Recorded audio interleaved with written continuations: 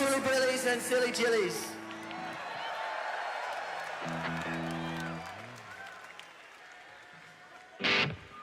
Alright, we Forest Hillies. Who's Forest Hillies? Yeah. All right, Daily Blues.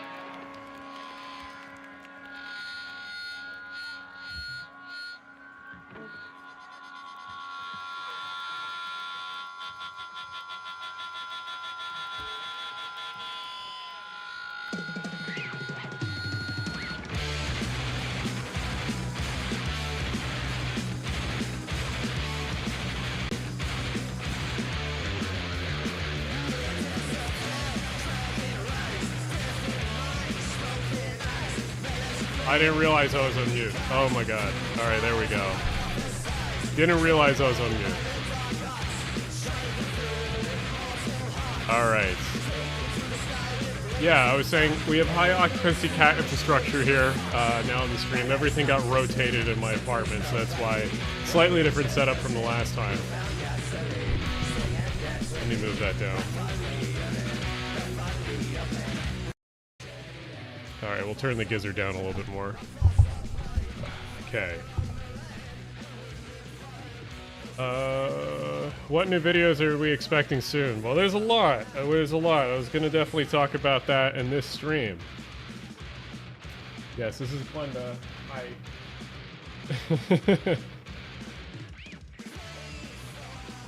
She's annoyed that I'm not actively feeding her.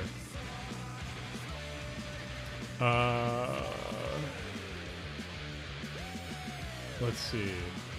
Let me check on how the stream is doing, because we're having an...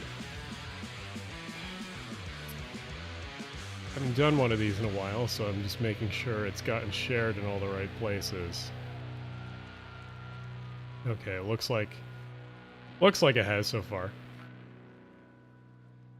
Do you have any suggestions to prove Denver Union? Make it through running. Yeah, the Elon Cybercab thing. I've already tweeted about that. It's dumb. It's essentially like every pod vehicle that we've ever seen, but just the Tesla version. It's honestly pretty pathetic for the most part, and most people are like, "Whoa, holy shit!" The styling, and then like obviously most of the shit goes over their head.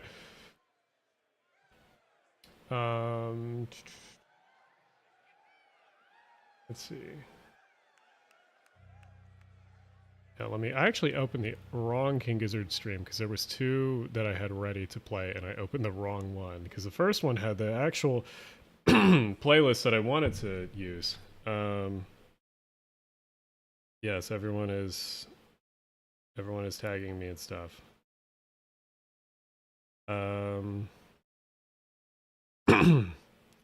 I will be joining some friends in a little bit to play TF2, but also I just need to start up TF2 and make sure everything works. Possibly get a server going that's connected to the Discord, but we'll see. What's your opinion on Great Lake Freighters? They're very good.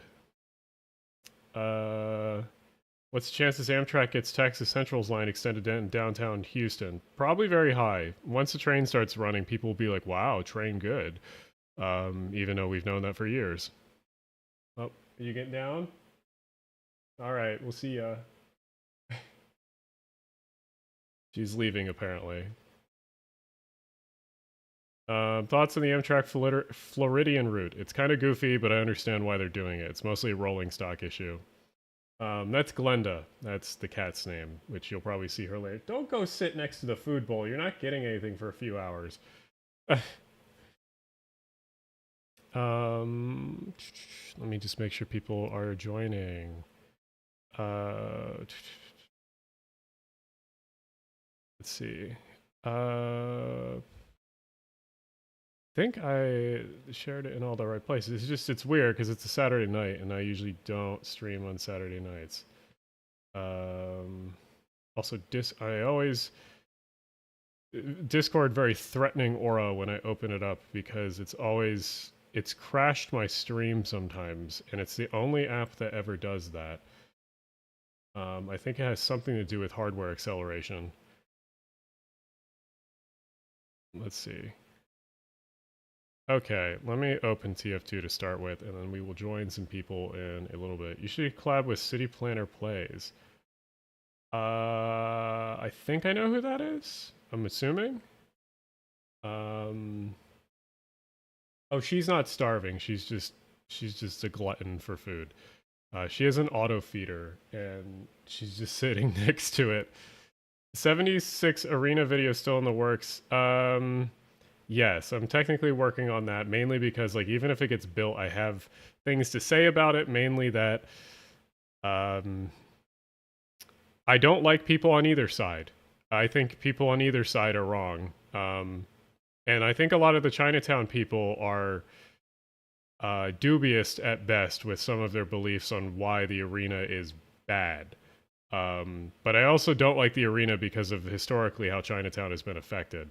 But I remember I lived in Chinatown briefly, and there are reasons why I moved away. Otherwise, I loved living there, but maybe some of the reasons why I moved away are some of the reasons that maybe the Chinatown people should think about when they're considering urban planning. But I love Chinatown otherwise, and it would be a shame if it ever disappeared, so I don't want it to disappear. Do you know of any colleges that have urban planning? Yes, I will plug the Rutgers Blaustein Planning School. That's a lot of my friends went there. I'm still working on the trench video. Yes, that should be coming out hopefully this week. And then there's going to be a torrent of other videos that come out right after it because I have basically sort of been on a backlog of videos, mainly because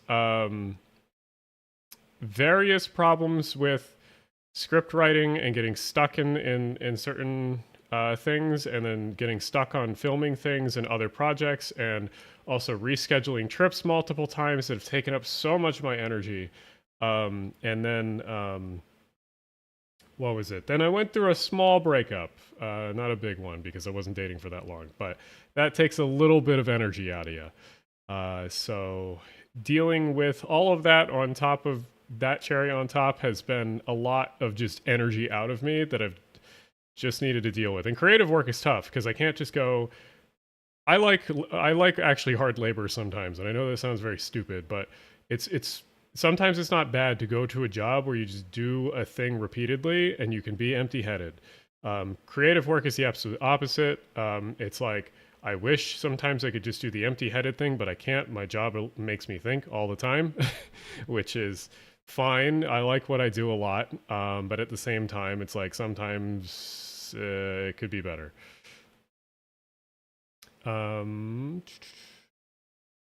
Let's see. My birthday is in 4 days. My birthday is in November, so technically it's not that far away. I feel like Chicago to Florida would be the Dixie Flyer name comeback. Well, the Floridian makes sense. That was the original train that went from Chicago to Miami. So, but it went a different route. It went more through the center of the country.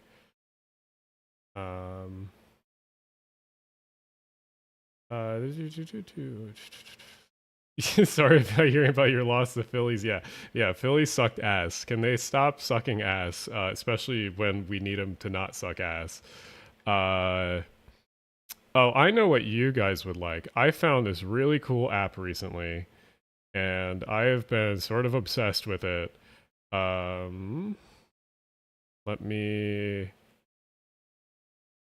me do, let's see, where's browser? There we go. So I found this app recently, and it has all commuter rail systems in the United States in it, including NJ Transit, which is a real surprising thing because NJ Transit has really fucked up GTFS data, and most people don't put it on to their maps. Like we can see, is there an AC line on here?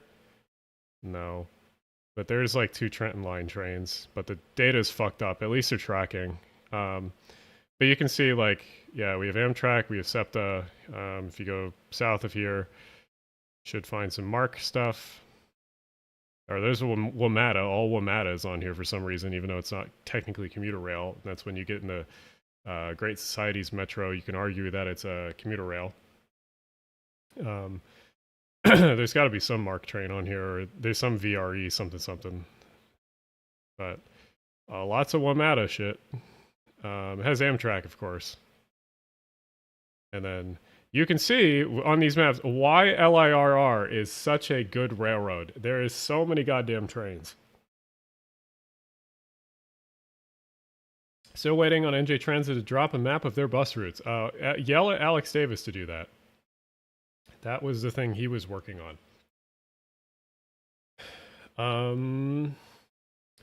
How can Amtrak improve the Empire Corridor and Keystone Corridor? I can talk about that. Honestly, that deserves its own video. By the way, I am streaming in 1080p, right? I'm not output.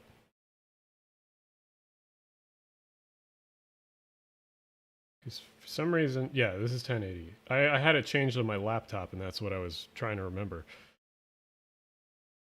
I have to go through the comments. Oh, why is the comments not showing up? Comment window. Oh my god. Is this it? That's it. Alright.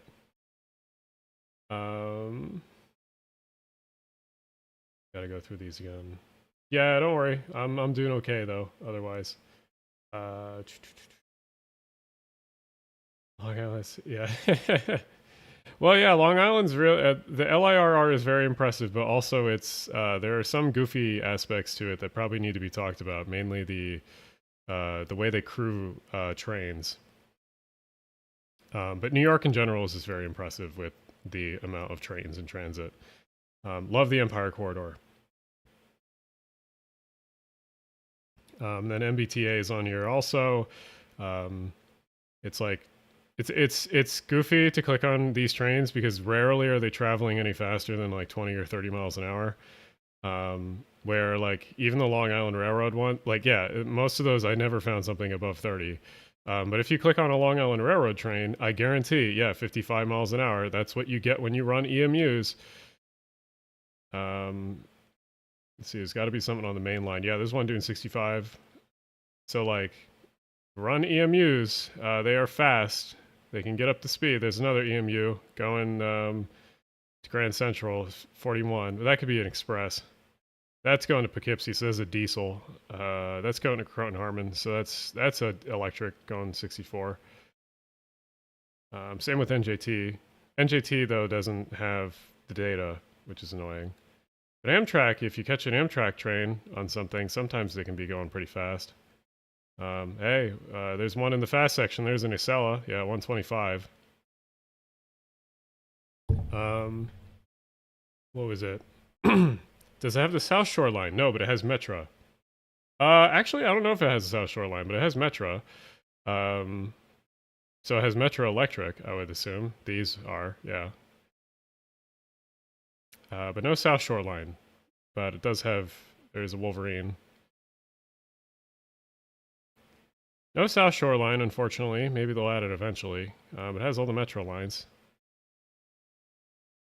Once in a while, the map has a goof where you will see a train where it's not supposed to be because it's like a error encoding. It also has Metrolink is also on here, but it has weird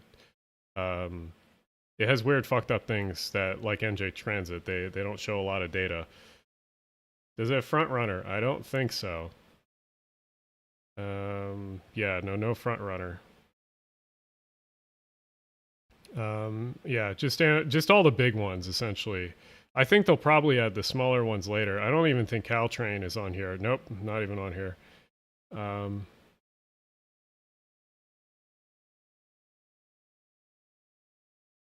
Do they even track their trains? 'Cause some agencies don't even have GTSF feeds.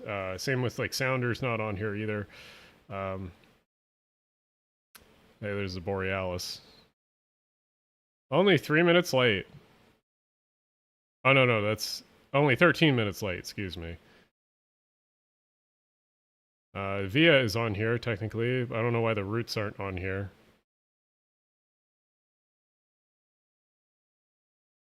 Does the Shoreline East? What's that again? Is that the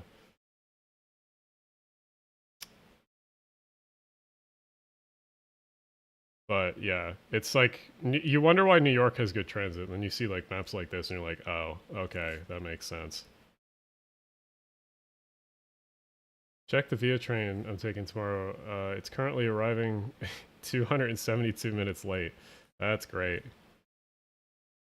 I was talking about Via with someone, a non-trained person yesterday.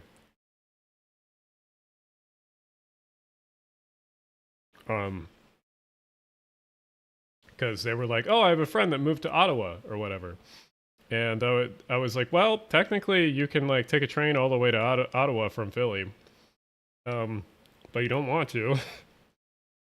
Because the Adirondack is very beautiful to Montreal, but then via, so the Adirondack goes from New York City down here all the way up to Montreal. And the Adirondack is cheaper than going from Montreal to Ottawa, right there.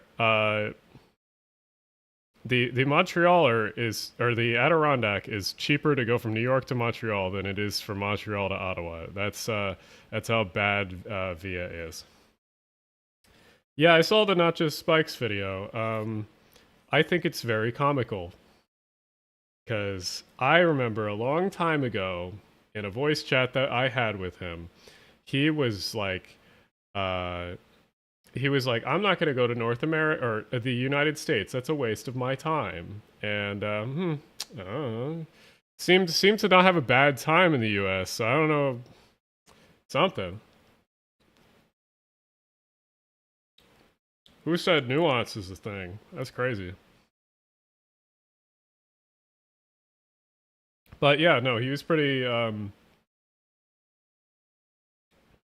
nuanced and pretty positive about Amtrak. And I have ridden that line, the Empire Corridor, and as long as CSX doesn't fuck you over, it's a pretty decent line. The only time I've ever gotten really fucked over on the Empire Corridor was my train stopped just outside of Utica. I was going to Buffalo, and a freight train in front of us, a GEVO, caught on fire. Typical GEVO activities, and the freight train, eventually the fire got put out, but then the crew clocked out of the freight train, so they had to get a new crew.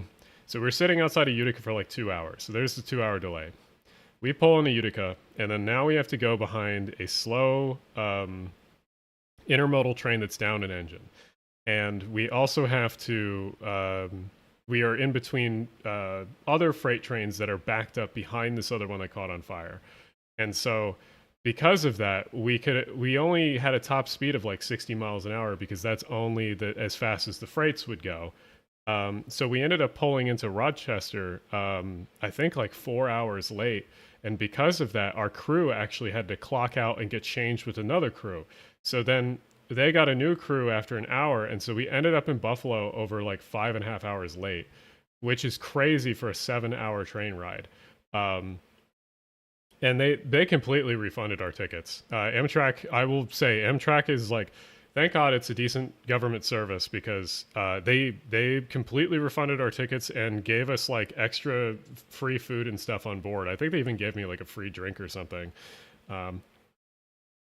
So, like, yeah, it sucked, but like, at least they tried.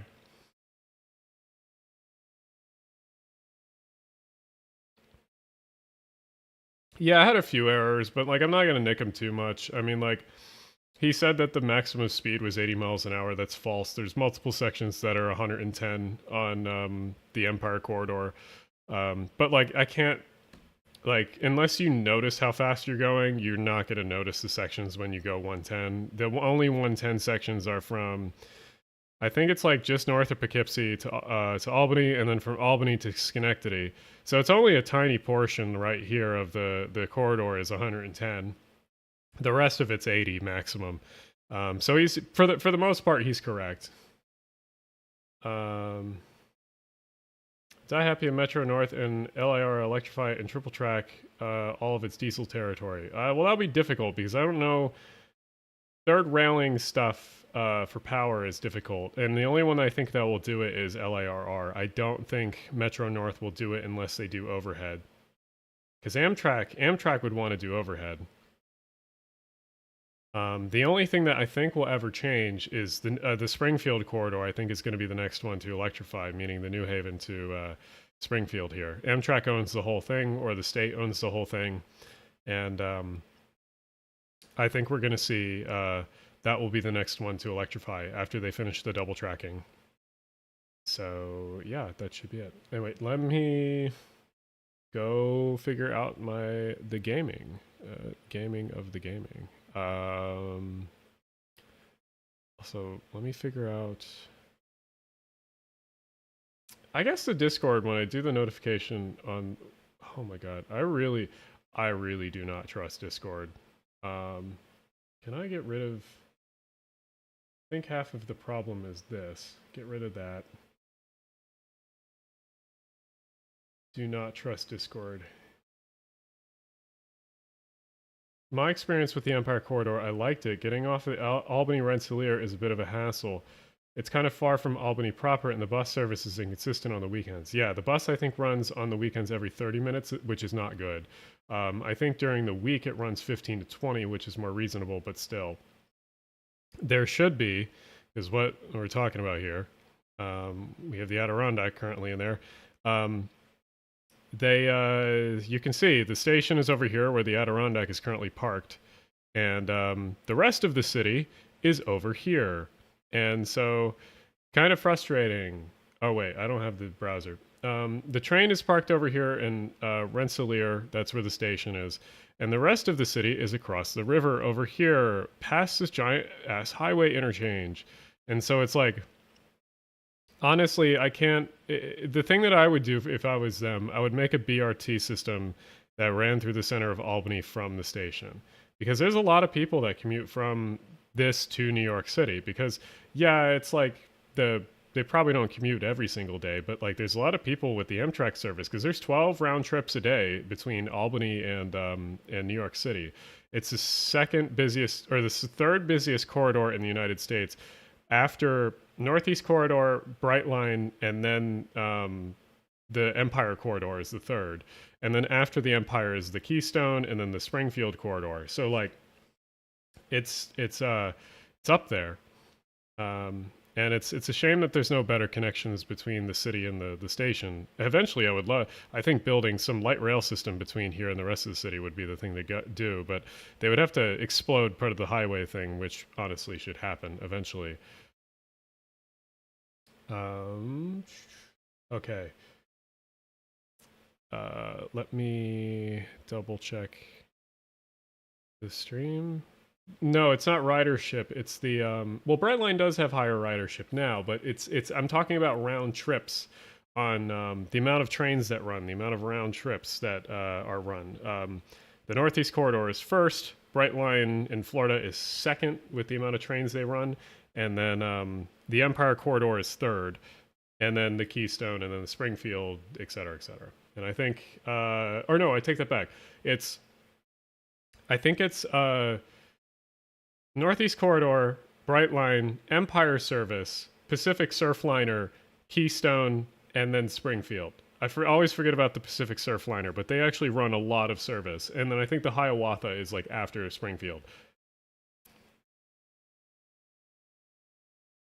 Okay, well, I would say the Empire Corridor is New York to Albany, and then the extended Northeast, or the extended Empire Corridor is from Albany to Niagara. But the main section of it, or the better section, is the New York to Albany section. And for corridor service, and for most people, that is the one that most people will want to use. All right.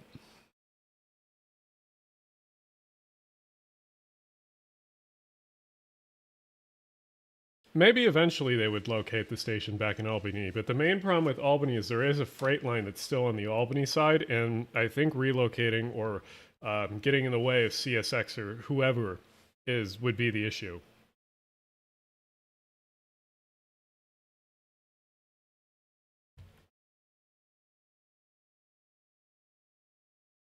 Okay. Let's see. Game, no camera. Game and camera. Yes, that's what we want. Video game capture. No. Video capture.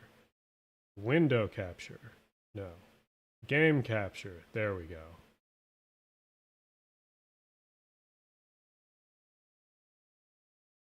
There we go. Okay. Of course, someone immediately messages me. Why is the screen not locked to...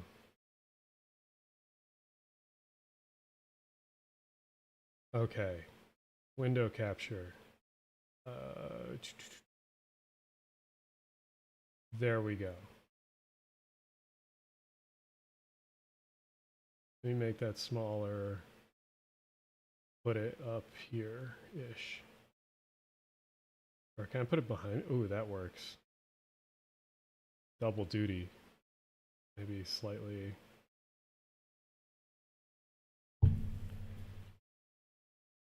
Okay. Is this TF2 Classic? How do you get to look like that? I'm running a custom HUD.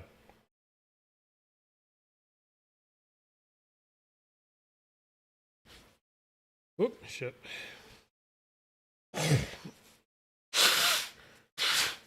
Yeah, no, I used to play TF2 a lot. Who the fuck is? No, not that. Oh, okay. I got some cases. Go away. Oh wait, there's the Halloween thing. I assume. Halloween. Community maps. Okay. I guess we just have to play then. Okay, we'll get through it. Yeah, so no, this is TF2. My TF2 looks slightly different than the average TF2 because I'm running a custom HUD. But it's the same game. It's just that I have a custom HUD that I used to back in this is some Alan lore. Back in 2015, 2016, I used to play competitive TF2 and the pro levels. I wasn't super good, but I had a bunch of friends that were super into it. And some of my friends are actually, I still know from that era. And it's funny, if any of you ever played TF2 or were in the competitive scene, one of my friends nowadays, or one of the people I looked up to in that era because they were a fun streamer, is now a friend of mine. And that's so goofy to me. And he now lives here in Philly, and we met up, me and another friend, Mimi, met up with Kurt. His username was Truck, or is Truck still. But we met up with him, and yeah, it's super goofy that he's been a fan of mine and I've been a fan of his in the past. Cool. It's definitely not something I have ever expected. Let me check browser, make sure stream is okay. Okay. Thoughts on urbanist videos focusing on safe, walkable neighborhoods for families to live with good parks, schools, recreational activities, etc. Most urbanist content focus on singles and couples. I think that's just because how the content is. I have plenty of friends though that have kids and focus on sort of that kind of stuff. And honestly, I could work with them to do something fun. One of the good friends here that runs in the urbanist group here in Philly is whatchamacallit. He's the head of Fifth Square, and he's a dad, and he's also a firefighter. He is a super cool guy, and honestly, he'd be probably down for making some sort of video like that. But obviously, this isn't true for all of the U.S., but there's a decent amount of cities that don't have the amenities for kids, or at least not yet. And so living somewhere in the suburbs is more optimal for some people. Anyway, let me see if I can join some friends of mine that are in Discord to get them and see if they want to play TF2. Hello. You got anyone there? Hello. Hello. Okay, you guys are in stream, just so you know. Okay. What was it? Do you want to join in TF2? I cannot. Okay. Playing track. Ah, true. Okay.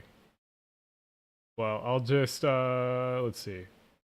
I forget, Charlie, did you play TF2 at all? I've played a little bit, but it's been a while, but I also have no power to charge my laptop to play. Gotcha. So I'm doing this from my phone. Something got in the attic and ate a bunch of wires. So I gotta figure that out tomorrow. So gotcha. Not great. I am gonna then play TF2 for a little bit. I'm just gonna mute myself in here. And then later we'll have to message everyone, and then when I'm talking about train shit and whatnot, we can go back to that and just posting that stuff. Okay. Yep. Also, I hope the model building is going well, Aviv. Doing well. I've made so much progress. That's good. All right, I'm gonna mute myself. I will be back later. Okay. Okay. Let's see. Chat. What are you saying? My cat always goes for the expensive wires, yes. I wonder if Amtrak could run a Surfliner into San Francisco on the Caltrain tracks, or maybe do Caltrain Well, honestly, they could run more trains between San Francisco and LA with the current tracks that exist. It's mainly Union Pacific through the Salinas Valley that's just being an asshole for the most part. So I haven't played the new Halloween maps, so that will be a new thing for me to try to figure out. But we will see. Do I have core? No, not. I guess I'll leave the core gameplay stuff as long as it's nothing bad. All right.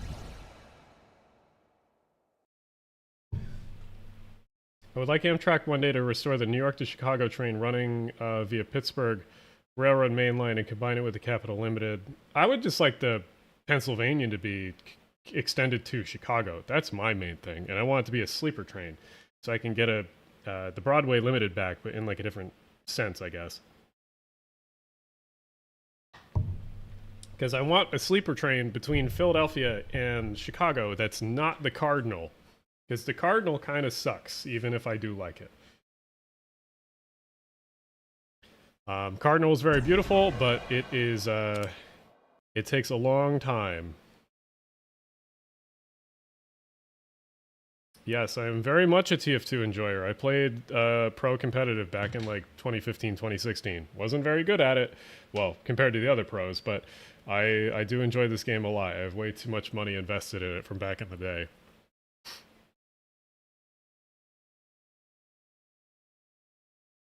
But I changed the HUD a little bit, so that's why the certain images you'll see, they'll pop up and loading screens are different. Obviously, that is not a default loading screen, but I made sure to put a train one for you guys there.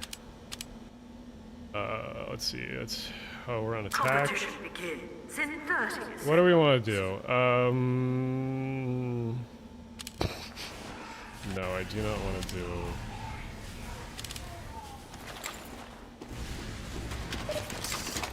Give the dick gun.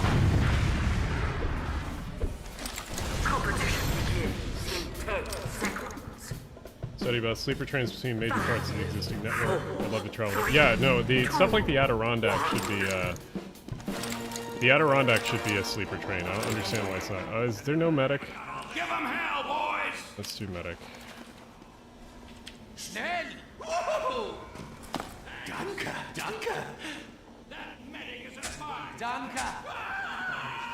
I gotta remember all of our... There we go. Play on Uncle Toby. Actually, there hasn't been many bots recently.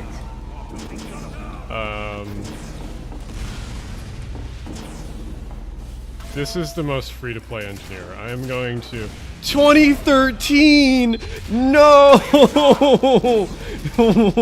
That is an 11-year-old. Oh, I'm gonna Uber this guy, 100%.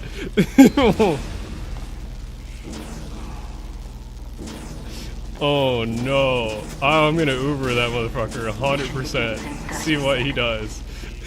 1000%.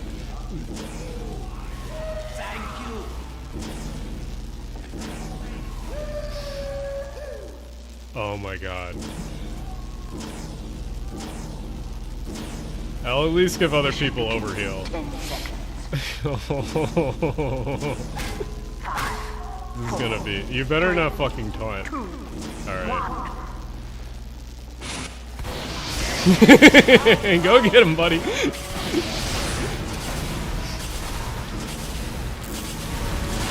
Oh my fucking god. Alright, I'm out.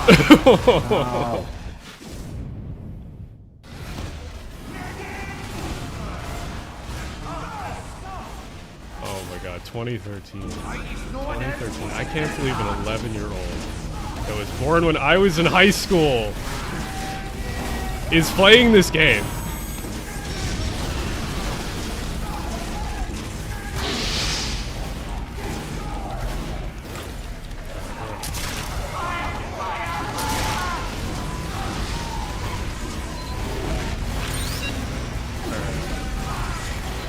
Yeah, I know, right?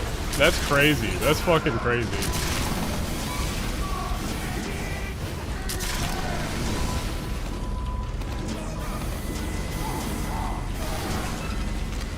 That's fucking spot. Hold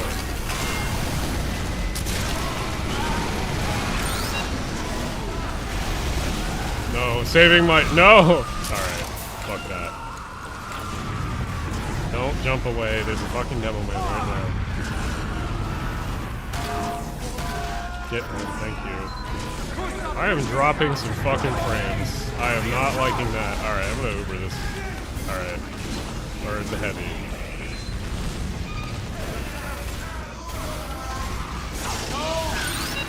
Get him. Get him, buddy. Get him, buddy.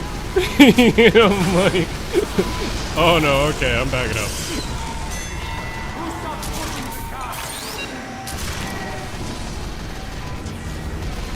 What do you think of Caltrain's expansion to Salinas? That would be great. Personally, I think Amtrak should be going to, like, Salinas Valley, but,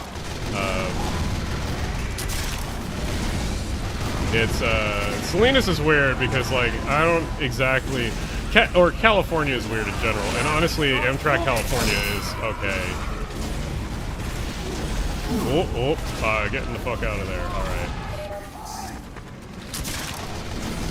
Cyclists and urbanists watching from LA. Our pace of change is seamlessly slow, but the improvements here. No, honestly, I think LA is doing a lot better than other places. Mainly because people seem to give a shit there for the most part. Mainly that stuff recently with California that is the, thank you, Heavy. Go for Heavy.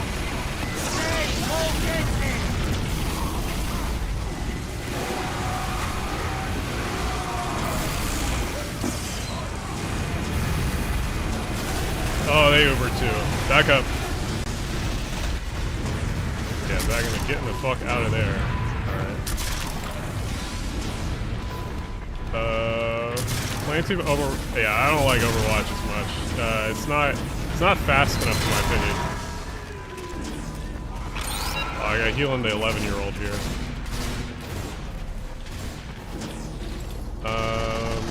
This game is so frantic, I have no idea what's going on. Basically, I am playing the healing man, and the beam that I'm putting on people is healing people. And I have a crossbow that also heals people too. Where the fuck did that other guy go that's trying to... Oh, that's fucking spy. Right, come here. Oh, I'm gonna get taxed out. Alright, that works too. Oh fuck, I'm running away. Get the fuck out.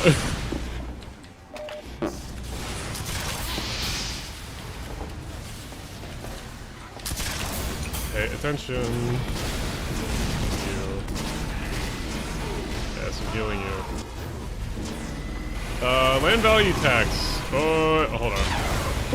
Oh, I'm dropping so much fucking frames. Out. I'm getting out of there. Oh, 11-year-old, save me.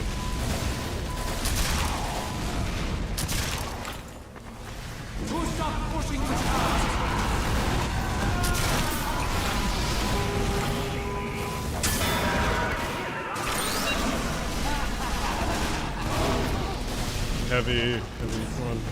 Let's go. Perfect. We did it, camarade! This is gonna be funny, just go.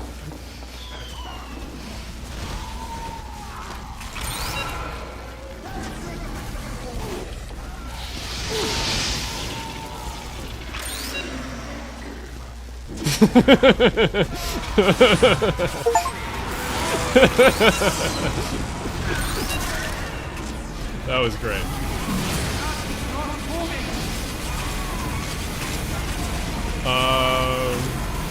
Let's see, land value tax.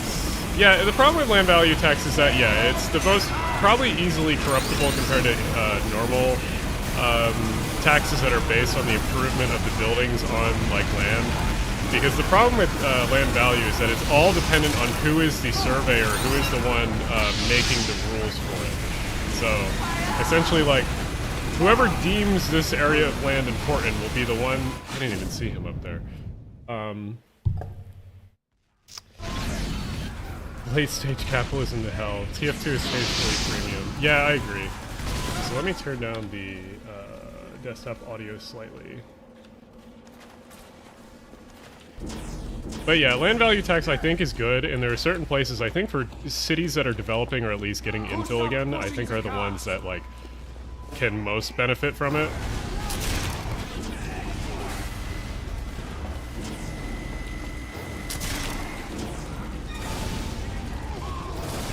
So I'm dropping so many frames.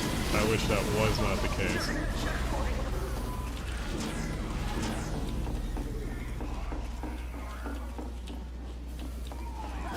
But for the most part, land value tax is very good. Oh, medic, stand still. There we go.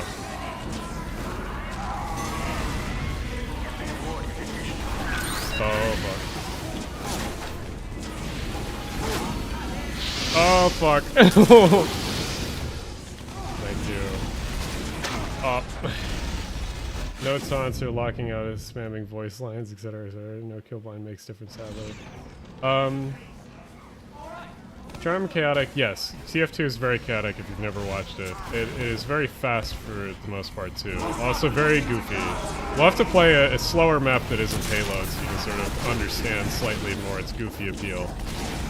How the fuck did you get hurt that much? Prop 13 in California is what makes it difficult. Yes. Prop 13 is technically gone now, but it's oh fuck, that's an Uber. Prop 13 is technically gone, but it's still technically just we're waiting for the properties to age out of it, because it only if you still own the house and you haven't moved out of the house. If you haven't sold the house. Oh my god, focusing on this and talking about this. Definitely not the game for a technical question. Come here. Alright. Yeah, nope.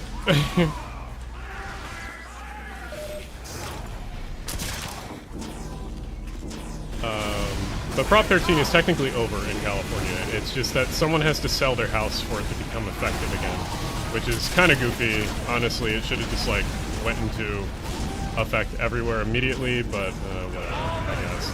So I guess to not shock people into suddenly having to pay a shit. Drop to Uber. Out of curiosity, what part of Philly do you live in? And would you say it's hard to take advantage of transit if you don't live near Center City? I live next to the Parkway, that's what I'll say.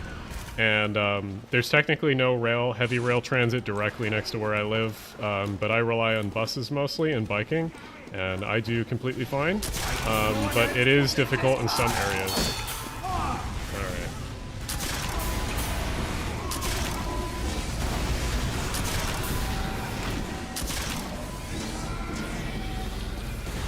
CTF is fun, yes. We should play some CTF where I play, like, Turtle Engineer. I wonder why I'm dropping frames. It's only in certain areas. Oh, get the fuck out. Yeah, get out, get out, get out, get out. Oh, I just messed up.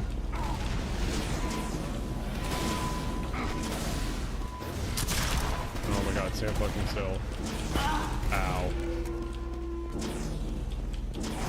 Lizard Wizard is unstoppable, speaking of.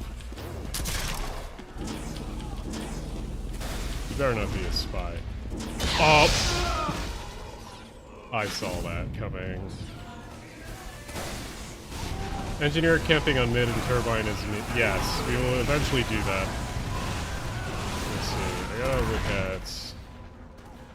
Yeah, no, not too many people on tonight. I think it's because, honestly, it's been such a vibe shift from, like, COVID era when, like, everyone was online to now everyone's actually going out and having fun a lot of times.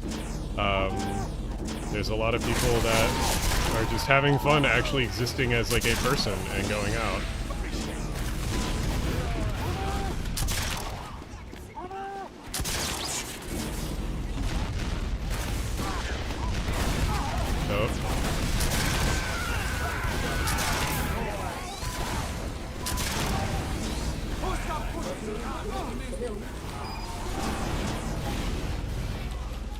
Get him, get him.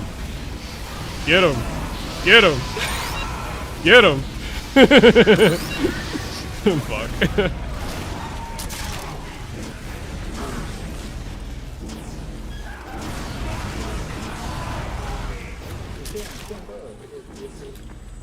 That guy's mic is the most echoey thing I've ever heard. This last on Barn Blitz is always crazy annoying to push.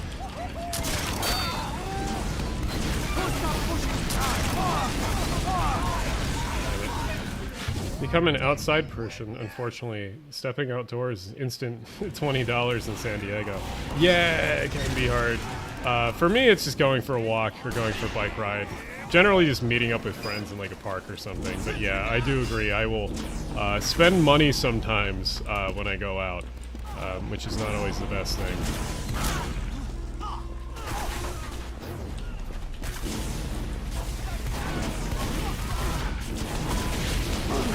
Oh, I can't. You can't tank that damage even though you're connected to it.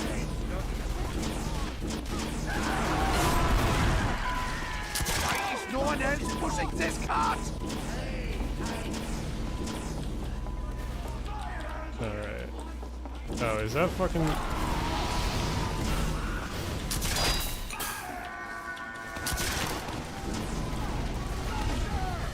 Where? Up.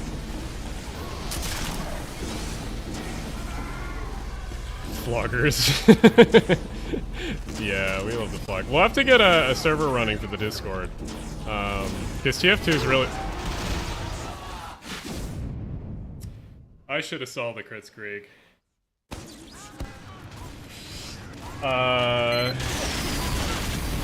Yeah, sometimes just... Yeah, the bus is nice, because at least here in Philly it's right now $2, which is, like, cheap.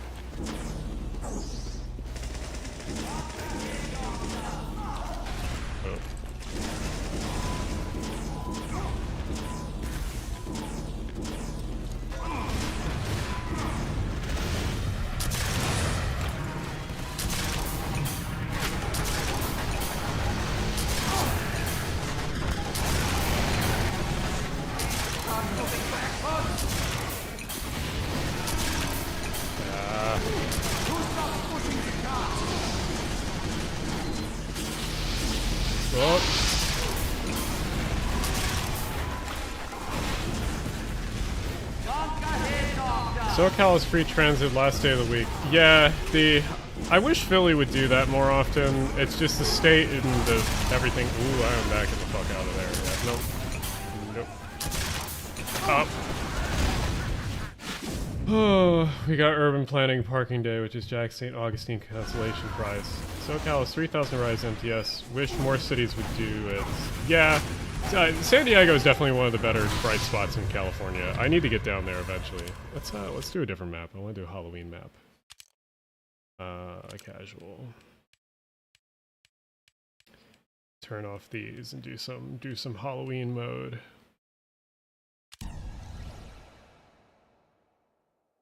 Alan, back to the good old days of my channel. Yes, if you scroll down far enough, there was TF2 stuff. I think there is still one there, but I have a lot unlisted. There's a shit ton unlisted. There used to be a lot of TF2 competitive stuff, a lot of weapon stuff, and that I just have unlisted places. And then there's in between, I did a lot of drone stuff, essentially. Let me check the Discord.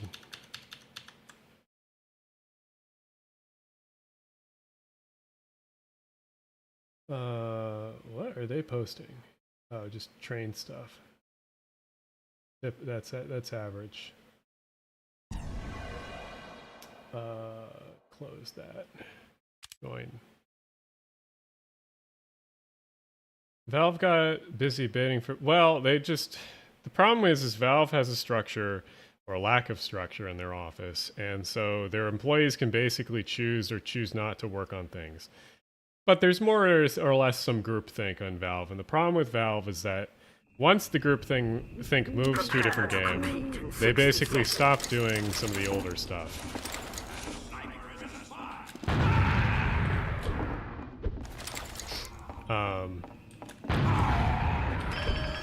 I forget what I have bound for. It's that.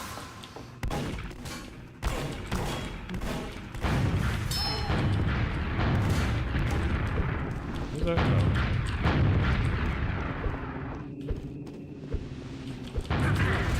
Yeah, no, you ain't. have headphones on.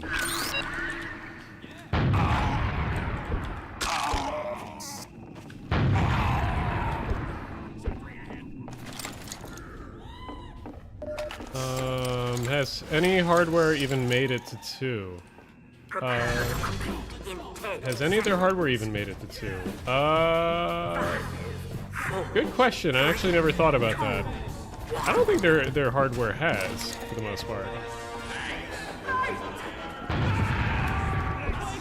Should I? Oh, I forgot this map has to.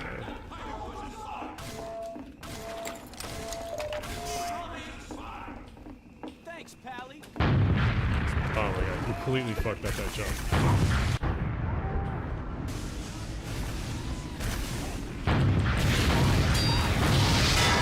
Let's go.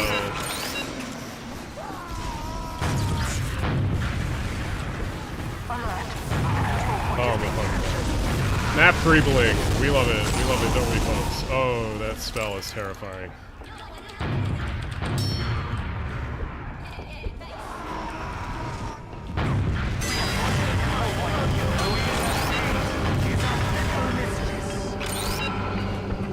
Greetings from Belgium. Success in the match. Open source TF2 classic.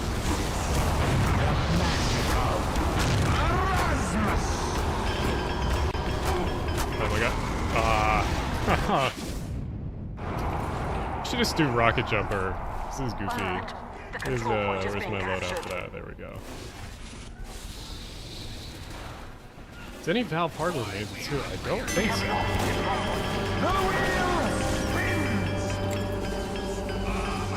Any viewers welcome to join? Yeah, I'll put something together in a little bit. We'll probably put a server together through the Discord. I'll get like a temporary one. Oh, that's a mini sentry.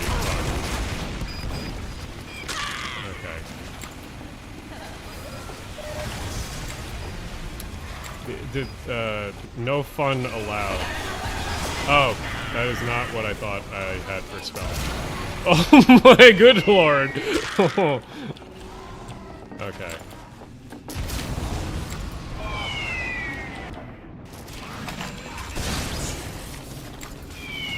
I can barely fucking do anything with this.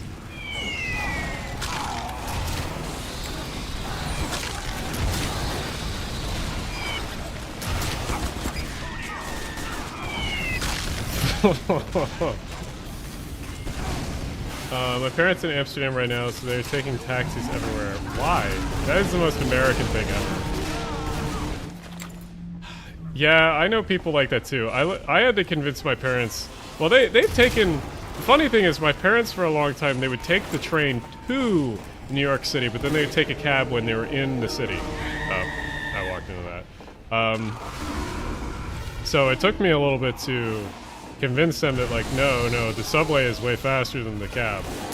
Because I think that was their thing. It's not that they were... fucking hate it's not that they were scared of the cab or the subway necessarily. It was that they thought that the cab was legitimately faster, which it's not. Let me turn down the game volume a little bit more. They take OV, aka public transport.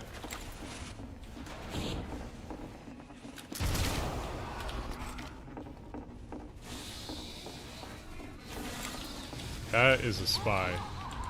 That has to be a spy. Oh.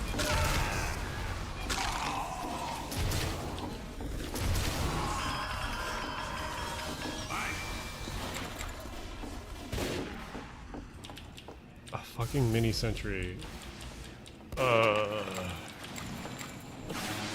Okay, that's a spy. 1000% a spy.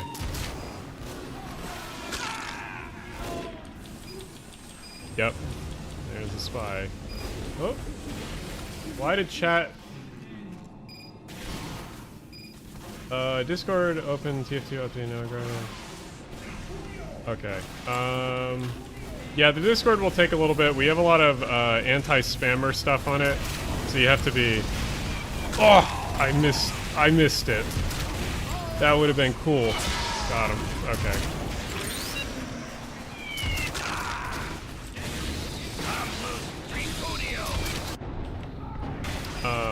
But yeah, the Discord has a cooldown thing, so we made sure that people can't immediately join too easily.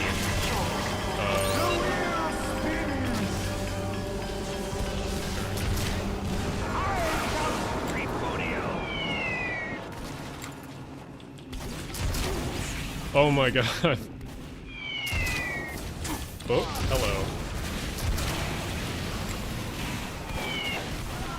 Come here. Oh. Oh, I just missed him. Oh, I'm so mad. Come here.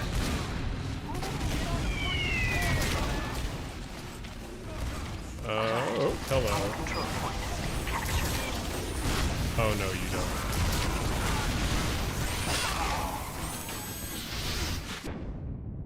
Val, the spam bots are real. Yeah, no, we've had to lock it down a few times because of that stuff. Let's play Sniper, but there we go. Huntsman. Why is there nothing on him? Do those, of course. There. Perfect.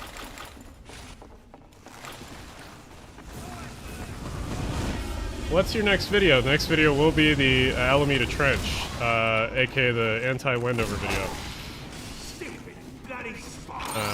Where not specifically anti-Wendover, more like I am mad at edutainment channels.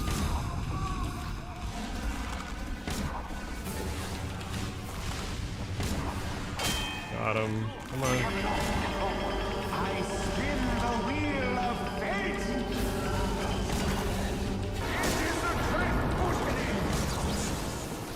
Ah, yes. Any states or regions that moving to Unified Transit Card? Yes, the, or any other states or regions? I actually don't know. That's a good question. Got him. Got him.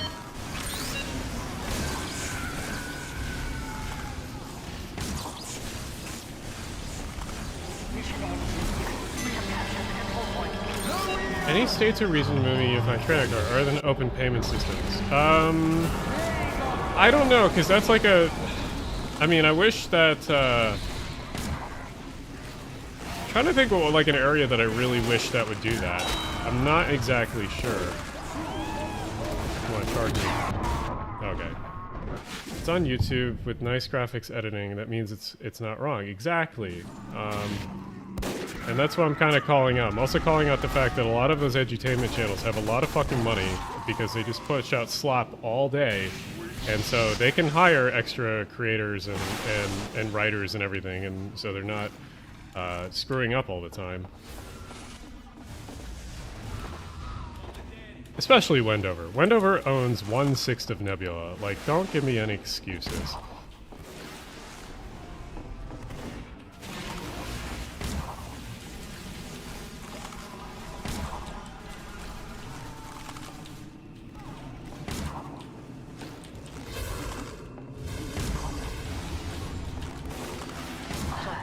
Got him. Got him. Oh my god, that spell. Alright. SoCal. Oh, yeah. I guess the LA area would make a lot of sense. Ooh.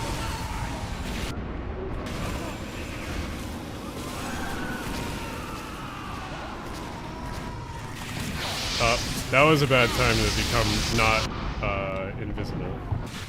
Yeah, SoCal, I guess, would be the, specifically, but I guess if you could tie the San Diego area with the LA area. And then even in the LA area, there's a lot of, stuff that's not in the Metro card, or whatever they're calling the card there, not within their system, which is kind of goofy. Well, everything should probably be tap to pay or some similar system of it. I mean, that's kind of what SEPTA has gone to. I just wish the problem comes when you have transit that is multi-area and has regions to the transit and isn't just a singular fare zone. That's where it becomes difficult. Ends in 30 seconds. Yep. Hello. Yep, there you go. There we go. Okay, okay. Got him. Yeah, because the problem with SEPTA and NJ Transit, for example, is SEPTA's bus system is all there's no oh my god. As a wheel of hate. Super big I'm trapped in, I'm gonna yeah. Because the problem is certain systems are I guess what would it be? For those who don't know what TF2 is, and this is their first time experiencing it, this is probably a very goofy experience for you, which is understandable.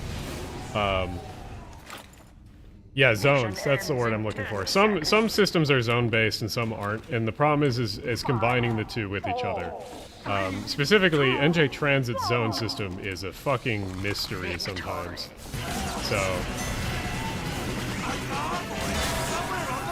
So it's making those zones a little bit more understandable on how they're used. NJ Transit in general just needs to streamline their own system. Distance-based fares are dumb, they should all be time-based. That's not a bad idea, but that would also make slower transit that would make lines that move slower but move a lot of people disincentivized, which I don't think is a good thing. Because sometimes you do need to move a ton of people and stop at all the stations, but it's slower. So I don't know if that's necessarily a good idea.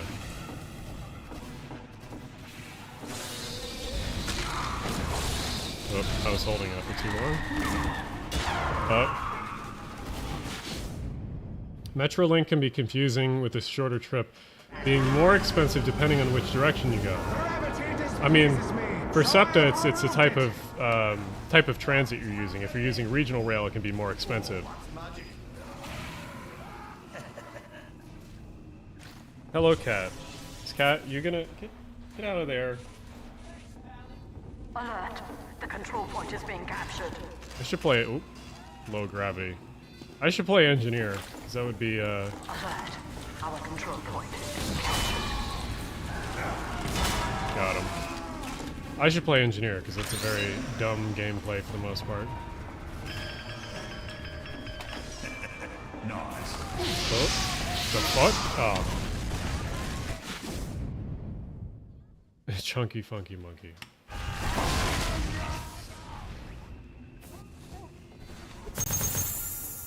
No, go away. Let's see. What do we get? Ah, a hat.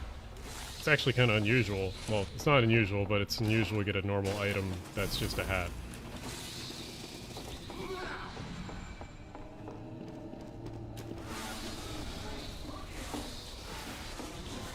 Oh, I already have a spell.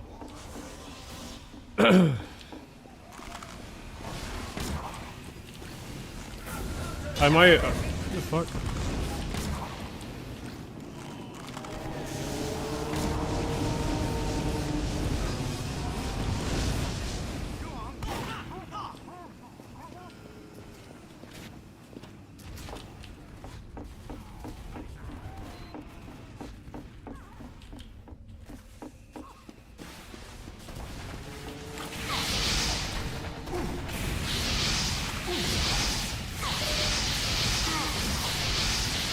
This is so fucking dumb. Yeah, no, I've only gotten a handful of cosmetic drops either. I will open a crate. Actually, let me check on the stream health. And people do not like TF2. They like when I just look at maps all day. Which, I mean, I guess understandable. Sniper bots a hellish rate, at least. Yeah, no, the bots for the most part are gone.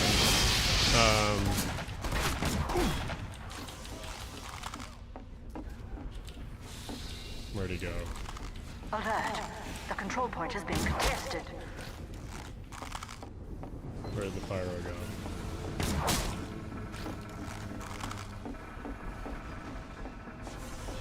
Oh, he left. I need more TF2. Well, that's a good thing to know. Okay, life and cooking. Okay, alright.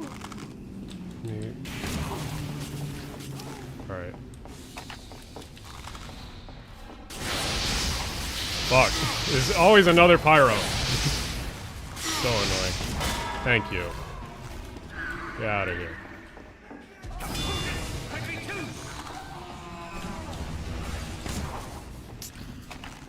Alright, where did... Alright, this is fucking annoying. Alright, your question. Okay, life, then cooking. Commuter rail from Riverside County to San Diego would have insane ridership. California high-speed rail will only have a station in Murit, which won't cover the surrounding areas at all, and in my opinion the ticket price will be too high for commuters, so it's good because it's a single funnel. A service averaging 50 miles an hour crush. I mean, yeah, the most, honestly, what the Surfliner needs to be taken away from the coast so it has more reliability, and then it needs to be electrified, and that whole corridor would get so much ridership if you did those two things. So once you do those two things, it will be really good, for the most part. Where did that pyro go?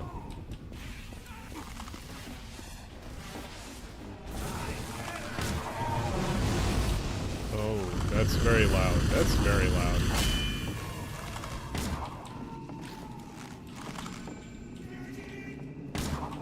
Oh, I just missed him. Yeah, Riverside to San Diego would be great. It would allow commuters to skip the hellhole into Milligan. What? Where?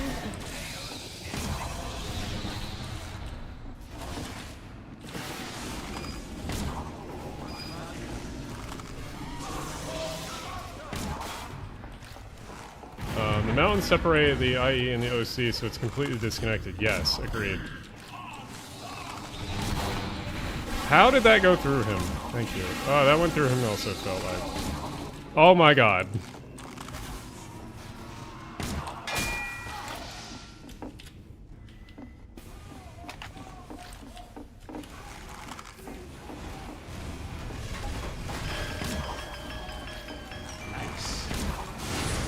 Oh, hello there. Bye-bye.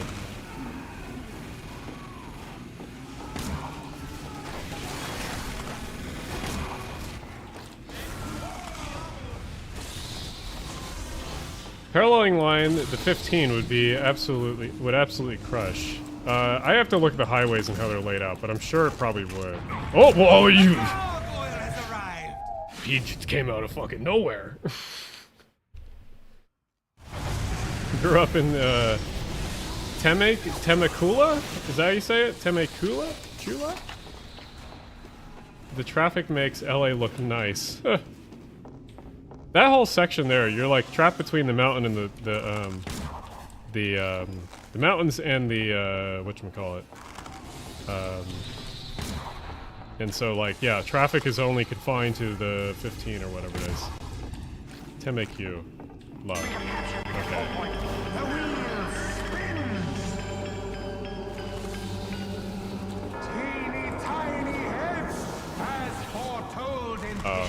This is not a good spell for me.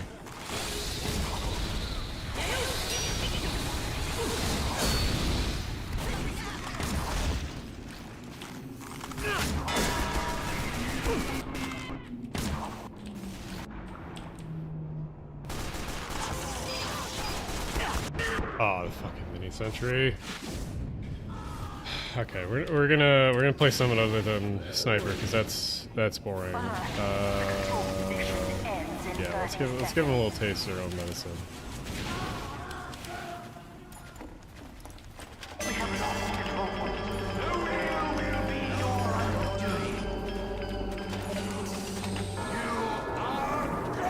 Oh, very cool. Let's do this Texas stuff. We'll go back for you.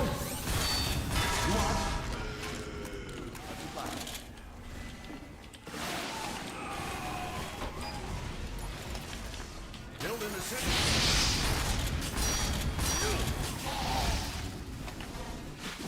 Ah, there's a... There's a thingamajig back there. We should get rid of that. The original right-of-way is now underneath a man-made lake, though. Wait. Is that the one... Which one are you talking about? Because there's a few of those in California. The one that kills me is the Santa Cruz one. Because there used to be a right-of-way between, like, the end of Caltrain and Santa Cruz, essentially.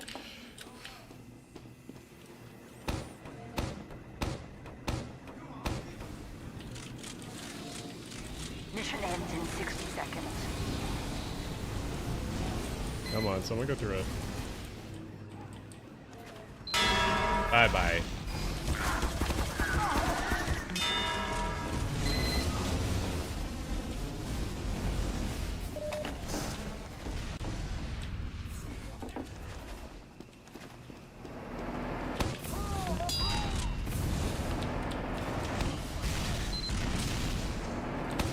Mission ends in 30 seconds.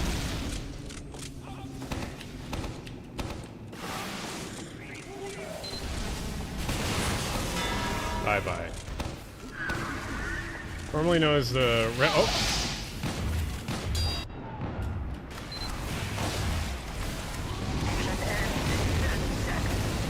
Oh, who the fuck? How is this back here?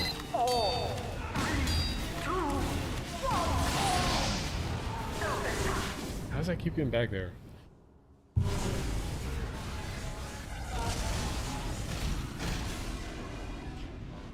Ideally, known as the Railroad Canyon Reservoir. California is...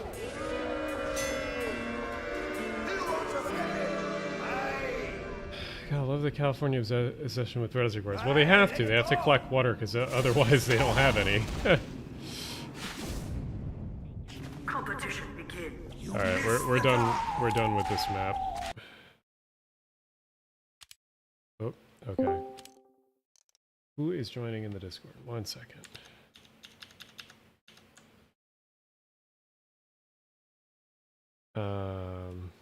Please don't crash the stream. Thank you. Okay. Let me see if Miles.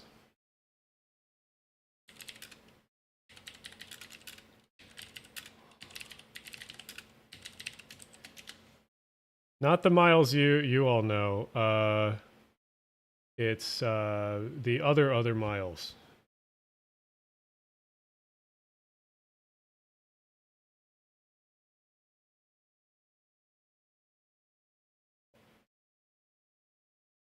All right. Well, we're waiting for that.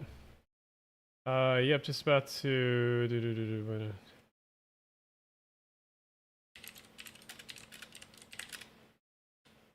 10 minutes.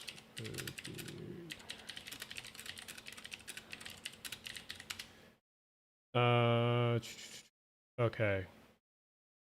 All right, I'm going to go to a brief break, and then I'm going to talk with Interurban Era, aka Miles Callahan. And we're going to talk about actually a lot of future stuff about the channel, and maybe some bigger projects that I want to do, including the nationalization one. And something that I've been meaning to talk about with you guys for a while, and part of the reason why I've been so behind on videos, and just talking about how we're going to remedy that, which is kind of cool. So I'll be right back. I'm going to run to the bathroom, get a snack, get a beer, and then we'll be good to go. Yeah, so let's go to... where is the thing? The away screen. Okay, I will be right back.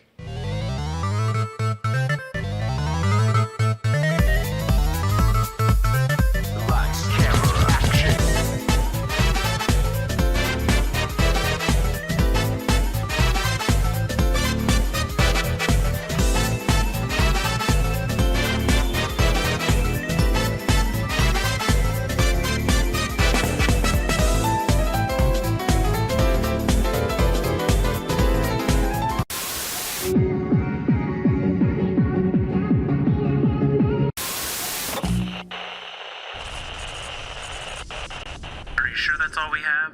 Alright, Urbanus 1. You're on time and arriving as planned. Our map data is horribly out of date, but here's what we have to work with. Our mission starts at the location that the locals refer to as South Station. Here you find most of the southerly departing rail lines, but that's not what we're here for.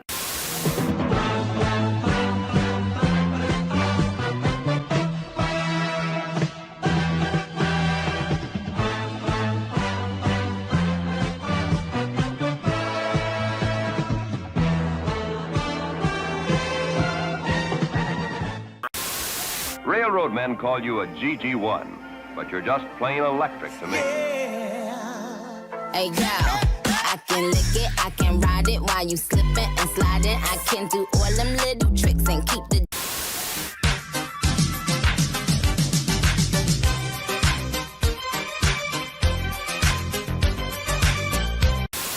Fuck you, Amtrak. If you're dumb enough to buy a new train this weekend, you're a big enough schmuck to come to Big French Fuckery. Bad deal. Trains that break down. Thief. If you think you're gonna find a bargain at Big Croissant, you can kiss my ass. It's our belief that you're such a stupid motherfucker, you'll fall for this bullshit. Guaranteed. If you find a better deal, shove it up your ugly ass. You heard us right. Shove it up your ugly ass. Bring your tray. Bring your title. Bring your corridor. We'll fuck it. That's right. We'll fuck it up. Because at Big French Fuckery, you're derailed 6 ways from Philadelphia. Take a hike to Big French Fuckery, home of challenge tilting. That's right, challenge tilting. How does that work? If your train set can tilt up to 6 degrees and not derail, you get no down payment. Don't wait, don't delay, don't fuck with us, or we'll rip your brakes off. Only at Big French Fuckery, the only manufacturer that tells you to fuck off. Hurry up, asshole. This event ends when you write us a government check, and it better not bounce or you're a dead motherfucker. Go to hell. Big French Fuckery, Hornell's filthiest and the exclusive home to the meanest sons of bitches in the state of New York. Guaranteed.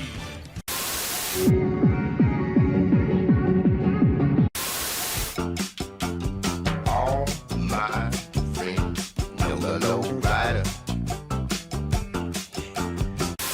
Hey, we'll get you right back to the music in a moment, but this is simultaneously the most ridiculous and greatest commuter rail ever made by my countrymen. I see you back there. Stay back there. Nice try. Second place.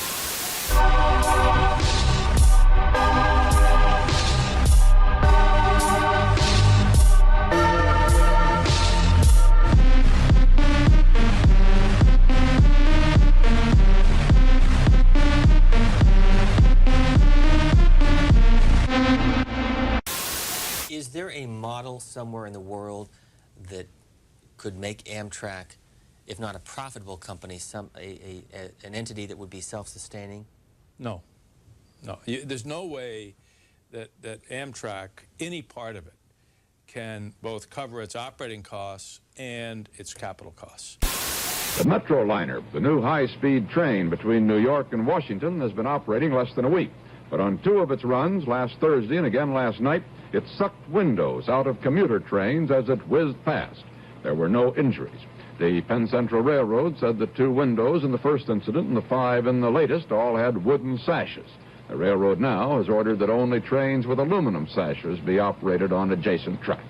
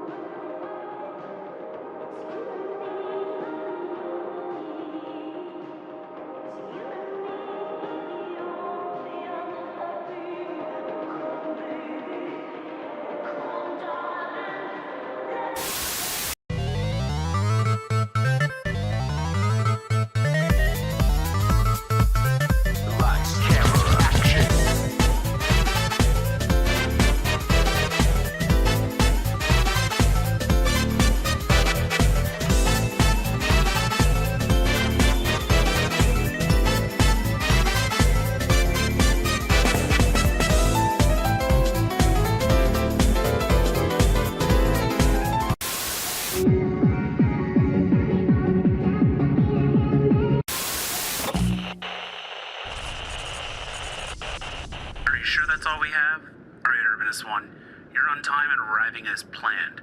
Our map data is horribly out of date, but here's what we have to work with. Our mission starts at the location that the locals refer to as South Station. Here you find most of the southerly departing rail lines, but That's not what we're here for. Where is my... There it is. Hey, there we go.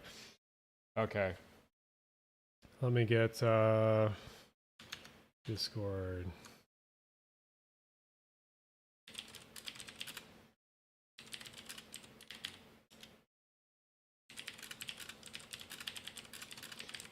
I'm just gonna call him in just a sec, but we are back. I need to edit more stuff into that commercial break because it's too short, and some of the it repeats too early.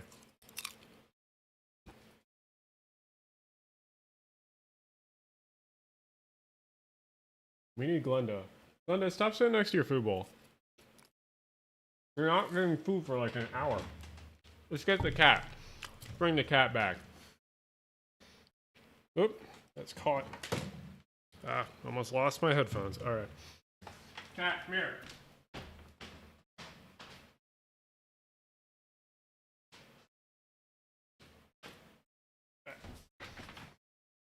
Cat is back.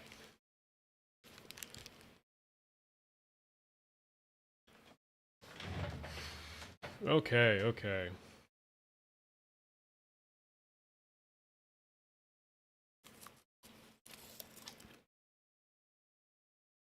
So what are you all up to? Let me open browser and we'll look at some maps real quick.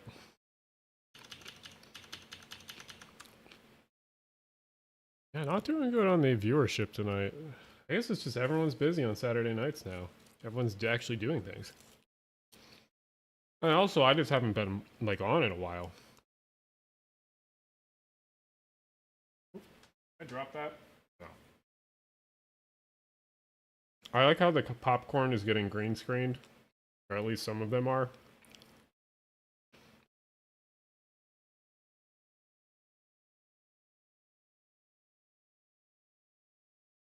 Why is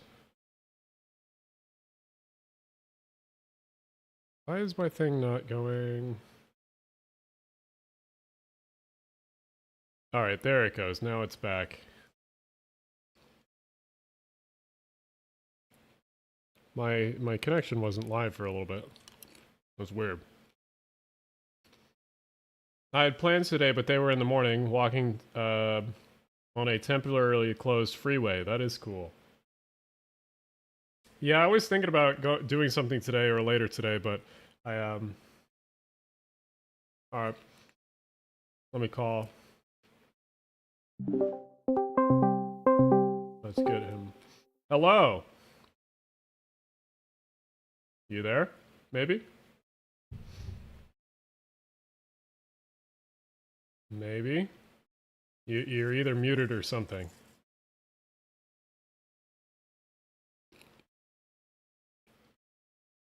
Miles? I should do something with Nick Sariani, or do collabs with... I did a collab with Cities by Diana, and Diana in the past. I don't know about the other one, though. Do I actually own an armchair? Yes, it's over there. It's just out of frame. I've done shots in it, in videos. Miles, also, I still cannot hear you. I don't know if you're muted or something. Okay.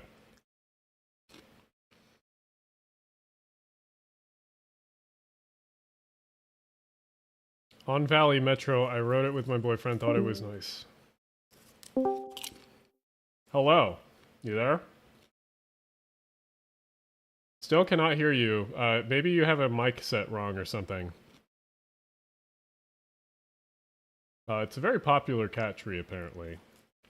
My mom originally had it, but then her cats didn't fit on it, but my cat does. Glenda, you're pathetic. Stop. She's literally licking her food bowl. You're such a fat cat sometimes. Miles, still cannot hear you. I don't know if you're looking into the microphone settings, but they're down in the gear icon next to you in the bottom left, if you're looking for them. Or you can hit, I think, if you hit the down arrow on the microphone on Discord, that also, I don't know if you're on desktop or on your phone.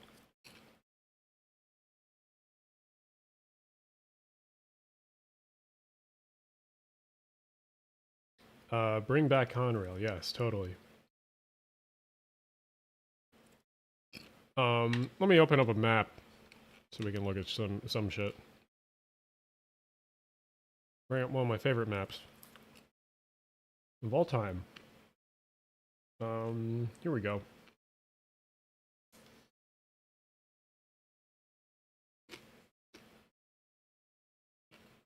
What's your opinion on the Metro Electric District and the Gallery EMU cars? I think they're very goofy.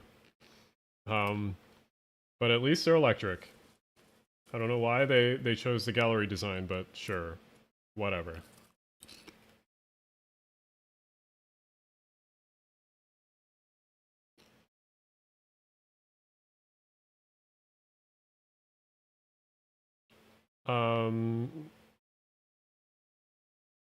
Miles, I don't know if you're still having issues, but I still cannot hear you.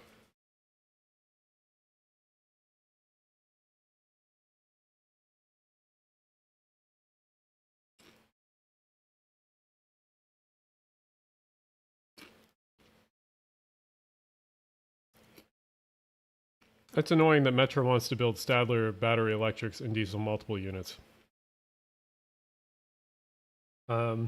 I mean, so the battery units aren't terrible as long as they're running under wire most of the time and then off wire for a bit to run on a branch line or something. So, it depends. Glenda, stop. You had enough food earlier. I'll give her food since she's being annoying. You're pathetic. Stop that. Here, I'll give you the food. Oh, wow, thank you. New England should invest in its own regional system like Amtrak Midwest, but build a north-south rail link to New Hampshire and a regional rail to Burlington from Springfield, then to Boston. But yeah, thank you. That's a lot of money. We'll move over there and look at that. Honestly, the biggest problem with the New England is just New Hampshire. I mean, you know this. They're the biggest stickler about not funding rail. The worst part is there used to be a lot more over here too.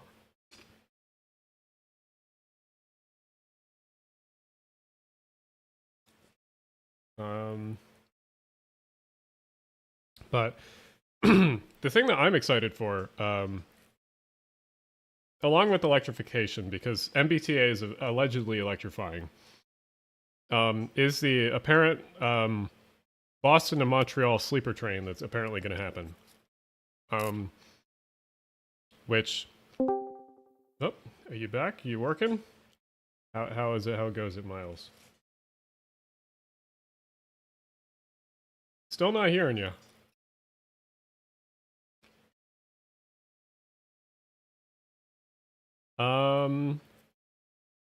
Could you use your phone maybe? I don't know if it's a mic setup or something. But make sure you have the correct microphone selected.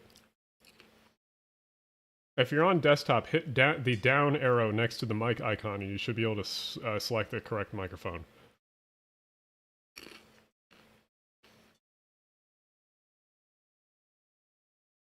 But yeah, regarding New England, there's this one that would go essentially up this section here, and then over on off of the main line on this section, which is owned by, what is this called? Come on, give me the name. The St. Lawrence and Atlantic, and they own most of the trackage from here in Lewiston all the way up into Canada. And then from here, I think it would go on this Class 3 over and then join on CN's network.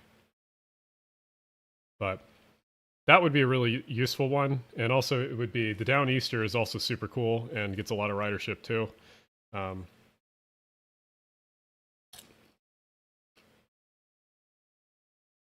Miles, I don't know what you're trying. You could always call on your phone if you just want to use that.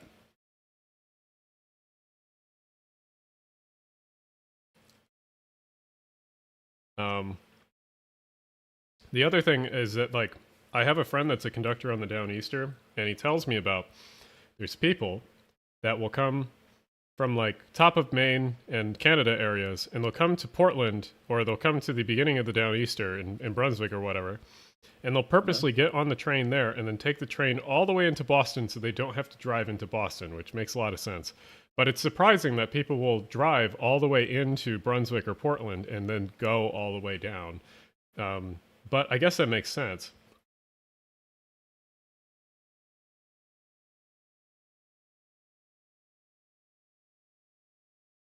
There we go. Does this actually work? Hey, that works.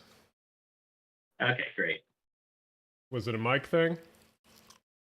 It was it was the computer not wanting to play with the Bluetooth headset, not wanting to play with the microphone, and many other things. Makes sense. So how are you doing tonight? Pretty good. Managed to just finish up a little video about switcher locomotives that I had lying around the workshop that I imagine that would be fun for anybody to play with. So got that done, and now it's uploading. Is the other than that, but go ahead. I forget. Did you ever finish the video on the GP or the SD40? Excuse me, or SD45? Excuse me. Oh, it's all edited. It's basically in the can. Okay. I'm just waiting for a nice gap to post it whenever. Makes sense. Yeah, that'll be a fun one to promote. Oh gosh, yeah, it'll be really fun, and it'll be nice to actually, see an Athearn Blue Box engine come back to life. Yeah, that was really fun. No, and it's funny. I have the was it the American GK locomotive? That's the E60C. That's like the fantasy unit. Mm-hmm. And yeah, I don't know what it is with the blue box drives, but some of them will be relatively quiet, but then some of them will become a little bit loose and they'll sound like a chainsaw.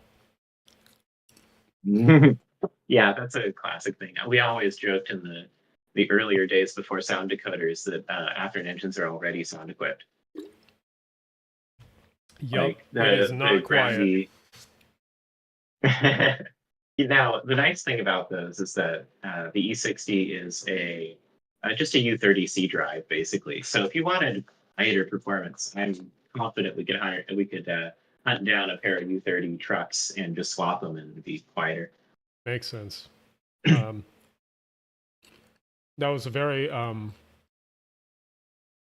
haphazard DCC conversion on my part. We all have to learn, and honestly, the Athearn Blue Box engines are probably the best ones to learn on. They're so forgiving, and you can mess up so many times, and it's like, it's still going to work. Definitely. Someone in my chat was asking about what's your favorite stuff when it comes to history about New England rail stuff? Oh, I mean, super obvious Maine 2-footers. Like the logging stuff? One thing. Oh yeah, and also like the smallest, the narrowest gauge common carrier in the U.S. Which is that? Just absolutely spectacular. That was what railroad was that? The Maine 2-footer, the Sandy River and Wrangley Lakes. The Sandy River and Wrangley Lakes. Oh, okay. An absolute spectacular operation, and most of the equipment still survives. You can play with it and run on it. I think at least 2 museums. There's still a decent little operation. Yeah, there's still a decent amount of this narrow gauge stuff there too, in like museums. Mm-hmm.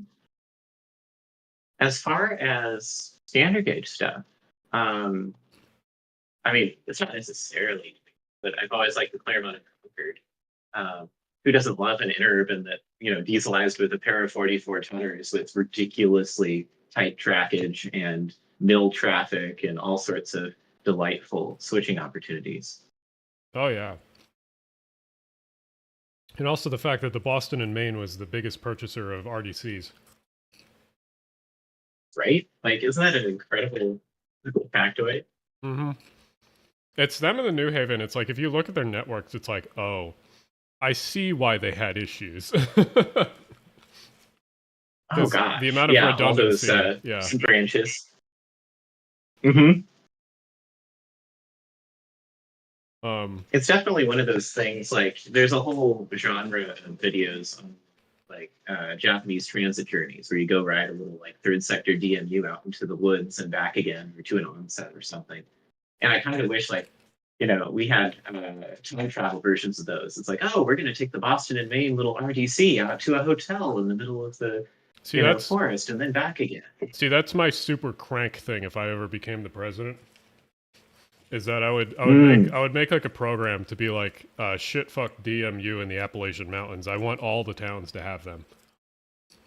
Oh yeah. I mean, I've always thought that, you know, Amtrak is really leaving money on the table by not having feeder service, like feeder DMU service to their mainline trains, the time transfers, whatever, just so you have it. Like if you wanted to go from, you know, Pocatello, Idaho, all the way to Chicago, you could, you know.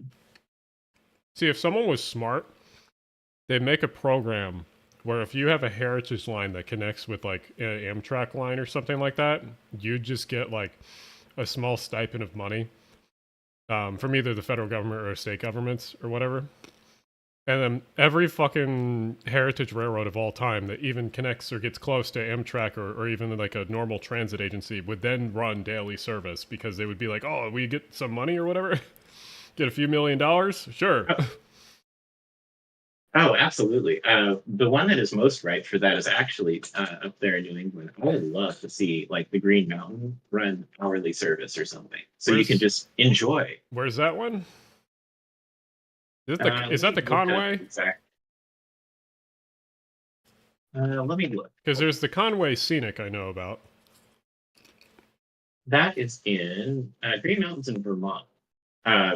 Rutland and I'm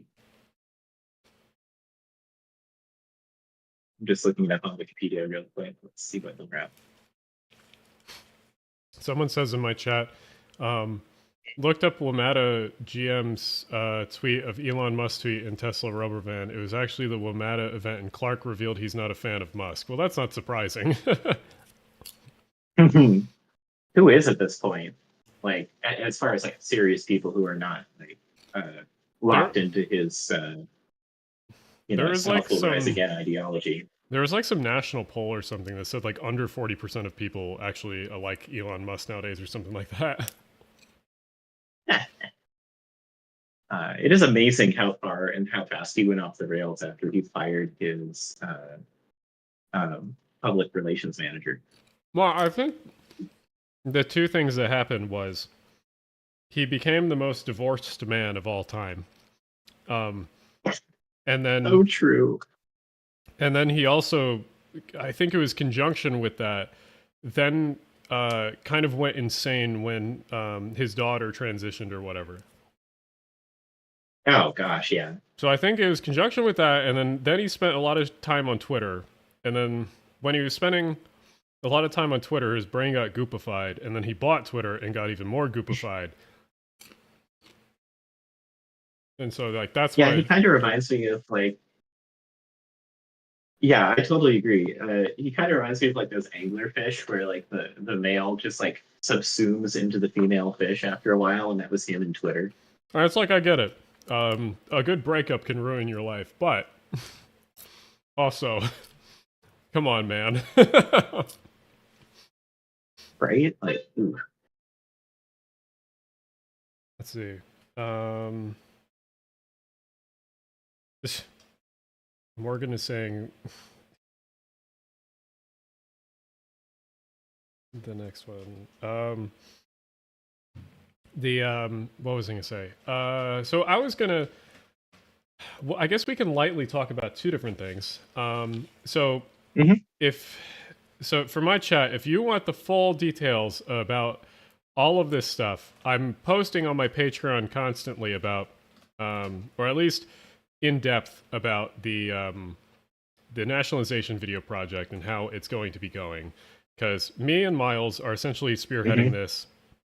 Originally, we were working with Railroad Workers United, which they're very good at researching. They're very good at getting people to sort of together to do interviews, but because they are a very union organization, they are kind of committified everything. And so some aspects of their process for doing things is very commidification. We tried to work with them during the summer to try to like work on this project, and it was a mixture of working with them and also me not having fully the script together, and they always wanting to review or alter the script. That kind of just made me like, all right, step back. Let's kind of do this project on our own, and then we'll just link to a lot of stuff that they've done, not necessarily making this their own project. Because I think that they misunderstood when they sort of brought me and Miles originally into this, to sort of what the project was going to be about. And I think that they're used to making it sort of, I guess the best way would be like, they're used to making this very like ideologically driven, in that like most of all the project and all the energy that's put into a project goes toward the cause and goes toward sort of the drive for the whole thing. And they're not used to, I guess, marketing in a normal sense to try to generate hype or generate an audience around a thing. And that's fine if you're talking to like very like, I guess like older people that are like more bureaucratic-ish. But for the most part, if you want the average person to get interested in this stuff, which I think anyone with a brain in railroading understands, a lot of this stuff is really boring, especially to the average person. And to make someone interested in the politics of railroad ownership, you kind of got to do something interesting to make it watchable, or essentially like at least like interesting for people to pay attention. And me and Miles kind of have a few ideas of how to do that, and a few ideas. I mean, you know my videos. I usually make them funny or something. But because of that, we had to take a little departure from the Railroad Workers United group. And we're working on it ourselves, and we're sort of trying to figure out how to put it all together. So yeah, I mean, it was a classic problem of lack of vision and lack of creativity kind of hampering it. And also, you know, it happens with some clients out there. One hand doesn't know what the other hand's doing. And we got conflicting requests at such a rate that we could not change or adapt these things to create something that is inspiring with a clear vision that tells a story that you would want to be inspired to as a call to action. And also, like a large portion of creative work, if you've ever done it yourself, is just sort of enjoying what you're doing. And when you're enjoying what you're doing, sort of modifying it, going off of how you feel about how you think certain things will be successful and certain things won't. And I don't think that like the method that we were going through with them was going to work very well in that aspect. Right, because creativity is iterative, and a lot of work that is not creative, it doesn't translate well when you're thinking about this. You don't iteratively dig a hole. You don't iteratively lay a piece of rail. You know, but when it comes to creativity, you polish a rough idea into a fine, shining surface, and it was something they didn't understand. Exactly. And sort of like, in my opinion, my problem with working with them is that they wanted these changes and these really big changes, but then they wouldn't modify the time scale of the project. And for me, right, they weren't ever paying enough for me to singularly focus. What is the cat doing? Get down. Okay. Sorry. The rogue cat. She's going up on the shelving unit, I think. I must be doing that. We're talking about, for those that just joined, we're talking about the nationalization project that we're working on, and sort of all the issues we've had so far with working with one group, but they're really good for the most part, other than actually working on the project. So right, their vision is decent. They have a good crew. And also, their forte isn't anything creative. Yes, and also they are amazing at actually sourcing material and putting it together in one spot for us. That was the amazing part with working with him. That whole white paper document that Maddock put together, fantastic. Yeah, and good timing considering that was his thesis, right? Essentially, yeah.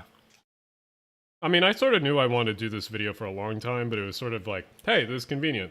Like, they're doing this. We should probably work with them to do this also. But, we see how that works out. Yeah, so the fun as next steps is creating something a little bit more carte blanche, if you will, something that can inspire your average person as a call to action. Yes. So we won't spoil too much of it. You can see some extra details on my Patreon that I've already laid out for the most part, but we're going to be creating a fantasy railroad that is showing off a lot of the aspects of nationalization.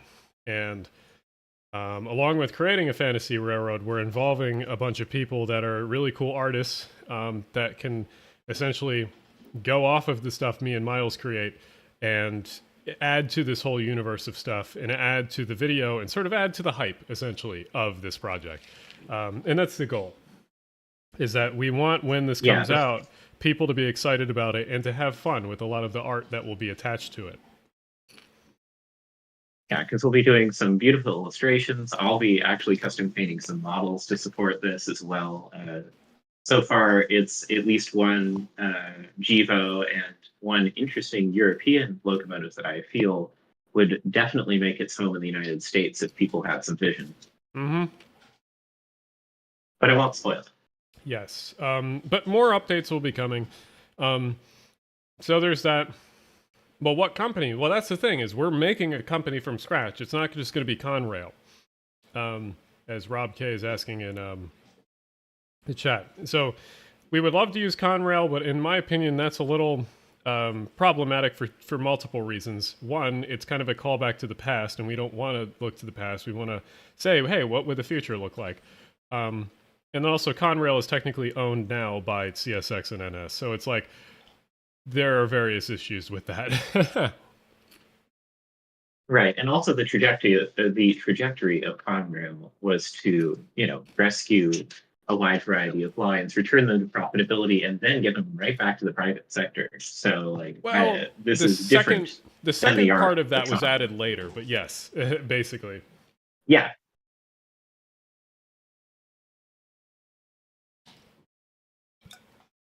So there's that, and then the other aspect of stuff I'm working with Miles on, and I can talk about a little bit more, is part of the reason that I've been so slow with getting videos out is that I am a very ADHD person when it comes to work, and I either work on a video 1 hour a day or 14 hours the next day or none the next day after that.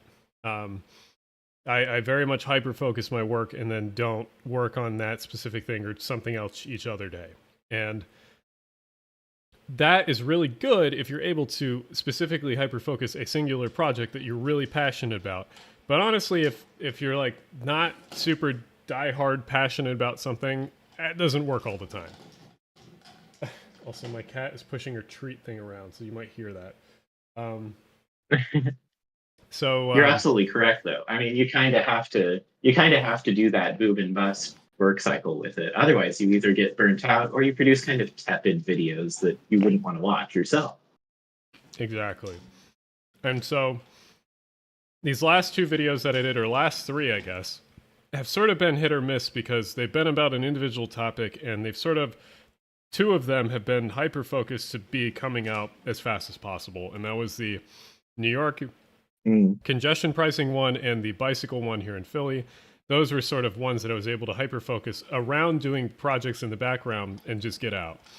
And then the other one, the Sun Train one that came out more recently, that's about like startups in the rail industry.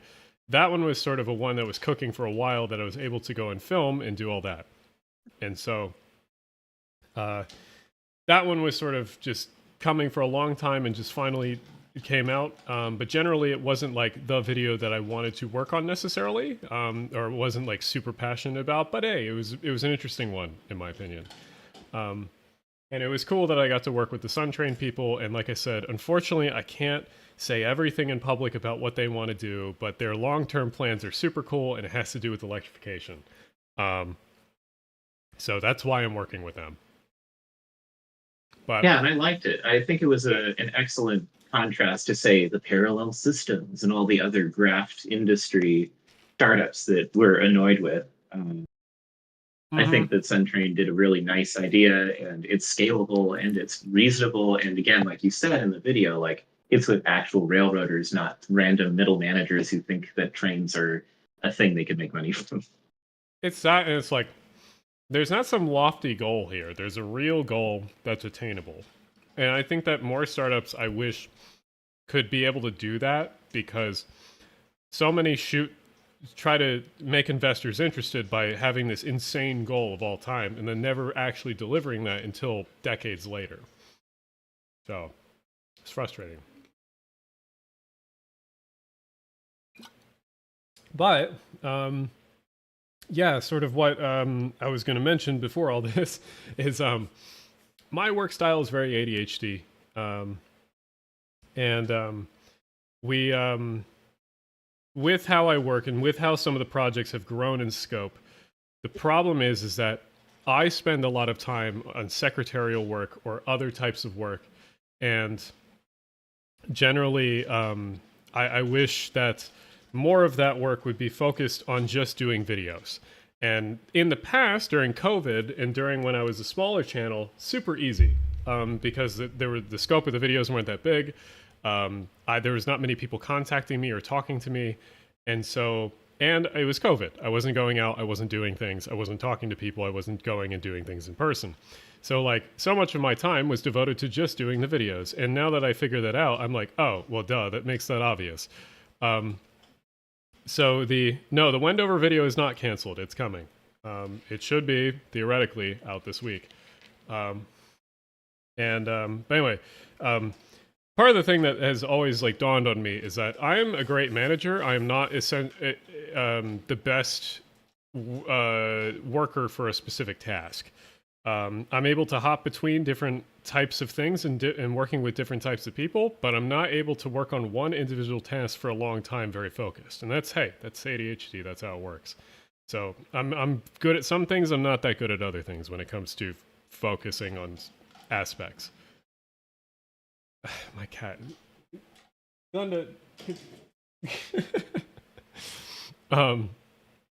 Anyway, so where I'm going with this is essentially, it's pretty obvious that what needs to happen is to get videos out consistently and to see the vision that I have in the future. I have to hire and work with more people and have more people that work with me on the channel. And so part of the thing that's, I think, going to happen in the future, and my eventual goal, is to have a whole media company. And the whole media company would focus on transit and rail, specifically urban planning secondary, because I feel like urban planning is one of those things where most people can talk about urban planning. I think it's a very intuitive thing. And I think that urban planning stuff is generally, hey, cars going fast down my street. How do I slow down the cars? Or the cars take up a lot of room. How do I make that less room and more room for people? It's very, very straightforward, very self-explanatory for the most part. And that's why you see so many urban planning channels and Instagrams and TikToks and whatever popping up nowadays, because it's people have figured it out. And some people are really good at putting together projects and talking about it. And in my opinion, I still love talking about that stuff, and especially more bike related stuff. But the problem with that is that, honestly, I find a lot of the stuff boring because people have covered it or recovered it and covered the same topics over and over and over again. And I feel like I'm not adding much to that. I'm not adding a new conversation. So part of the reason I would like to focus more on rail and transit stuff is there's not a lot of people that actually know how to talk about that stuff, or at least in detail. And more knowledgeably. Yes. So that's partially where this Wendover video this week that was coming out will be going, is that it's the amount of information you have to know about the rail industry, and the problem is it's that whole is it the Dunning-Kruger effect, where it's you know a lot in the beginning, or you think you know a lot and then you don't. I think Dunning-Kruger, I think. Yes. That's it. A lot of people go through that phase when they start talking about trains. A lot in the beginning. Oh, yeah. a lot of people, when they first start learning about shit, they think they know everything. And I think that's what a lot of these edutainment channels fall into. And I think me and Miles are now climbing out of the other side of the abyss, and that we know a decent amount of stuff now, but we're still very careful with how we talk about things. Oh, yeah, I think it's essential. The other thing when it comes to doing research and knowledge, like I recently did that review of the USRA 060, and that sent me on like a multi-week accidental research dive, which involved calling up like the Center for Railroad Photography and Art and various people online who have these vast archives, just to get the correct information and the correct photographs that I needed just to support this little model review, because I didn't want to get the stuff wrong. Yeah. And it ended with me having discovered that Wikipedia was wrong about something, and so I edited Wikipedia. Someone is wrong online. The classic. The classic. So yeah, I mean, it can be something as random off the cuff as that, but I think that especially when you're talking about railroad topics to somebody who is either early in the Dunning-Kruger effect or just a polite interest in trains but might be a policymaker, having the right information instead of just saying, you know, oh, trains in North America are a complex topic, and then showing like stock footage of a Russian railways, you know, Soviet era locomotive go by. Oh, you're gonna love this next video.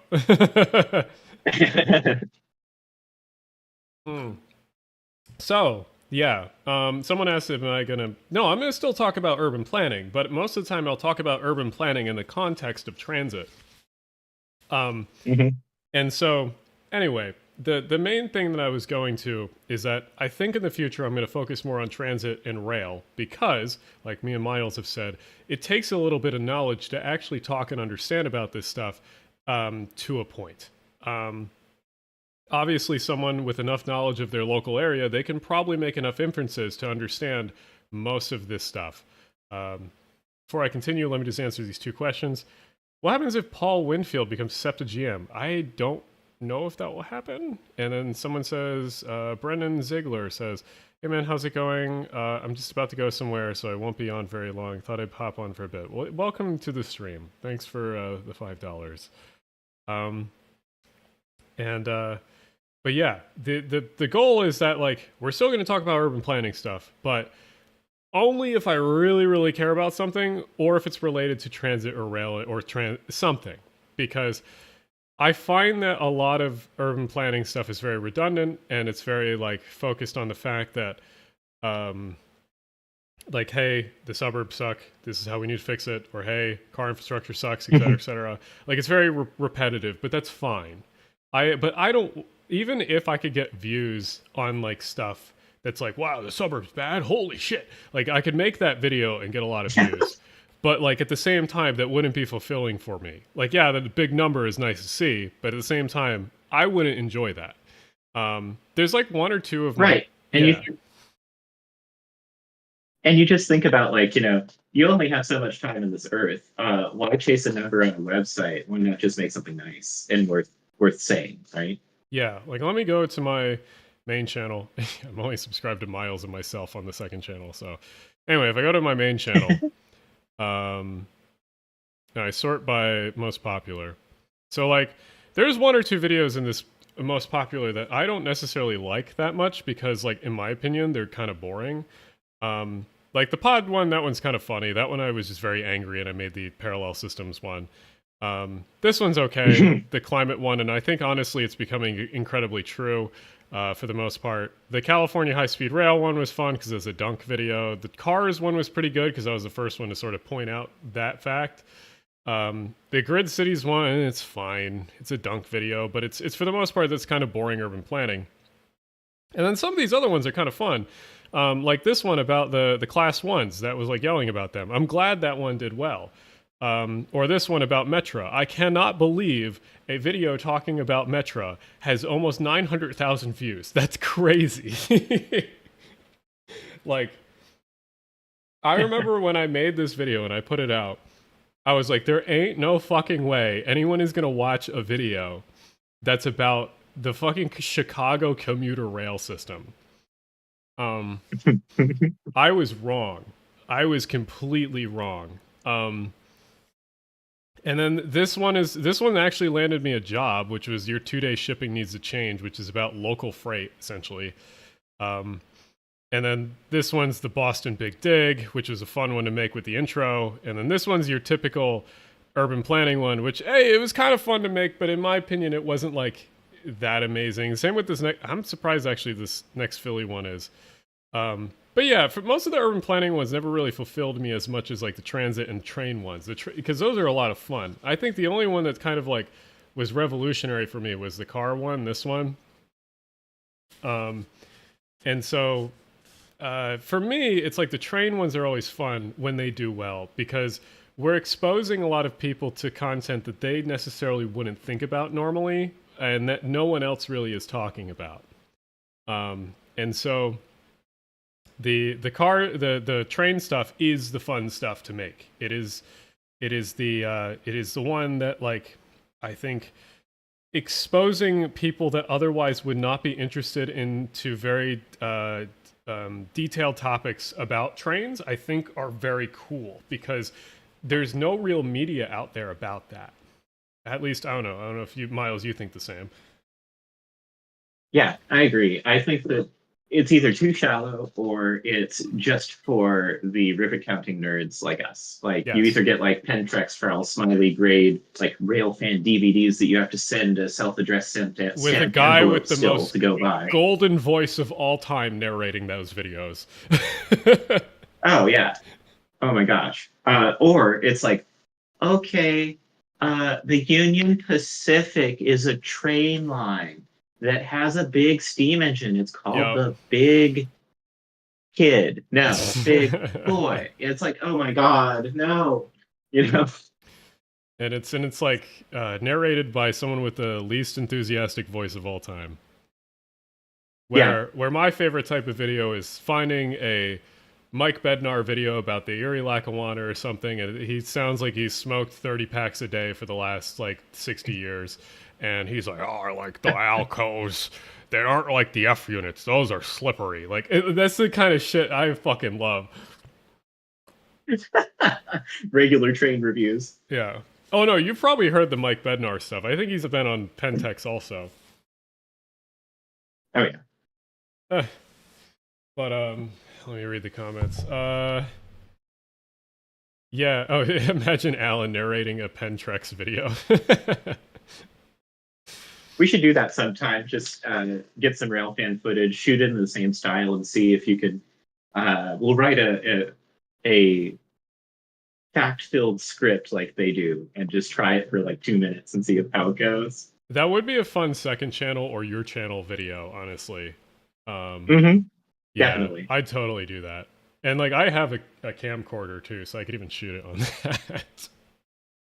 Oh, that would be fantastic. But yeah, so anyway, that's part of the reason I want to focus more on rail, is that generally it's more rewarding in my opinion. And generally working with people in the rail industry is like, I find it so much more interesting, especially the people in the rail industry are such characters. People in urban planning, like, they're cool, but they're not characters. People in the rail industry, every person I have met that has like invited me on something is an absolute character of a person that exists nowhere else. I think our friend strongly agree. Yeah, I think our friend Scott is a great example of that. Oh my gosh, yes, absolutely. Rail Exco Scott. Yeah. Yeah. So, like, I love working with the rail industry because generally you will not ever run into someone boring, or at least if they're boring, they have some like secret personality they're hiding, or some secret fascination that they have that once you unlock, they are like so interesting to listen to. Let's see, what are these comments? Wondering if Metra is getting Caltrain's old gallery cars. Wouldn't surprise me. And then someone says, no. Yeah, well, actually, you probably know where they're going, and I do too. Yeah, they're going to South America. They're going to Peru, if I'm not mistaken, right? Yeah, that one railway that starts at the sea and goes inland, I think. Mm-hmm. Let me see. I think, does Railguide only do North America, I think? So, yeah, so it's not going to show up on this. It would show up on Open Railway Maps, though. Yeah, right now they're stored up on the Northwestern Pacific in the North Bay, pending shipment to South America. And you're going to Peru. It is rather fascinating. Yeah. And it's interesting that Bay Area Transit has a very long history of sending equipment to South America, all the way back to the turn of the century, really. I think they're going to this railroad right here, which starts in Lima, I guess how you say it, down in the valley. And comes Lima, Peru, Lima, Ohio. Yes. Which starts in Lima and comes up and goes into the mountains here. I think that's the one they're going to. But it will be interesting to see gallery cars in South America. Oh yeah, absolutely. It's yeah, it's anyway, I should probably finish the original point that I was talking about, which is so anyway, we're going to focus more on rail and transit. But the main thing that like I'm trying to do is eventually I would love to get a media company together that is focused on those things, because there is no, in my opinion, there is no real group online that takes and does media specifically for rail and transit and does it well. Because I think the only person that is close to doing that is Reese, or RM Transit. I think that he does a really good job of pumping out content, but Reese's content is more for people that are already into this stuff, because it's pretty dry and pretty technical. And so, yes. So that's not for the average audience. What I think would be fun to do is to put together something that is essentially the channel that everyone would default to for stuff that's in rail and transit, and putting together some media company for this. So essentially creating, maybe not exactly replicating their style, but essentially, if you know, like Linus Tech Tips, doing something similar to them, where they have a whole system of how they have hosts, and they have a studio, and they have a whole thing of writers. That would be the ultimate goal, because obviously you can't immediately do that, funding and monetary wise. But that would be the goal, is to do something like that, because I think we're at a point, in an inflection point in American history, where I don't think we're ever going to go backwards in rail again. I think there will be some bumpy years and stuff like that on the way, but for the most part, it's pretty obvious that the younger generations and most people want more rail transit, and we want more rail stuff in between places. So that means that I do not see in the next few decades any of this stuff slowing down, or at least not going backwards. Obviously, if politically wise we elect dumb people, I think that they'll get in the way. But for the most part, I don't. Even then, I see them getting pushed out of this kind of stuff, and a lot of this stuff happening anyway. All right, gotta go. Thank you, Brennan, for stopping by. Anyway, a large part of this is the fact of being the sort of, because I think what I got lucky with when I started my channel is that I started talking about urban planning and transit and rail at a time during the pandemic, and slightly, I mean, I was before the pandemic. Technically, the first videos are from 2018, but I was in front of the wave. And when the wave actually happened, I just happened to be there when people were looking up this stuff. And so I really, really think that this rail stuff and a lot of the media surrounding it is not there at the moment, but it is begging for it to be. And so that's sort of the goal, is to be, to move stuff and to be sort of the de facto channels to go to for a lot of this stuff. And my problem nowadays is that I'm so overwhelmed with secretarial work and different stuff that I can't pump out the videos that I would like. And generally, hey, I like to have a decent amount of editing and finesse to things to make them fun. And unfortunately, I think for various reasons, I've been missing the mark on some things, and also I've just been overwhelmed with work in general. So the idea is that I bring more people in, we do some more stuff here and there, either people write for me or people are doing editing or something like that. But the idea is that to eventually I would be a host and a writer, and then I would have people working with me that are also very excited about the industry, and that I would also love eventually to actually have a physical office, because in my opinion, as much as I think working from home is good, I think that having a office and a commute, I should say nice commute, not terrible commute, is a worthwhile thing, especially commutes can be very meditative in a way, because you're making two different places for two different things.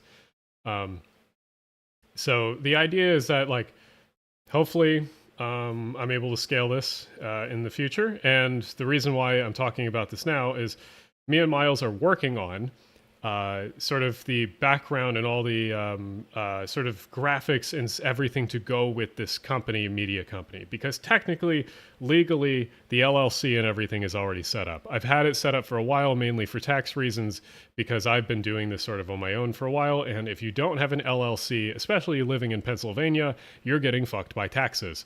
So having that is at least a decent way to avoid some of that issues.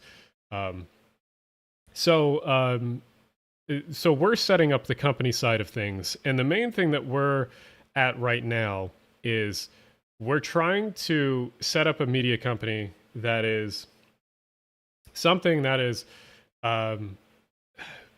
not my name specifically, because, like, even though my channel is my name, I don't like the fact that if we set up this media company fully publicly, I don't like when someone has to say, oh, I'm working with Alan. I would rather them to be like, I'm working with this media company, or I'm working for this media company, instead of I'm working for Alan. Because I find that very difficult to have everything connected to my name, especially if it's like a project that doesn't necessarily involve me much, but is technically funded or created or produced, etc., by me, but I'm not the one primarily behind it. Right, it creates a more egalitarian environment and makes you work towards a more common goal versus grabbing all of the credit. Exactly. And also, as you said, right, if you're multi-threading projects, you may just have a yes or no on it, or you may be in front of camera for it, but you may not have written it. You know, it isn't the complete, the complete work of art from beginning to end that is yours. It's now a team effort that requires more people than just you. And like, I would love to bring eventually people on full time and actually give benefits to people, like if this scales all correctly. And like, the whole thing is that, like, there are probably many projects where I will make or have someone go out and cover an event or cover a specific thing. And like, majority of the project might be created by this person, but I just might be the narrator. I just might be the host. So like, it's not technically my project, but I'm just the one that you'll hear or you'll see, but I'm not the one that technically made it. So that's why what our goal is to create something, or to figure out a name for a media company that is not necessarily related directly to my name. So that's where we're at right now. And we have a few different ideas for the company in general. But honestly, if you guys have ideas for interesting media company names, we'd love to hear your opinions, because we have like one or two that we're thinking about so far. And one of the ones I think that's gotten the farthest is Stop Requested would be probably the one I think we both agreed on was pretty decent, right? Yeah, that's good stuff. And yeah, because we want to hit a mark between something that is evocative of a transit or railroad focused project, but not too not huge on the pun or not too cutesy. Like, it has to hit that sweet spot, right? Yeah, like it's a very Stop Requested, I think, works in two ways, because it's transit related, and the other is that it's like f-stop on a camera. So like that's the fun thing with it. But there are many different ideas. Like, another one we were floating is the like Prime Mover as a company name. But the problem with that is that there's a bunch of companies that already exist with that name technically, but they're all like moving companies. So like, yeah, there wouldn't be some overlap, but it's also that it's kind of annoying that there's some companies that exist with that name already. Right, we might have that Four Seasons Total Landscaping issue. Yeah, the transit version of it. Someone says Fast Track Studios, but spelled like track, like Amtrak. Not bad. I think that might be registered by Lionel, though. Oh, yeah. Huh. That's why I was also... That's the hard part, is you have to look up a lot of this stuff. And Miles and I probably will spend a decent amount of time on the actual graphic design for a lot of this stuff. So it's something that we will probably want to trademark at some point. So it's harder to trademark something that already exists technically. Mm-hmm. Yeah, and making sure it's beautiful and refined is going to be the cornerstone of this anyway. Exactly. So that's kind of the idea. That's kind of what we, along with the nationalization project, we've been working on. And honestly, these two things might be bundled together, because it would be cool to launch publicly the company along with a large project. And hey, the large project that happens to be coming up is the nationalization video. So it would make sense. Yeah. And it creates a nice realistic timeline for both things at the same time. Yeah. And it's also part of the reason I even wanted this in the first place is because my channel is my name, and then it has my series called The Armchair Urbanist, and then there's my second channel, which is my extras or whatever. But all of the graphic design for all of those three different things do not match. Like the main channel and the second channel sort of match using like thumbnail stuff, but for the most part, there's not much cohesiveness going on. So the fun thing would be to make, that's the whole point of the media company, along with it being something that I can help employ other people under. It's also just making cohesiveness between all these things. So that's the ultimate goal too.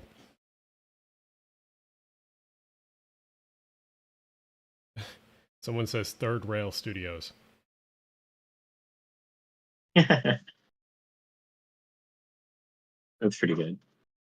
Yeah, I could imagine we could throw a bunch of ideas into a giant.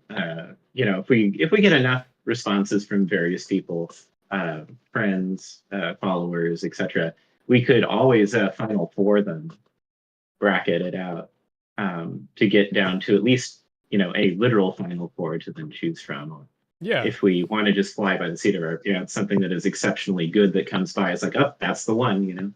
Someone says in chat, I remember a while ago that you said you'd like to use the 60s aesthetic. Is that still the plan? Yeah, something like that. Or maybe like we were floating the idea of 70s government aesthetic, which also could work. But also Miles has the great video that he linked, which is the Bell telephone redesign video. Yeah, the legendary graphic designer Saul Bass did for the telephone system back in 1969. And it's just a tour de force. Like, if you ever need to make a pitch video for anything, watch it, take notes, get inspired, and just hit the ground running, because it's a masterclass. You could learn so much in both communication arts, graphic design, getting your point across concisely, and also pointing out where potential, a lot of pitch videos ignore the obvious folly of like, we're doing XYZ, and then somebody immediately pipes up, well, why aren't you doing this? He actually does that in the video, and it's fantastic. And it's almost like making fun of itself, which I think is the way that it was probably successful. Yeah, because if it was too self-serious, it would just be a slog. Yeah, and it's also the fact, like, if you don't make fun of yourself and make fun of the reasons why you think something is going to fail, people won't take it. People will do the opposite and be like, well, we don't want to take it seriously, and we want our design or something. And then, no, you have to kind of make people laugh. Like, laughter is the best way to change minds in many ways. Yeah, it bridges so many gaps and provides some humanity to, for a lot of, especially industry films and stuff, they can be kind of soulless. Especially the newer they are, the more soulless they are. Someone says in chat, Saul Bass logos and movie posters rock. Oh yeah, can't go wrong there. Oh yeah. Also, his logos are just incredible. Yeah, I mean, his stuff is great. It's but anyway, that's sort of one of the things we're trying to focus on is, well, the two things I guess we're focusing on, which is the nationalization video and the media company sort of design and redesign of the channels and everything. My channel name and everything will probably stay the same, but basically a lot of the graphic design stuff will change. A lot of the art that you see on current things will probably stay the same, but maybe some logos and little channel thumbnail icons might change here and there. But future videos, once this stuff is launched, will largely change, and how everything is marketed and designed will change. So it's one of those things where it's we're doing this in a way that we think will age well, but also will make everything more cohesive. Or hopefully that's the case. Yeah, that's the goal. I mean, to have a unified place to have all this happen in a beautiful enough way that you'll want to keep coming back for more. Yes. Hello, cat. You gonna be annoying? Okay. So it's almost dinner time for me. Is there anybody in the chat who has any questions for me before I have to sign off in probably about 10 minutes? Yeah, I don't want to keep you too long if you're up to something.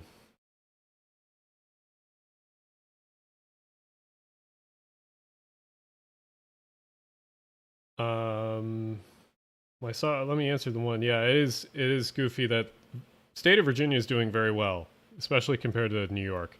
There is that meme that's like Midwest politicians versus machine New York politicians or whatever. It's very true.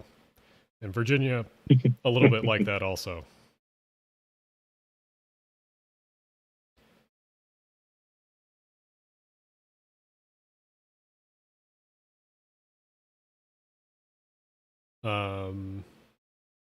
What was it? If you have any specific questions, can you answer my super chat? Where was yours, Rob? The one where you said JR was nationalized. Yes, that will be corrected. That's the whole point of this nationalization video, is it's going to be a 40, 50 minute, maybe 60 minute video, and it's going to be really well edited, and it's going to be fun, and it's going to be correct, because the old one at this point is almost 4 years old, which is crazy. And there's a few things that need to be corrected in it and fixed. So don't worry, that mistake or that little thing will be corrected in no time. Well, when the new video comes out.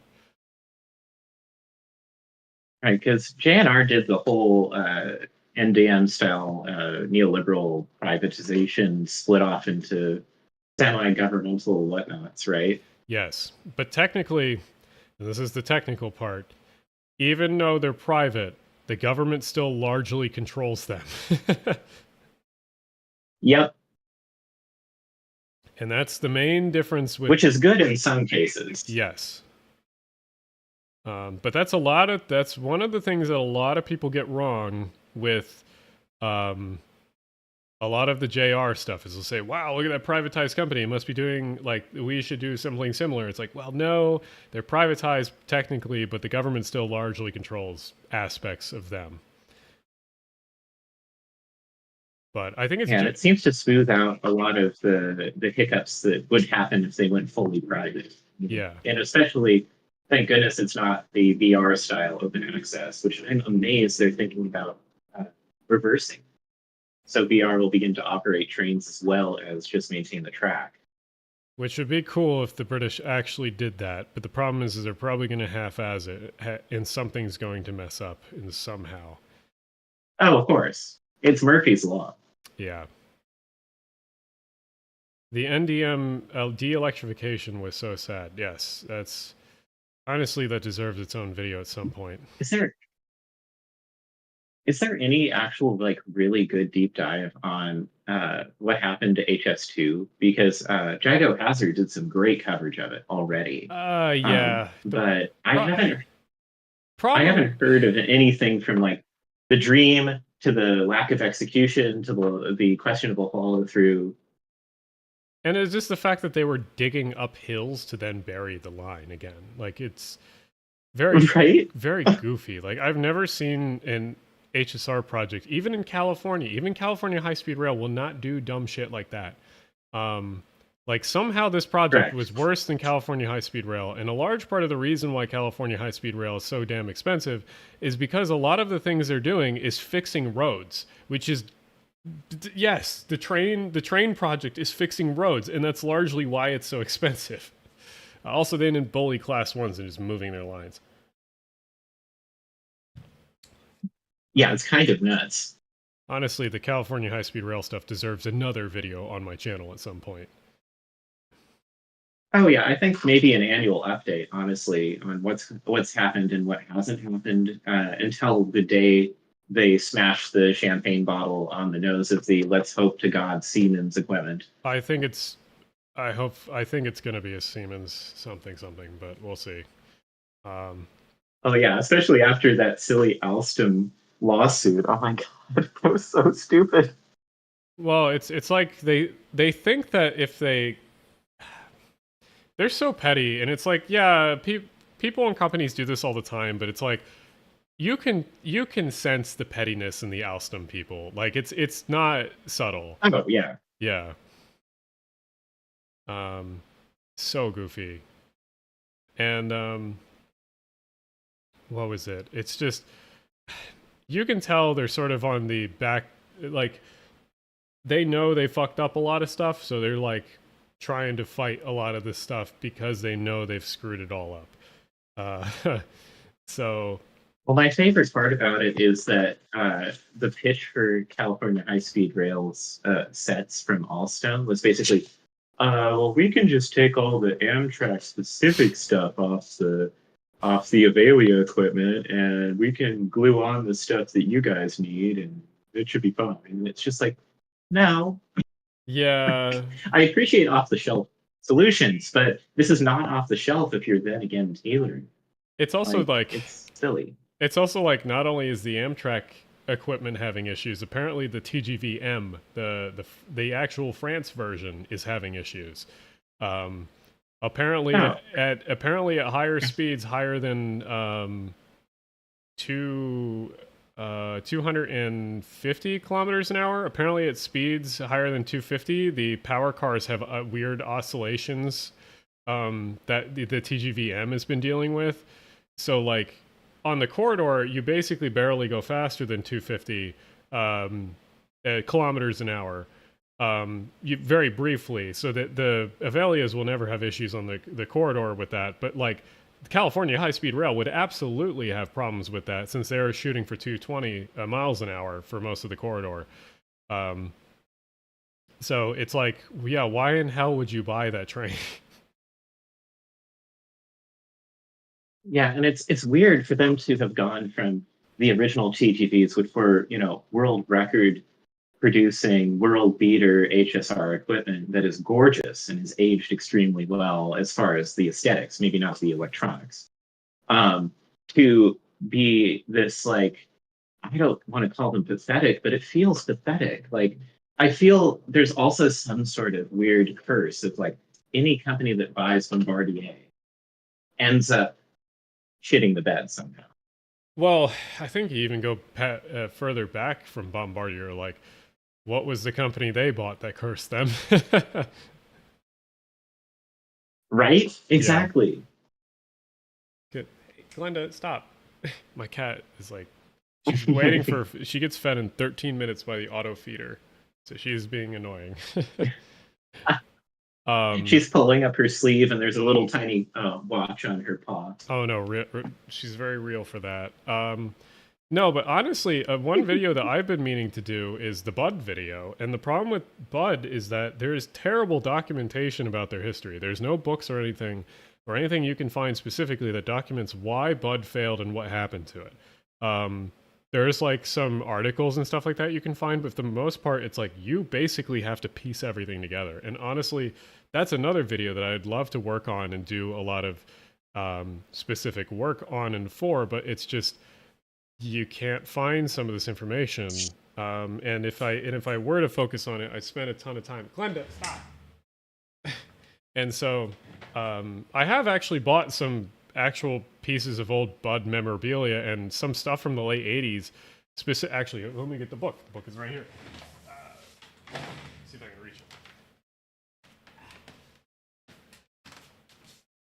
Let me open up webcam again so you can get a closer look. Okay, so I got this sick book on eBay, and so this is going to help actually with a lot of the Bud stuff, because I've never seen this. I didn't know this book existed until I literally saw it on eBay and then immediately bought it, because it has like all of the diagrams and stuff for like their type of vehicles that they produced, which is so cool.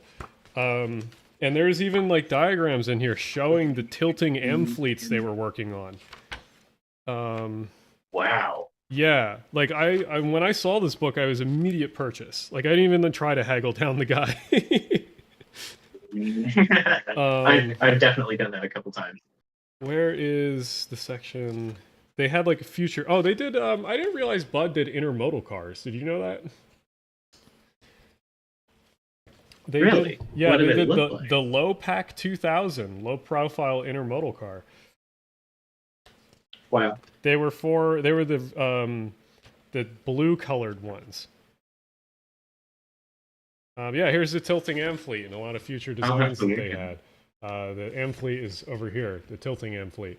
Yeah, they were designing a lot of this stuff, and the tilting. That's fantastic. Yeah, and there's so much stuff in this book that I've just never seen before. Also, just pictures of the Red Lion factory that I've never also seen before either. Like this was literally like a what's it, like a advertisement book for their products, and you can see like it has all the information like that you can like message them and even fax them. I think is on the back here. Get cat stop. Yeah, there's even the faxes on the back of this because I think fax just started existing.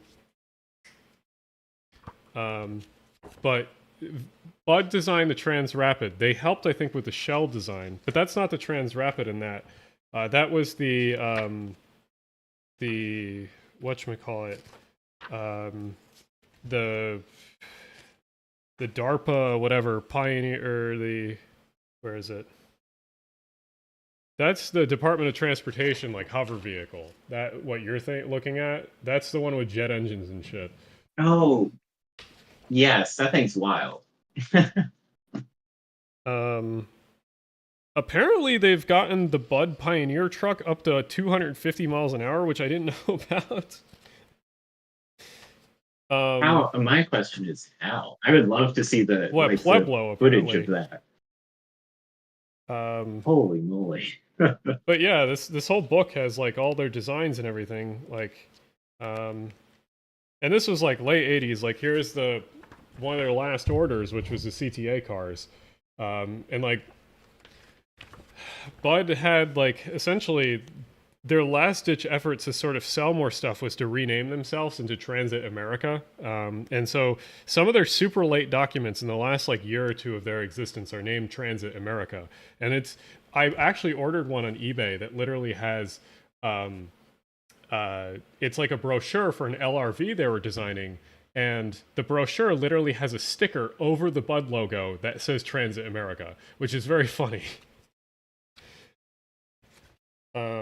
Yeah, no, Bud was even allegedly designing a maglev, and there's like some stuff in this book about it where they have the Philly airport in the background, which I think is very funny. But yeah, apparently they were helping design or work with, I guess, the German company that did the Trans Rapid or something like that.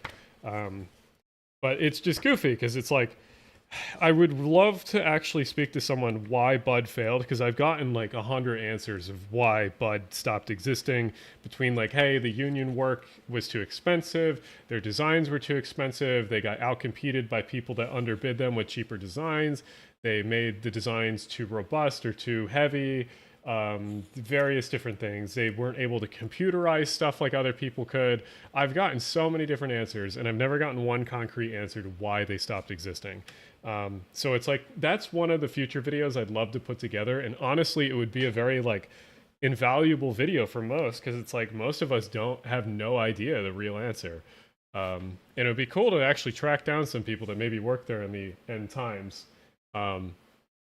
To figure out. I think that would be really interesting to put out a feeler and see how many old employees you could find, because I'm pretty sure you could find some both high up and on the line to do that. Like my dad writes automotive history, and he often does that, where he finds the old decision makers in retirement and does phone interviews with them. I think that would be an amazing way to tell that story. Oh, absolutely. Because it's a very human story. It isn't just, the story of the SPV having issues and then suddenly, oh no, bankruptcy. Like, it's far more complex. That's also another thing, is there's very few documentation about the SPV, which would also be a really interesting thing to tell a story about. Because I have heard every single excuse to why that thing failed, and I have never heard an actual concrete answer to why it failed, other than like it was unreliable. Why was it unreliable? And the only like actual answer I've heard from anyone that makes sense is that like Bud essentially didn't have enough time to perfect the design, or they rushed the design. That's the best I've heard, and that came from Scott, who actually has an SPV. So I don't know. Right, and that does make sense. I mean, Alco hurt its reputation by rushing the development of the 244 prime mover so bad that it cost them millions of dollars, and that they had to repower so many of their locomotives inside of their warranty that nearly sank the company. Yeah. So, like, I suspect it would have been a similar scenario, although not as dire. No, I agree. It's that, and then also the whatchamacallit. There's the cat. It's also the fact that I think a large part of the problem with the SPV is they wanted to use the Amfleet or Metroliner design, and they were basically fitting RDC components into an Amfleet design. So it was a lot smaller and more of a cramped space for everything, essentially. But again, it would be so interesting. Shoehorn designs, right? Yeah, and it would be so interesting to actually find a real answer to this stuff, because, like I said, I've heard multiple different reasons and things about why this stuff failed, but never actually like, hey, this is exactly what happened. Yeah, strongly agree. I think that would be very fun to do some deep dives on it. Obviously, we'll talk about that more in the chat in the coming weeks, months, /years as we put that together, because that would be such a neat companion documentary as well. Oh, definitely.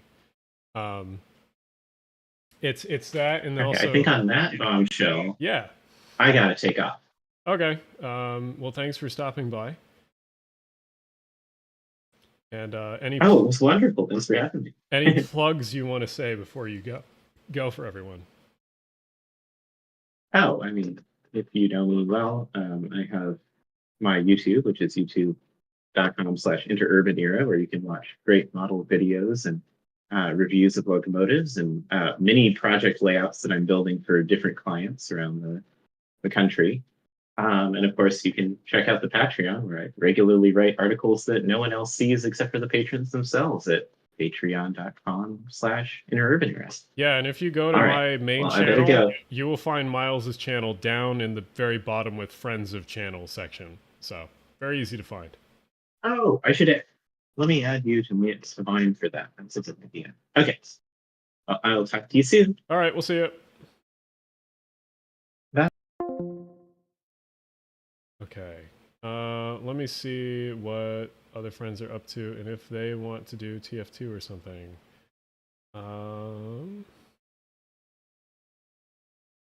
Let's see. Otherwise, I'll jump back on for a little bit, and then we'll figure out something to wrap up, and maybe something for another night. But anyway, I have also some videos to work on, obviously. Oh, hello, Glenda. Are you making cute faces for the camera?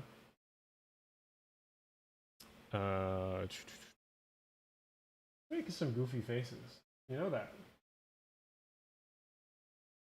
So I'm wearing the hat because the hat is fun. It's a Seaboard System hat. I have another one that's like Amtrak that's like this. But also my hair has gotten longer, as you can see, so it's kind of holding that back behind the headphones so it doesn't look too goofy. So I'll have to do more stuff when I show myself in video. But yeah, my hair is a bit longer than it used to be in some previous videos. Oh, maybe I can show some footage that I've gotten recently that you all would like. 1 second. Where Armchair Extras. And no, that is the wrong folder. It is this one with Bill. So I went on a little trip recently, and this stuff will be used. Okay. This stuff will be used in a future video about the private railcar industry, essentially. Did this thing get moved? No, it's this side. You pushed it, cat. You pushed it a little bit. There we go. Fix. There we go. Okay. So this is riding up the Empire Corridor or whatnot. Yeah, no, that's Miles Callahan, not Miles in Transit, who I have also had on. What kind of cat is Glenda? Glenda is a she is a mixture of a long-haired tabby and a little bit of Mancoon, so that's why she has little things above her ears. But for the most part, she's very much a tabby, and she's staring at her food bowl because it's about to go off. Is this gonna do all the videos or just some of them? Yes. Okay. So I took a trip up on Monday to Albany to finish filming some of the last interviews for. Oh, there goes the cat. So I spent a little bit of time going up to Albany to finish some of the last interviews and stuff for the private car video, because I'm doing a video about the private car industry, because no one's really covered it before, and only the people that have covered it before have covered it in a way of like, holy shit, like I'm riding a private car across the country, but then they don't actually talk about like how this shit exists in the first place. Maybe some do in a little bit. Anyway, this is Bill. Bill is the president of the Private Car Association, or American Private Car Association. He's super cool. You'll see he has a Chesapeake and Ohio car. It is still painted in Iowa Pacific or Iowa something colors, but the actual car is C&O. So all the interior and everything is C&O stuff, and he has the chassis, the cat chassis everywhere, which is really cute. He's just pointing out details of the car for me at the moment. And some stuff that I didn't know about things. It's super cool. I'm probably going to upload this individually from the actual video on the second channel, because he was such a sweet person to work with. Super excited and enthusiastic about everything too. But also, look at this bed cover. Hell yeah. Hell yeah. Sleep like a kitten. Yeah, get in your private rail car, have the Chessie cat on the on your bed. So he's just showing off this car, but it's super fun to show all this stuff off. There's me briefly in the mirror. But these private cars are always so cool, and some of them are very lovingly restored, and then some of them are also way different than they originally were. This one's a mixture of both. There's the crew quarters where they were sleeping. Let me see. Here's like one of the bathrooms and another room. Let's get to... There's another crew quarters. So cool how these are essentially rented out and used in charter service. Let's see. Oh, I think he points out the truck pin or something. There's a bathroom. I think this was one of the ones in the hallways. Pretty nice facilities though. Yeah, there's the C&O. These are all over the car. This is so cool. Yep, and you can see little Chessie on like everything, and everything was really like nicely set up. But yeah, these are sort of run as almost like a business where you can charter them out and essentially use them as a rolling hotel or rolling sort of lounge, which is really neat. There's your chassis. Everything had the little cat branding or the CNO branding on it. There's all the lights. This was something cool. Remember, plastic didn't exist when a lot of these cars were built, or if it did, it was very rarely used. So all of those light fixtures are glass prisms. They are not plastic like we're used to, which is crazy. So all of those are really expensive to replace. But this is in Albany. All the private cars are parked there, or a decent amount of private cars are parked there. So that's why I was up there visiting when they came off of the Autumn Express train, which came from Vermont off the Ethan Allen. But super cool lounge. And this is the interview I did with Bill. And Bill's super cool about answering everything. A lot of info, a lot of cool stuff, and you'll see this in the final video. Here are some of the outside of some of the private cars. Here's a Vanderbilt New York Central car.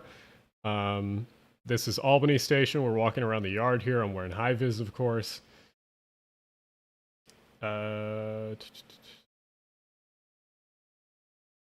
Love the glass head. Yeah, no, they don't yellow. They they look frosted and everything. They're all very nice. There's Bill talking about all the cars.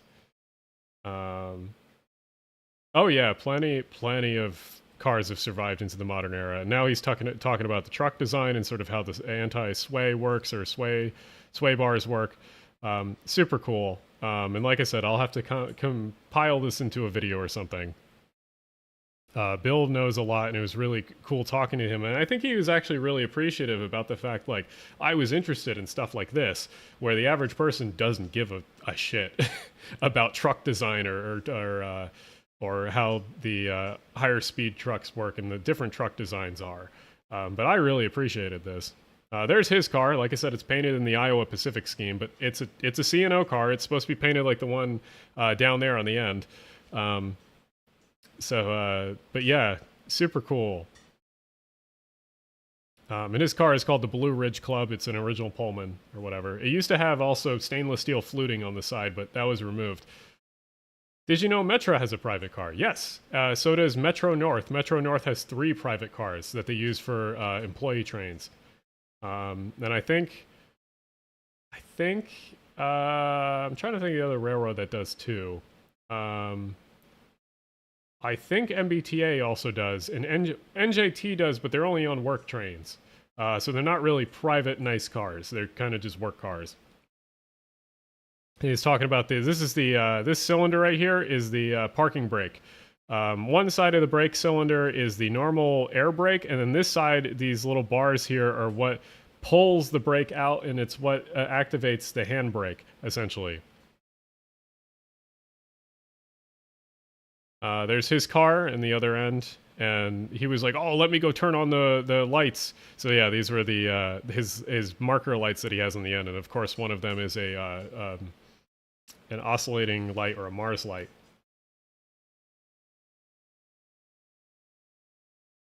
And these are some of the other ones that were in the yard. These are 2 dome cars, ACF dome, or no, Bud dome cars, excuse me. Super cool seeing these. These are obviously originally Great Northern cars. And all these are Bud cars, actually, in this whole row here. They're owned by the same group or whatnot. But super cool to go see them. Let's see. So those will all be in a video at some point. Looking forward to having them in a video. LRT for the IBX is dumb. I would kind of agree. I don't think it's super dumb. I think there is reasons why to do it, but I would like it to be a heavy rail project more than light rail. Just for various reasons, I think it's more useful being a heavy rail. But yeah, we'll see. The Metro one is basically for rich people in the club. Yeah, I mean, that's kind of what they did back in the day. There's some people that will pay like dues into basically a pot, and then they get to ride on their club car that's attached to the commuter system or whatever. So it's it's not a terrible idea. And like if it helps, if Metro technically makes money from it, then I don't have an issue with it. But that's sort of how it worked. And technically you can still do that with SEPTA and other agencies. It's just that you have to pay a lot of money now and a lot of insurance money. That's the main issue. But there's not too many reasons to really do that nowadays. So yeah. Let's play a little bit more of TF2, and then we will go probably wrap up the stream. But let me go to a quick little commercial break while I run to the bathroom. Like I said, I need to edit this little break to be longer, but for now, it's decent how it is, but I will be right back and run to the bathroom real fast. And yeah, you guys sit tight and we'll talk a bit more, and I'll answer some more questions and we'll play some video games. So be right back.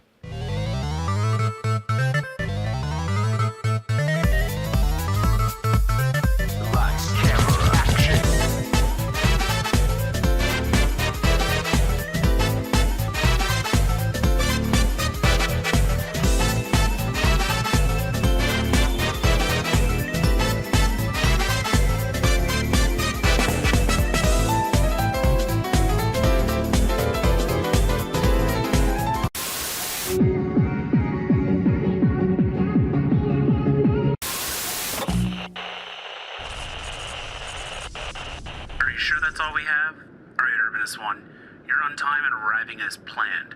Our map data is horribly out of date, but here's what we have to work with. Our mission starts at the location that the locals refer to as South Station. Here you find most of the southerly departing rail lines, but that's not what we're here for.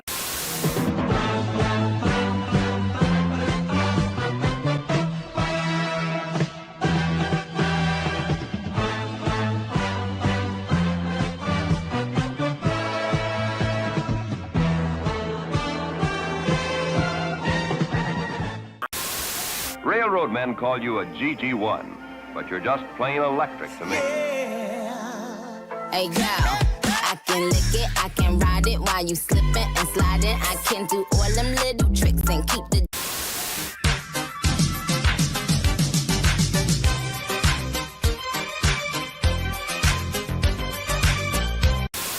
Fuck you, Amtrak. If you're dumb enough to buy a new train this weekend, you're a big enough schmuck to come to big French fuckery. Bad deal. Trains that break down. Thief. If you think you're gonna find a bargain at Big Croissant, you can kiss my ass. It's our belief that you're such a stupid motherfucker, you'll fall for this bullshit. Guaranteed. If you find a better deal, shove it up your ugly ass. You heard us right. Shove it up your ugly ass. Bring your trade. Bring your title. Bring your corridor. We'll fuck it. That's right. We'll fuck it up. Because at Big French Fuckery, you're derailed 6 ways from Philadelphia. Take a hike to Big French Fuckery, home of Challenge Tilting. That's right, Challenge Tilting. How does that work? If your train set can tilt up to 6 degrees and not derail, you get no down payment. Don't wait, don't delay, don't fuck with us, or we'll rip your brakes off. Only at Big French Fuckery, the only manufacturer that tells you to fuck off. Hurry up, asshole. This event ends when you write us a government check, and it better not bounce or you're a dead motherfucker. Go to hell. Big French Fuckery,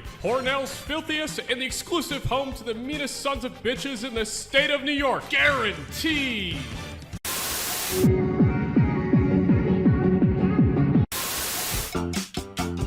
All my friends know the low rider. Hey, we'll get you right back to the music in a moment, but this is simultaneously the most ridiculous and greatest commuter rail ever made by my countrymen. I see you back there. Stay back there. Nice try. Second place.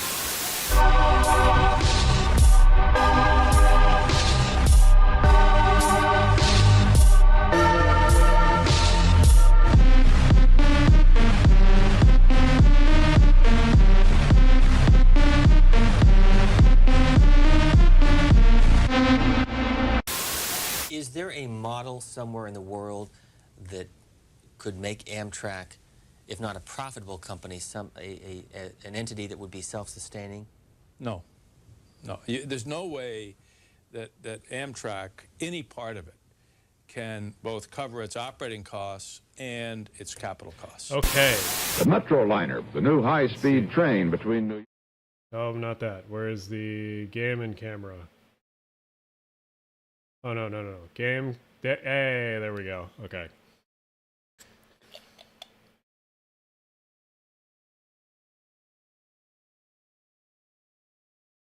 Let's see. Okay. Let me open back up stream thing, see how many. Oop. There it goes.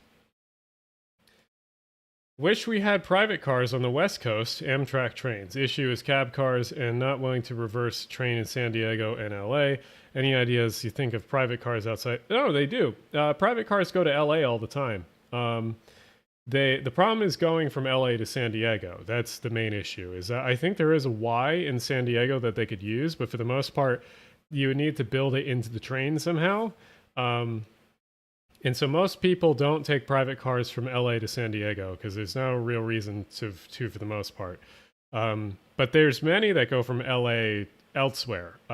Plenty I've seen on the Chief, plenty I've seen on the Starlight, plenty I've seen on the Zephyr, which I guess leaves from San Francisco. But they do exist. It's just that they're not as common in certain parts of the network. And this is other areas too. Like obviously there's not going to be a private car in the Downeaster, or because that's annoying to get to, or there won't be a private car on the like the Springfield service or something like that, unless it's going into Vermont somewhere. And there usually won't be a private car that's on like the, I don't know, one of the Michigan services or something, because who's going to take a private car into Michigan? Like, so it really depends. But if you go to Union Station in LA, there definitely will be private cars there in the yard or wherever. That's definitely not too uncommon. What's the sad face for? There's definitely the also thing is that like private cars work. Michigan depends. If you're going on the one service, I think it's the one that goes further north. That one's more worth taking private cars on. But it all depends. It is, honestly, there's some people that like taking private cars to areas where they live or know, so it's not unusual. But most of the time, the most common things you'll see private cars on are the long distance Amtrak trains. Those are the most common. And the super most common trains to have private cars on them are the Lakeshore Limited, the ones that go between New York and Chicago, because, hey, two very populous centers, and that Lakeshore Limited, for the most part, is a very useful train. And then a lot of the Western trains that go through really cool views will often have private cars. So like the Zephyr, the Chief, or the Empire Builder. Sometimes you'll see it on the Silver service, but for the most part, it will stay just on stuff between New York and Chicago. Those are the most common. So it really much depends. But yeah, it's it very much depends on the private car owner and what the operations are. Because one of the operations that I filmed was the Hudson River Rail service that goes between New York and Albany and back within a day, and that's their whole thing. So like it very, very much depends. Surprised to see those NP cars in Albany last week in Lakeshore Limited. Yeah, they live there essentially in the Albany yard.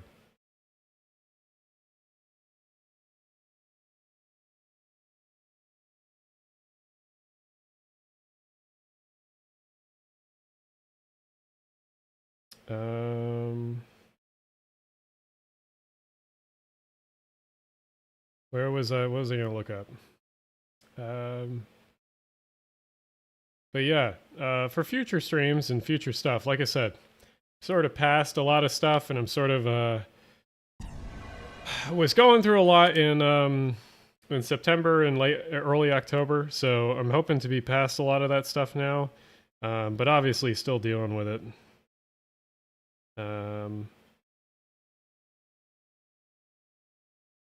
Either way, we are, let's see, who owns the line that Amtrak plans for the Scranton service? Two public entities do, and that's the nice part. The NJ Transit owns one side, and then the Pennsylvania County whatever owns the other side. This fucking, yeah, this is Hightower. Oh no, this is Gravel Pit. Okay, I guess we won. We won, boys.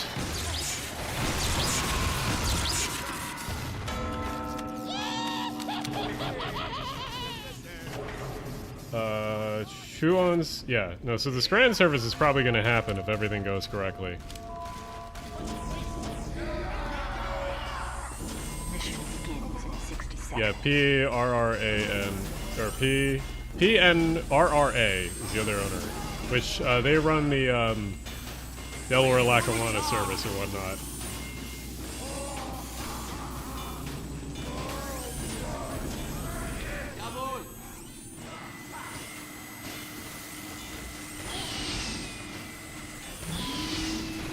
I like he has the JoJo's Bizarre Adventure loadout on this heavy.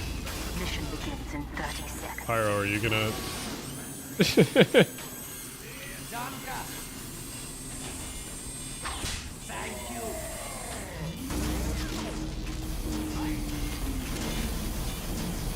We have a lot of engineers. Mission begins in 10 seconds. Pennsylvania should start its own version of J-Transit called the Pennsylvania Railroad. Honestly, though.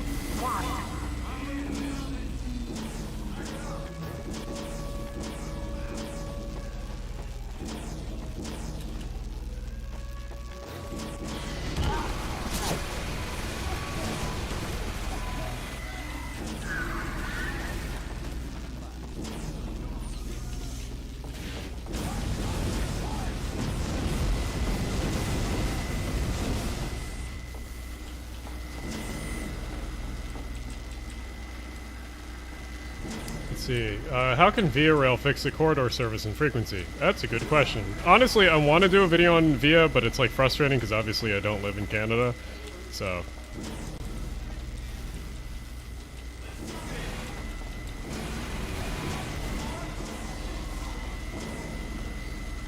I'm surprised we haven't run into much of the enemy team.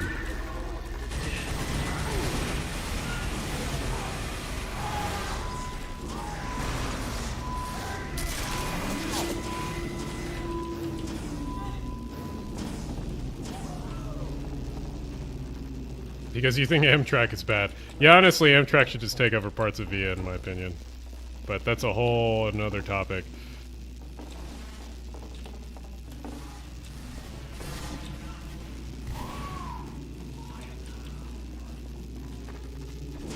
Via has weight restrictions. Yeah, that's so goofy. I don't understand why they have that.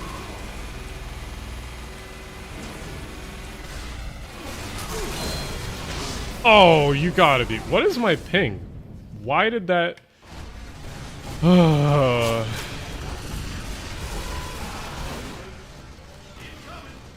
Yeah, like Amtrak allows you to have like 2 bags that can be like 50 pounds, and even then they don't give a shit.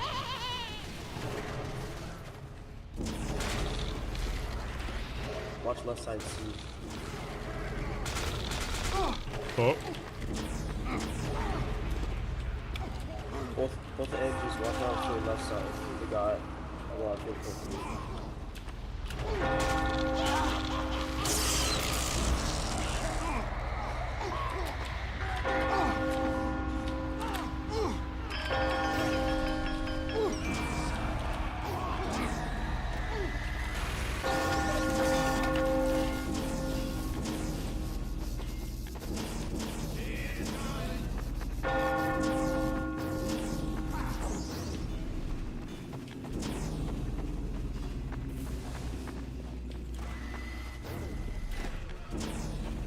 See, Sweden done the whole taking over the Norwegian railway.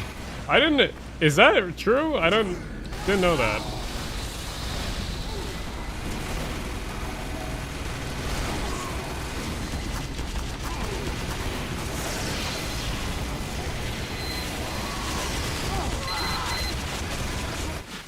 Oh, there's 2. I didn't realize that would negate the Uber. That's annoying.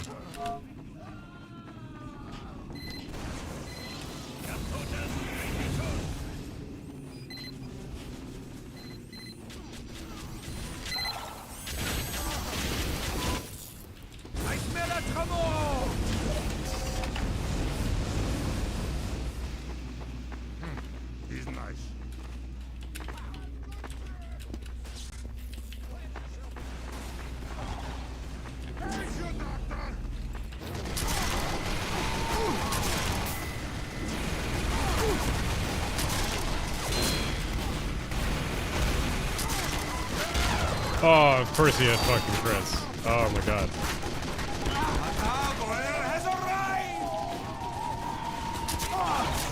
God damn it. Sweden has taken over the Norwegian rail. I don't know how true that is. I don't know what the politics are like between the two countries, but that wouldn't surprise me because I know that for a while the Norwegian railways were a lot weaker than the Sweden ones.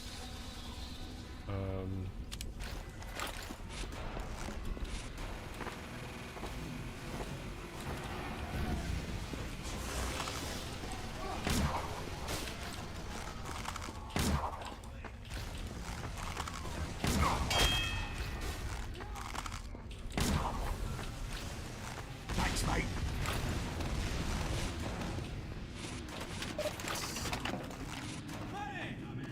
Appreciate it.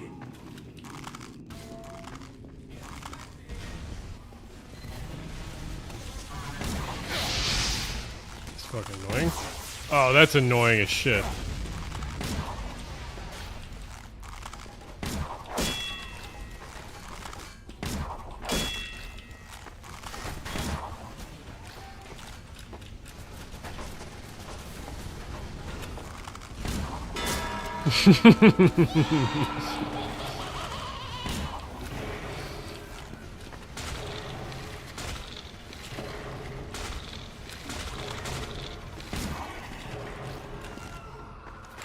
Let's see, seems like the Glassboro Camden line cleared a big milestone. Well, apparently it's on the Gloucester County vote, which is, I need to honestly make a small video about, which has been a little bit on my mind recently.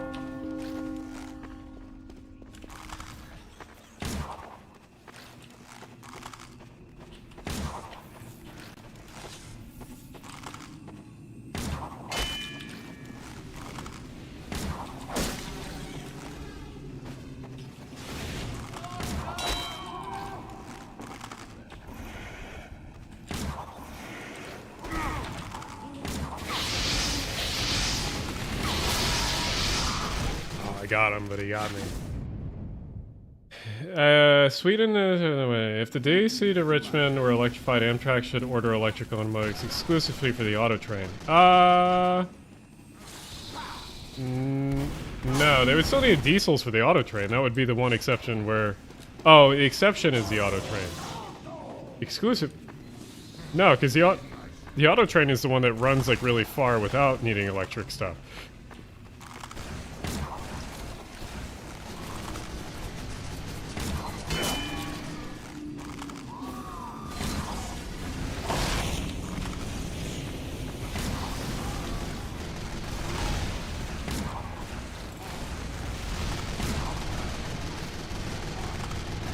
Where is...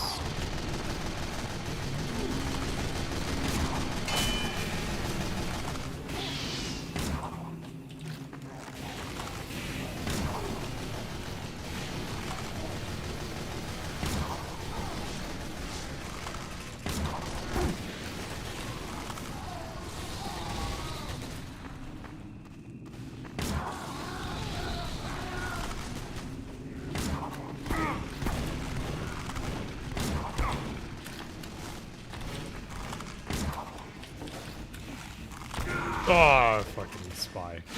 What exactly are they voting on? I need to double check the ballot, but essentially it's something like, do we approve or something of that, or of the Glassboro Camden line or something. Hey, basically it's something the NIMBY set up, but again, I've been meaning to do a video about. I have like footage of the NIMBY meetings.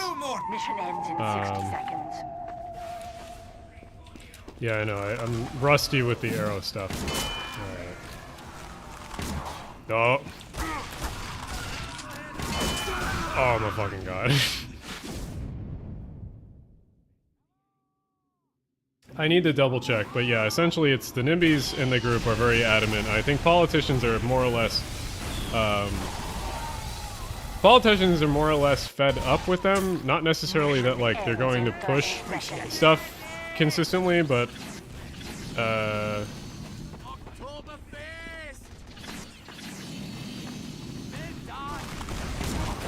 what the fuck?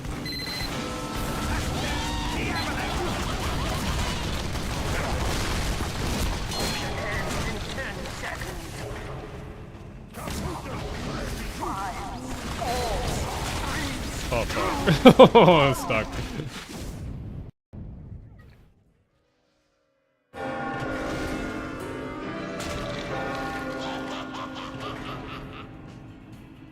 Need to stop playing Sniper because that's what I don't usually play. But yeah, I've been meaning to... Which one have I not played on yet? I don't think I've played on Sand... Oh, and of course I can't vote. Well, let's leave that one and then... Find new game. Start search. Ah, bonk. GACL says it should be running by 2028, and that's... that's... Well, it depends. So, theoretically... so New Jersey has an off schedule for governorship. So the vote for governor would be next year, in 2025, but then the governor would come into power in 2026. And so if everything goes correctly and Stephen Flupp runs for governor of New Jersey and he wins, he could potentially give NJ Transit the most amount of money they've ever received ever. So if he comes into power, the GCL is getting like fast tracked and essentially will probably finish by 2028. But that's if he comes into power. So a lot is hinging on that. Let's hope that's true or hope that's the case, but obviously might not happen. I have never played this map before, so we're going to be figuring this out.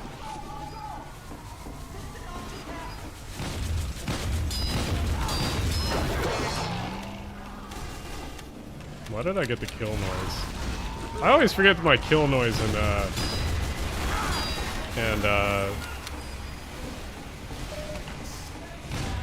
whereas my kill noise and stuff is the default because I reinstalled TF2, but it used to be some funny shit.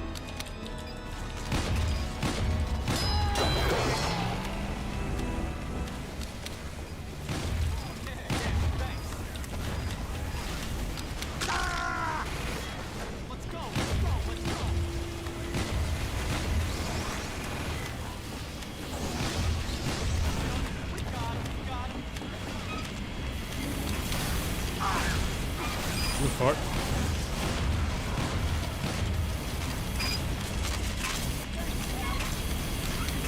I love that there's a Saul on the front of these.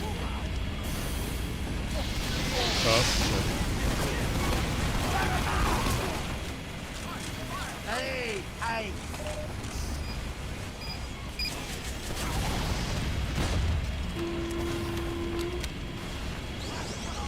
Thanks, man. Oh, fuck. It's so annoying that they can get up there. Can I go... The thing goes up. Does that mean it goes up? Is he the likely Dem candidate? Yes, I assume he's the most likely.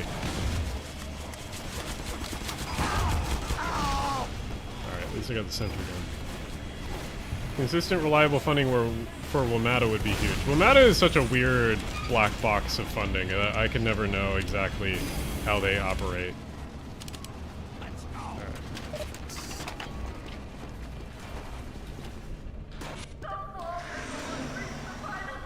Yeah, it's R-bomb.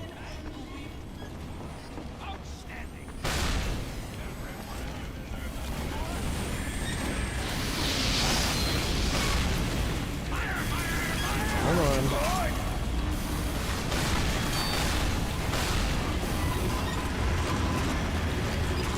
What do we have to wait for?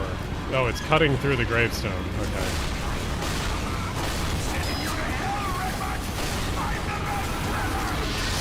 Oh, what the fuck? Did not see that pyro at all. Spent a long time trying to figure out how their funding works and still don't have a clue. Yeah, it's really random. It's state, Washington, D.C., and then federal. It's very goofy. I mean, Randy Clark seems to be the best transit GM at the moment. Can't think anyone that's better than him.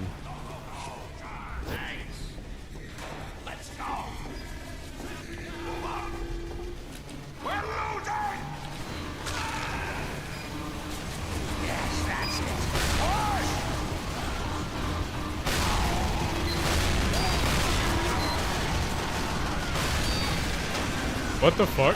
Where? Okay, Sure. This is chaos. Oh, I'm on red. Cool. Here. Go on the losing team.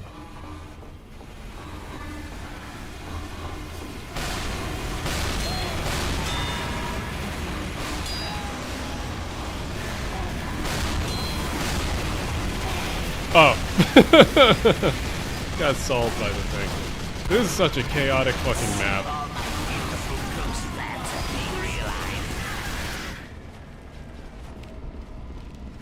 So the whole board seems to be okay. Unlike Bart, it's largely a political job for suburbanites. Lamata... Fight, you nincompoops! They're beating us!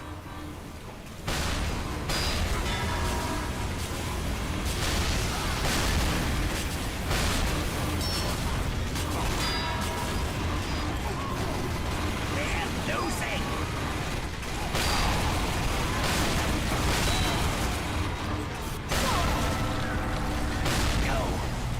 Stop. I won! And just so I don't have to pay you! Never fucking played this map. What? Will the bloop happen? I have no clue. Oh. Oh. Okay. Where's... Okay. This is goofy. This is very goofy.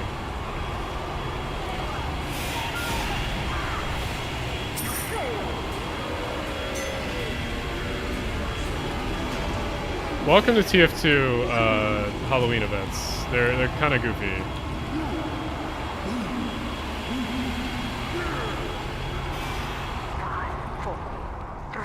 Let's see. Send my brother to hell, but no, don't do it! Do it! No! Continue doing it! No!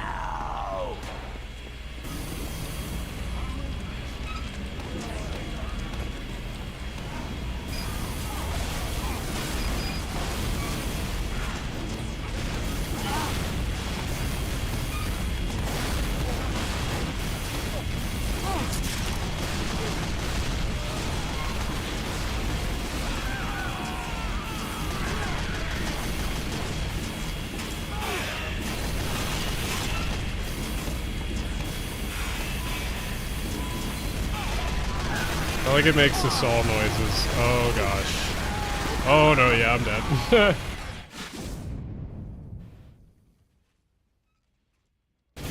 So the bloop idea, the capacity study of honestly, I don't even care what the bloop happens. They just need a rail link to Georgetown of some sort, because that's the main issue. Like, the bloop is a good idea, but, well, okay idea, but it's getting rail to Georgetown is like the whole goal, because there's so many people that live and want to go there.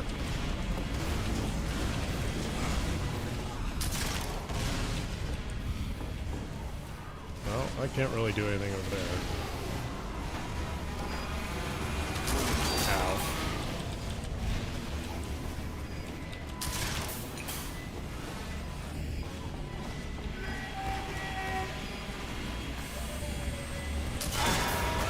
Oh my god. Streetcar will probably expand to Georgetown, but is there plans to expand the streetcar? I have no idea. Literally do not know about any plans about the streetcar, because I have not been following that.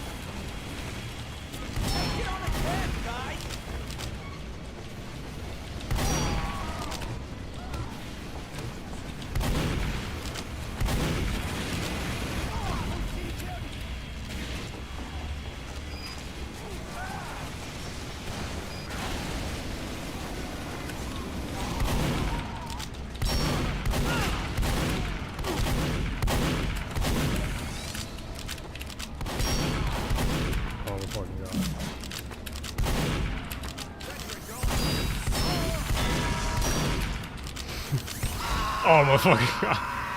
Oh, I'm so bad. I'm so rusty. Oh, I'm so rusty. One of the reasons the issues with getting the rail Georgetown is Georgetown Granite Suite, which is a huge chunk of granite, which is a pain to tunnel through. I did not know that, actually. I don't know. So far, I do not like this map that much. Streetcar plans east of funded but canceled last year. They bought back this year, going east for sure. Okay, interesting.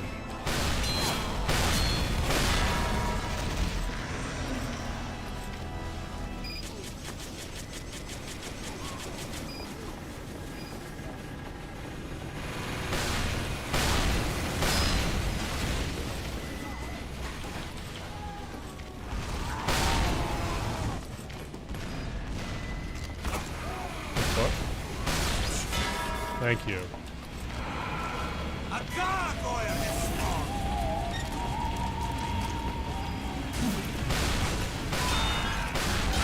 God damn it. They ran into the original Red Line construction, caused delays on the Shady Grove side. Interesting. I don't know much of the history about that, but that does track.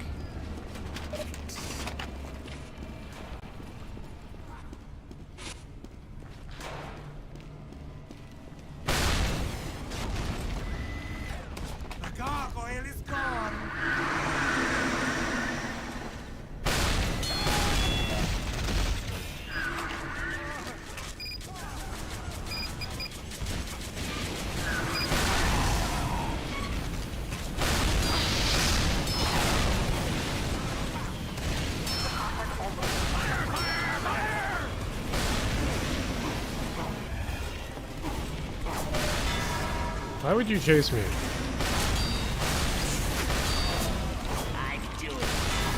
Why would you do that? I have a dispenser.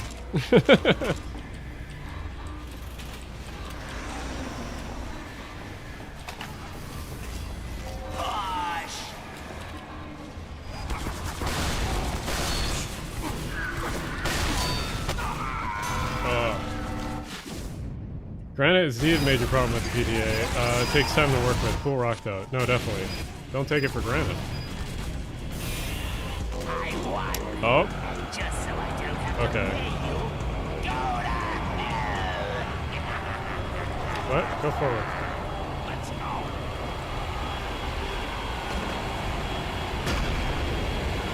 Up. Ah, come on. I totally didn't touch that shit.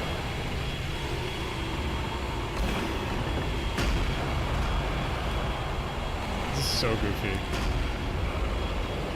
This is essentially like a death run map at the end.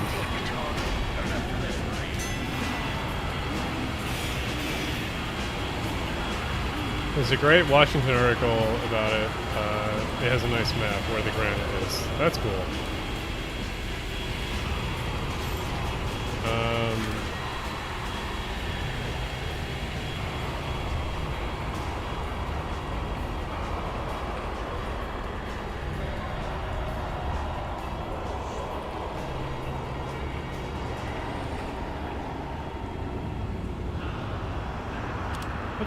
Let's play a different game for a little bit. Something a little more chill.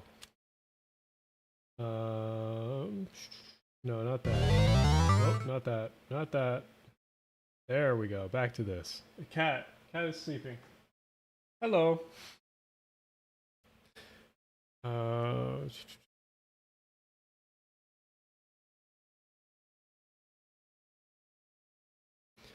Where was I gonna check? Okay. Most are igneous rocks. Yeah, don't be ignorant about igneous rocks.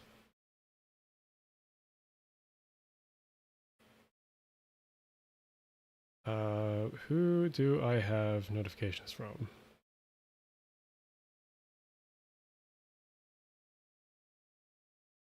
Twitter is such a mess because like when you get a lot of notifications, it's just like it doesn't give you the one that's actually what you're looking for. Mad Wonk, have you seen the maps of the full streetcar plan? I have seen the maps of the full streetcar plan, but I didn't know if it was actually happening or not.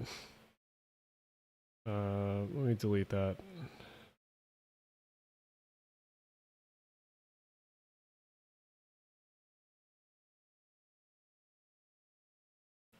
Let's see, what on my Steam do I have that's chill that we can play?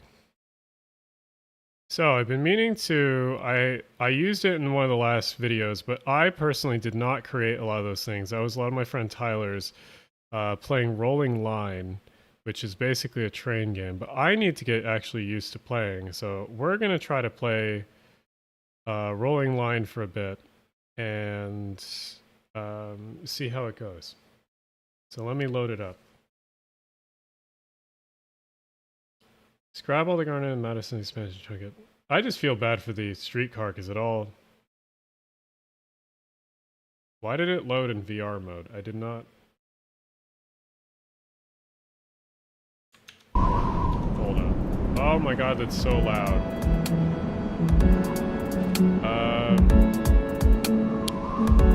Oh, no. All F4. No. We're not doing VR. Why would you load in VR mode?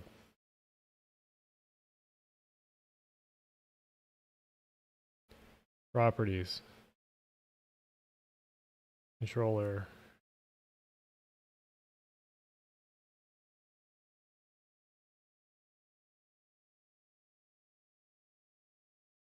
Relaunch Rolling Line in VR, Steam VR mode, play on PC, disable Steam launch, VR auto launch, disable. Any in-person meetups in Philly in the future? Yes, we want to plan some stuff. I'm just trying to figure out some stuff that would be cool and worthwhile, but also affordable to the most part. You can now launch Rolling Line using play on PC mode. Okay.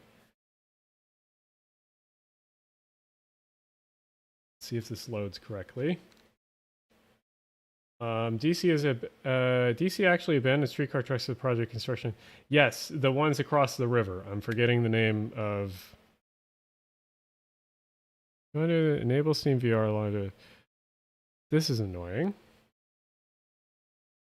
All right, properties. General. Play on PC. Launch Rolling Line CMVR. Ask when... Okay, let's try this again. I hope Alan does another SF Bay meetup, especially with Caltrain Ride Electrification. Yes, I will be back sometime. Okay. Oh, this is so loud. Oh my god, this is so loud. Okay, how do I... Oh my god, it's so loud. Hold on. Let me mute that for you guys, but for me, it's so fucking loud at the moment. How do I...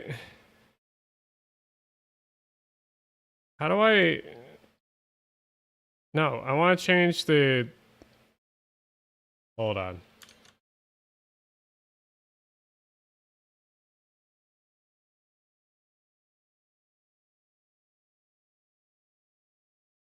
Okay, you guys will see what I'm seeing, but I'm trying to get... Okay. We'll do this first.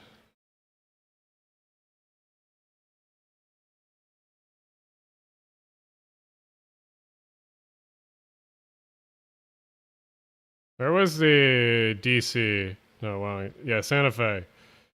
Loud. I'm a boomer. We'll choose that one. I cannot hear shit at the moment. This is so goddamn loud. I have this muted for you guys. Alright, can I... No. No. Back. Audio! Oh my god. Oh my god, thank god. Oh my god, my ears. Alright, now we got it. Music volume 1. Oh my god.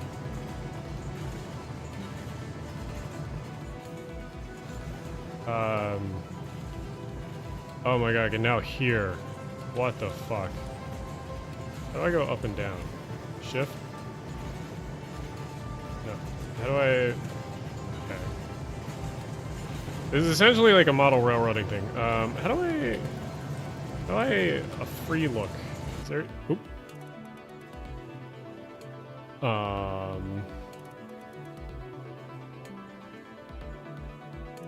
Okay. Okay, maybe I should play this in VR. This looks a lot easier in VR. Also, that is an NCE controller. That's funny. In the model railroader stuff, that's very funny. How do I free look? Enable airplanes. How do I get back to the...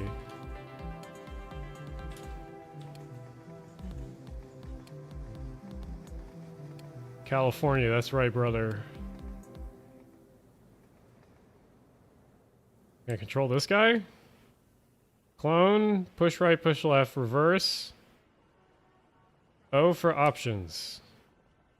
Number, close menu.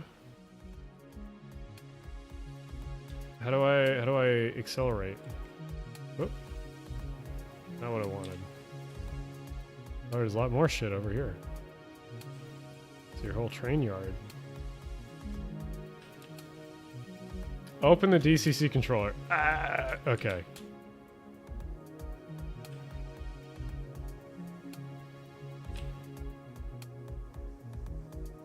Edit F. This. Whoop. No.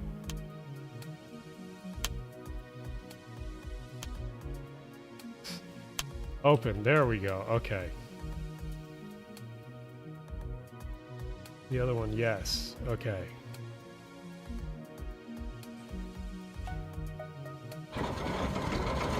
That's right, baby. Okay. Oh, and this is how we adjust height.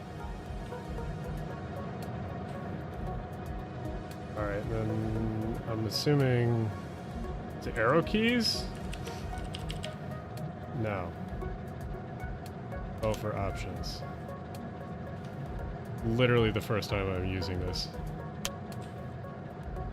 Speed. E and Q. Oh, that makes a lot of sense.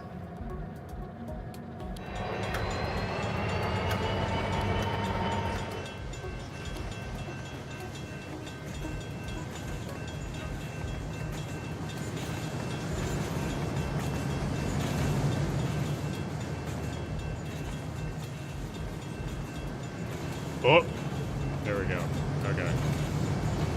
Yeah, I like the graphics of this game because it's very like this ages well because it's very like cartoony-ish. Oh, these actually have kind of sort of interiors. It's kind of neat.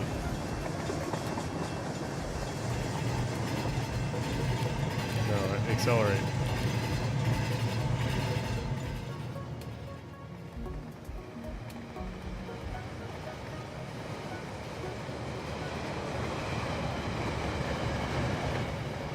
That's switched for the right way. Okay. I don't think it matters. And I think there's another train somewhere on this layout. Okay.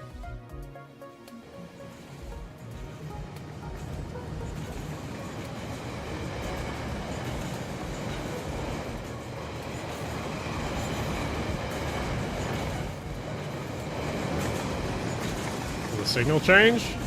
Yes, it will. Okay, cool.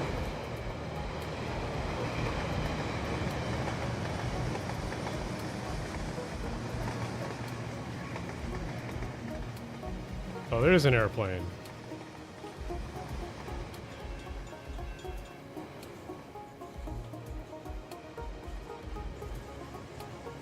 Just talking to a friend about how people in general need to lean away from realism. Yeah, because realism doesn't age as well as like actual stylized graphics.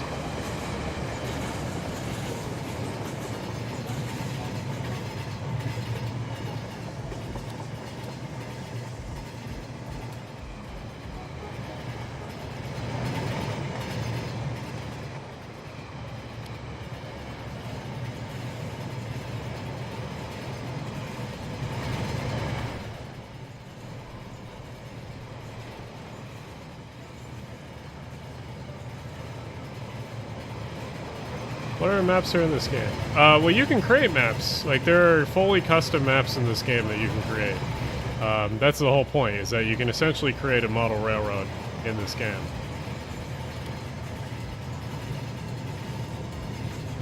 This kind of is goofy with how curvaceous some of these curves are.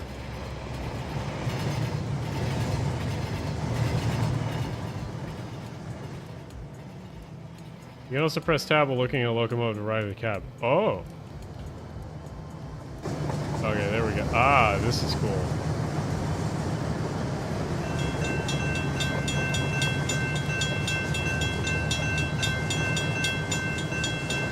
No loco selection. Alright, how do I...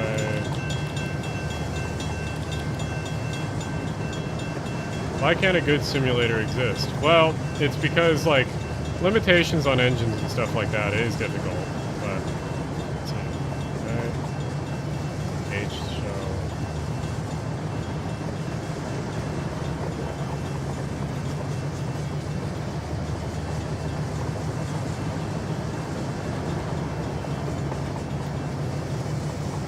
How do I drop the... Alright, let me drop the decoder.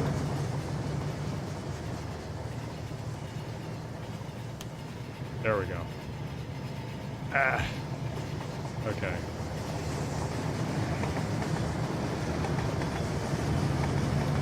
There we go.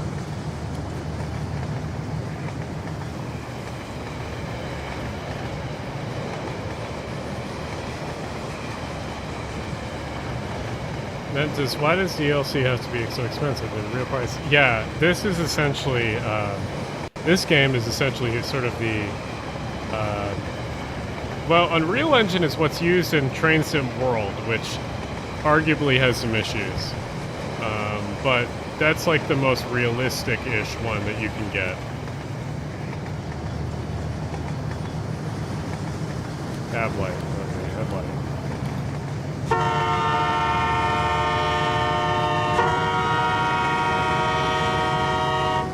Goofy. That's not how that works.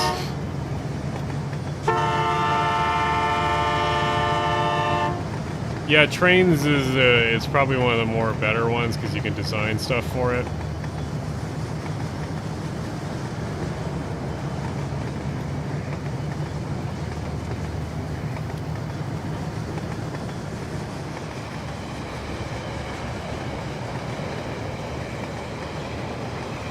I wish there was some super elevation on this map. That would be a little bit more realistic with that.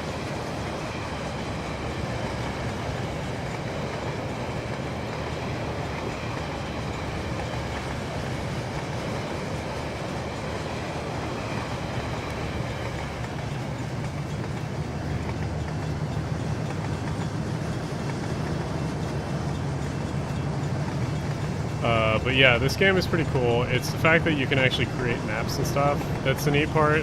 Like, obviously, you have to spend a lot of time to actually build the whole thing. Apparently, it works a lot better in VR, which it was originally designed for. Only real ones remember Microsoft Train Simulator. Yeah, that game's pretty decent for the most part.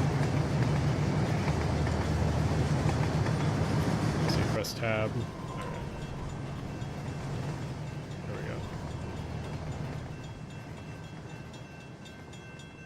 Apparently another line which we could be running stuff on the opposite direction. Oh, this one. Okay.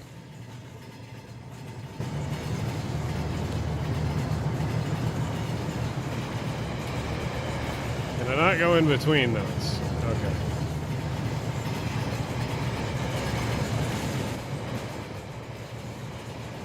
This is TF2. Yeah, no, I'm not playing TF2 anymore. We were earlier.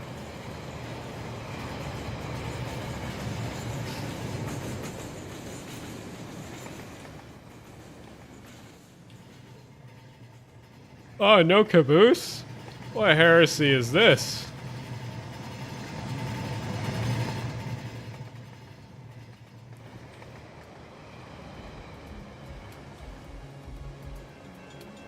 Are these on the same track? No, they're on different tracks but going the same direction. Okay. Okay.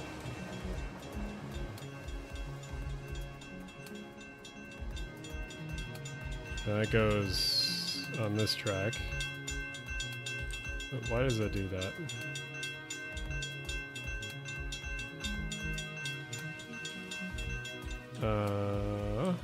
Okay. the controller. I don't think there's a... I guess I would have to reverse it once I get to here. And then go out a different direction. There isn't... I don't think there's a reversing loop on this.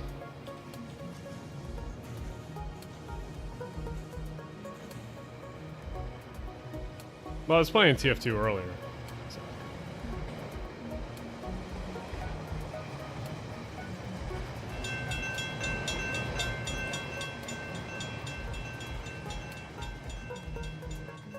Gotta be a section where I can reverse it. I don't think there is.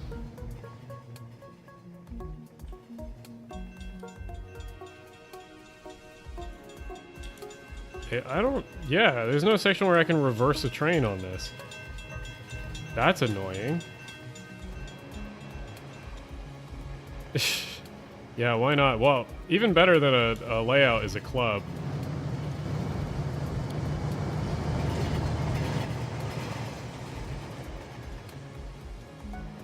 Because a club is like co-op, essentially, which honestly is kind of fun. Yeah, there's no reversing loop on this. You can't reverse the direction of a train. That's a fucking lame. Because even... Oh, no, there is. Okay, so I guess that section is a reversing loop. You have to go through the yard, which is kind of annoying. I guess I can, like, back up one of these and then get them... What fucking locomotive is on? Oh, it's a big, large boy. Huge man. Huge honcho.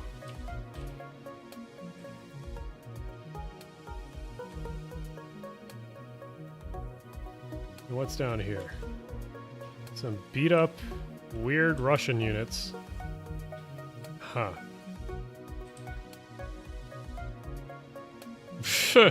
Yeah, some clubs are better than others. Mine luckily has a lot of young people in it. You can also like... I would love to start a club at some point. That would be the fun thing.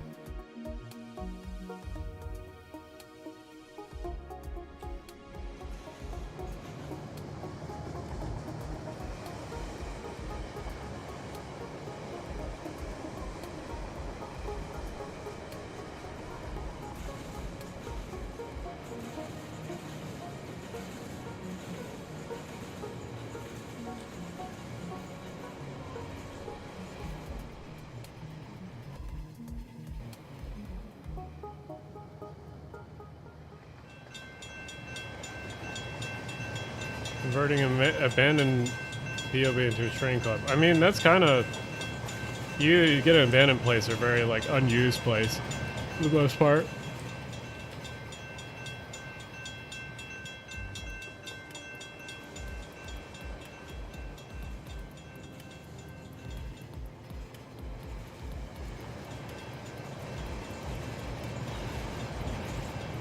I will. I can play TF2 for a little bit again, but I honestly want to figure this out.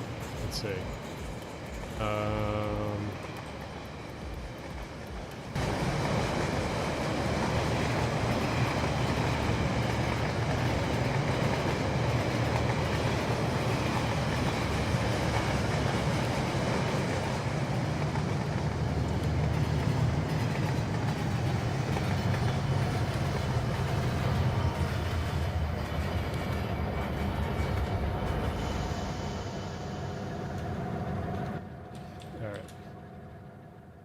That one's out.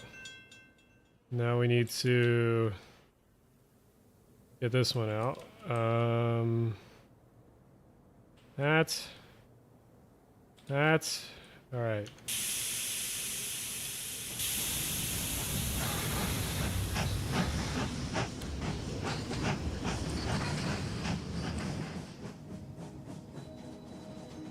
That's such cool smoke effects, honestly.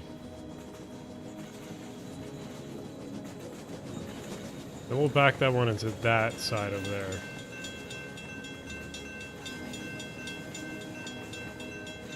I just want to say a sort of Gila train or Tijuana train club. Yeah, that would be fun.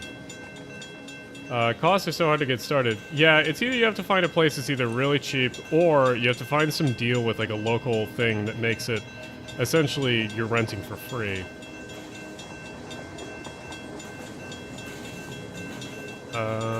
What?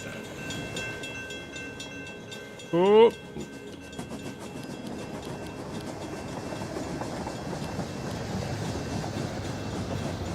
Please don't hit. Okay. We're good. We're good. Okay.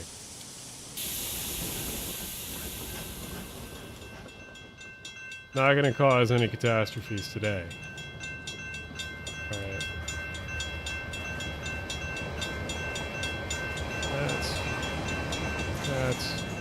That's okay.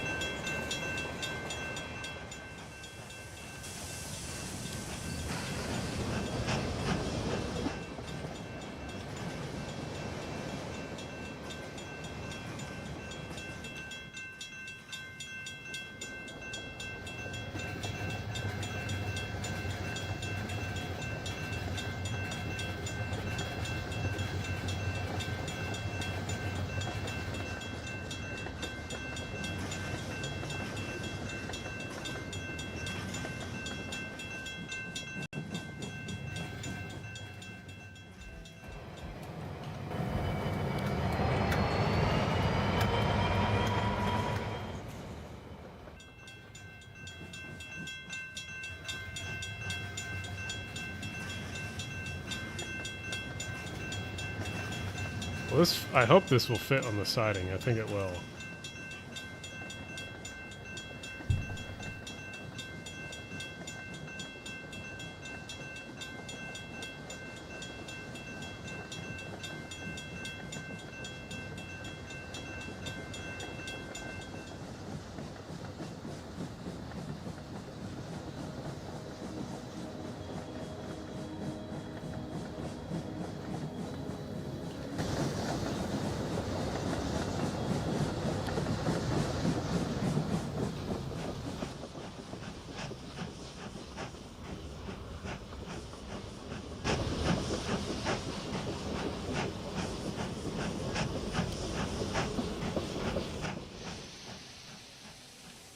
Alright, and then on this one we want that.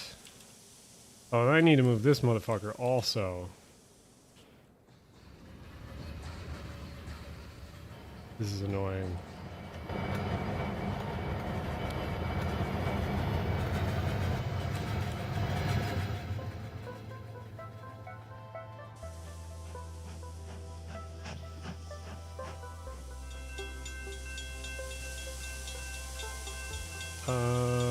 Push right, push it. Guess I'll just push these to the end of the siding, because I think we can fit... might not be able to fit that whole thing. No, I don't want to clone it. I drop it. R. Oh, options. Oh, I delete. Clone, reverse... left, right. How do I delete a car? Someone must know how to do that.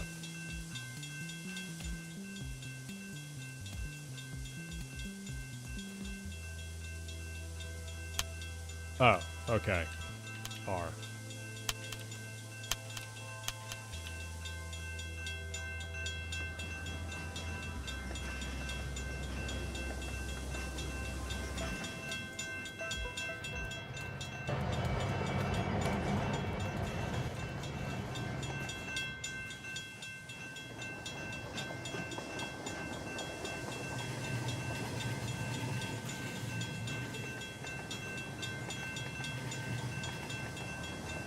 What's your favorite movie set? Set on a train or bus? I don't know. Good question. I have to think about that because there's not too many, which is unfortunate.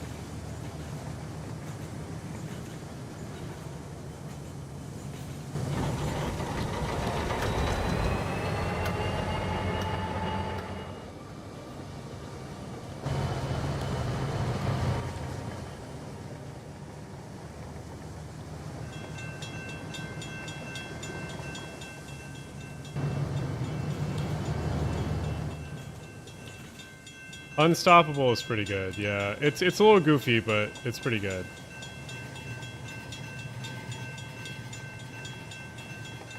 Can you delete any car on the track, I think.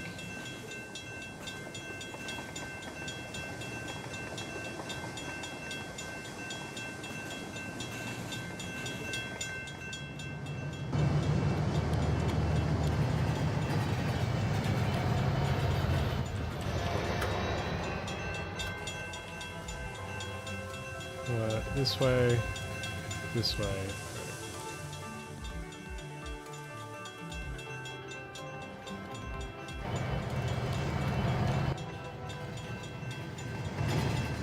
Whoops. Go back up, please.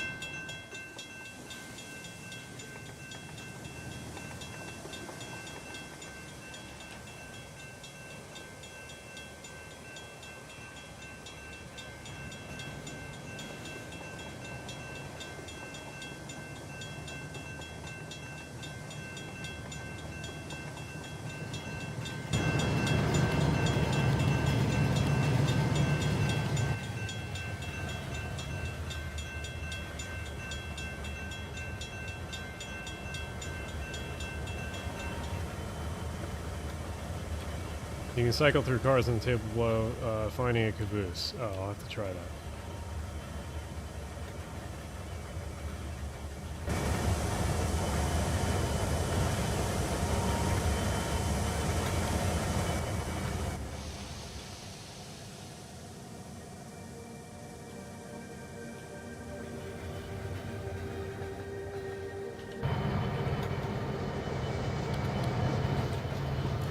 Let's find a caboose for this.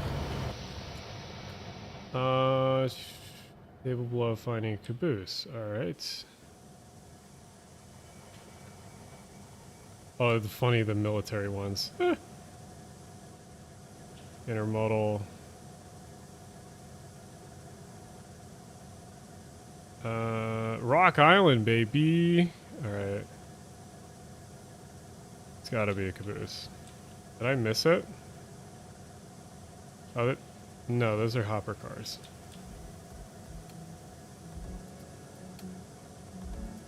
Are those caboose? No, kind of? Where are the caboosen?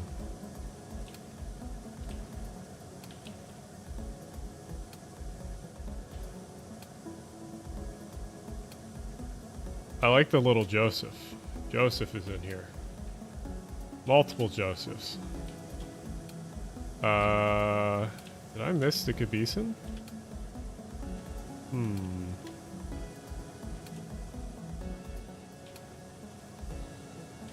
Where is the... There's that one that looks like a caboose. That's like probably close enough. This one. That looks like the fucking Polar Express. Whoops. Pick that up.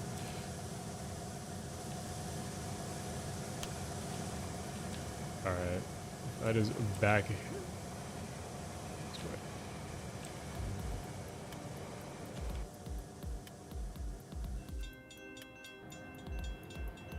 Yeah, I will download more off the Steam Workshop.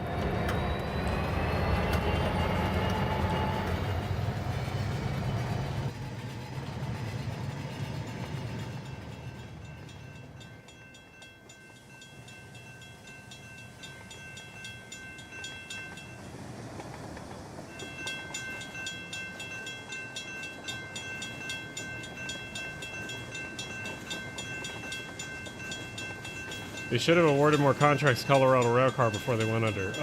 It's tough because they were a dubious company. They were good in a lot of ways, but also bad in a lot of ways, so... yeah.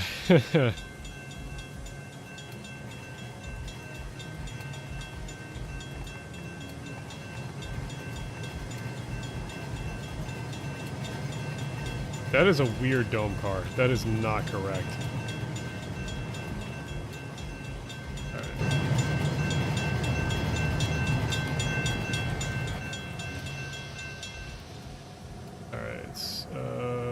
That way.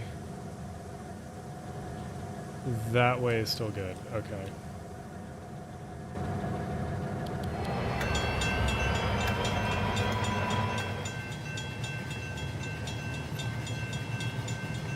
Give everything to Brookville. Make the electric streetcar look or electric locomotives now. Yeah, no, honestly.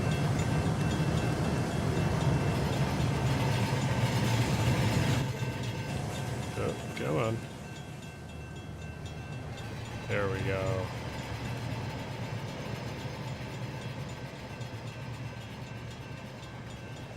We've joked about it. There's a few friends of mine that have joked about doing some sort of thing about private railcar manufacturing, something.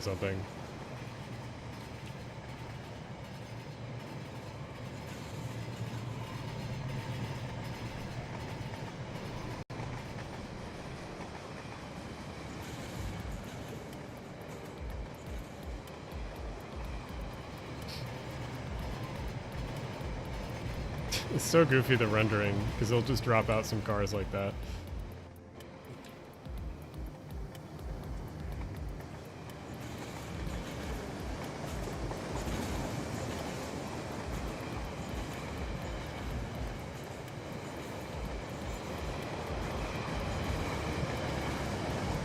Bombardier bought Pullman. Maybe that's what cursed him. Probably, honestly. It's either that or Bud. Because technically they bought part of Bud when it went under. But Bud was the blessed part, if anything.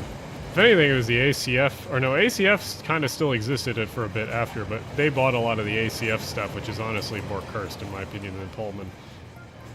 And then there's also the St. Louis Car Works, which I guess they also bought part of them, too.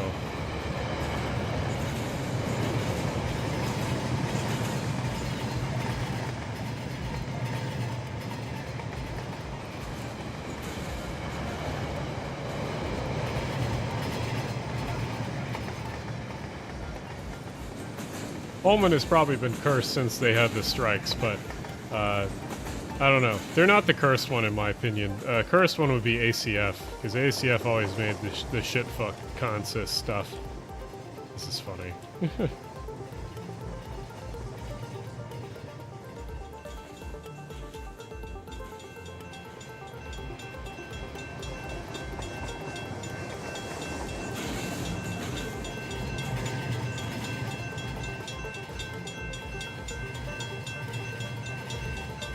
Didn't Bud still technically exist until recently to pay out pensions? Yes.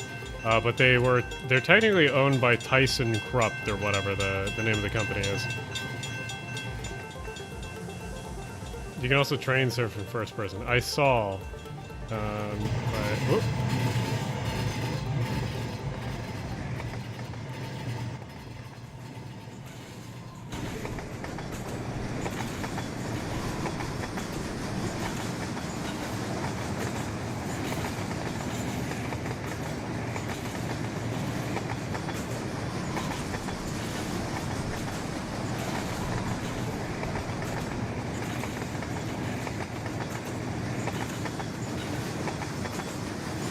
this track geometry is a little exaggerated, but yes.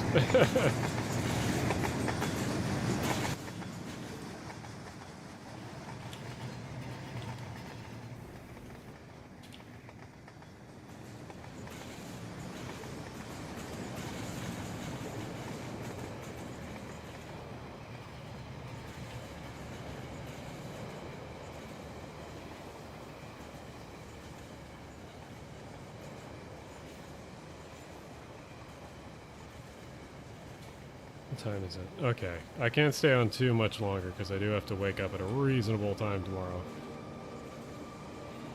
But I do need to stream, and things are going to get more consistent in a little bit. Like I said, it was a little bit chaotic for a while.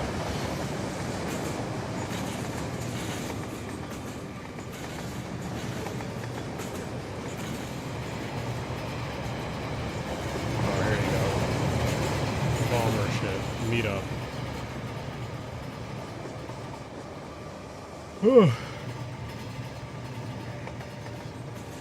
Also, doing it on a Saturday night is a hit or miss, because sometimes we'll get more people because no one has anything to do on Saturday, but otherwise it's a Saturday night, so people are usually out doing something, so hit or miss. Let's see. Let's exit this game for now, quit the desktop. Okay. There's plenty of more games that I need to get through on Steam that I haven't played in a while. Plus, I have VR, and I should set that up eventually. But the cat is still up there. Glenda. Hello. Hi. Let me open this back up to check it. Good Saturday evening, yes. Yeah, this definitely was not a super heavily watched stream, but hey, it's chill. It's chill Saturday night.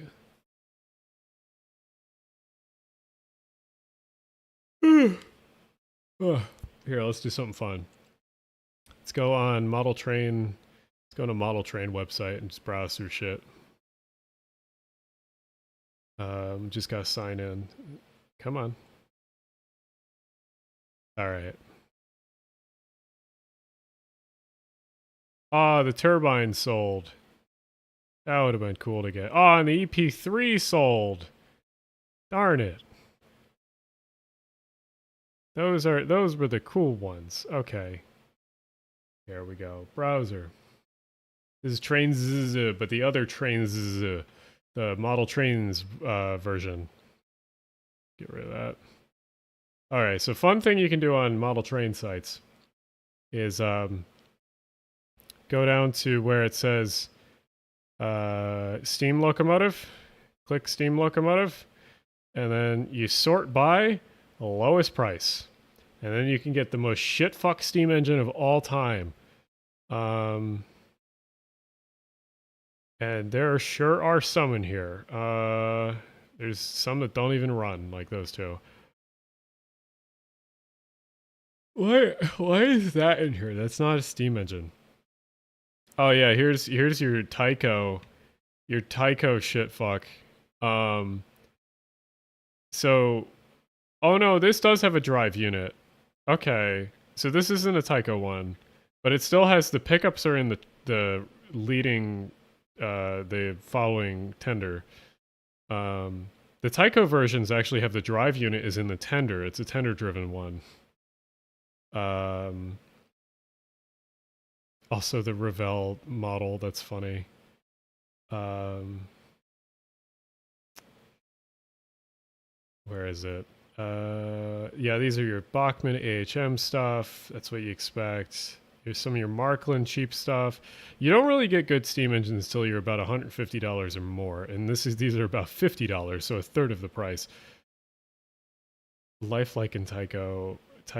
Yeah, the Tyco ones are funny. So if you ever look at a Tyco one, the actual steam engine has no drive unit in it. The drive unit's actually back in the tender. You can see it's right there. There's your gears and your drive unit, and your pickups are in the tender.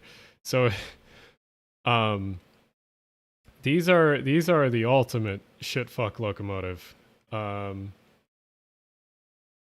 Like, they are not good, to say the least. Oh, excuse me.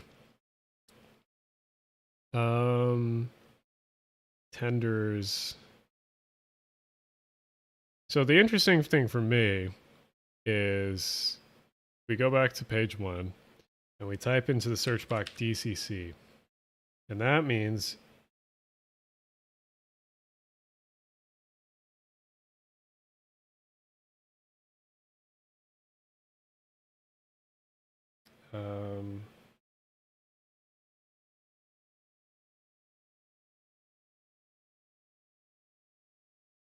hold on, someone just texted me.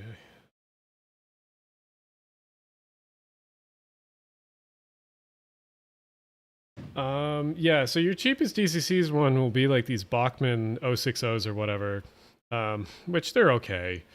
They're definitely not that good. And let's see, is there any reasonable shit in here? Okay, so you got a Daylight. These are all right. So these are Bachmann, but these are generally slightly better Bachmanns. These GS4s. Not amazing. Let's see. Excuse me.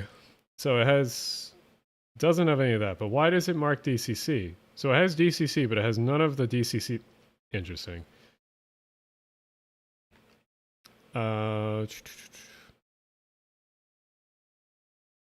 There's another Daylight.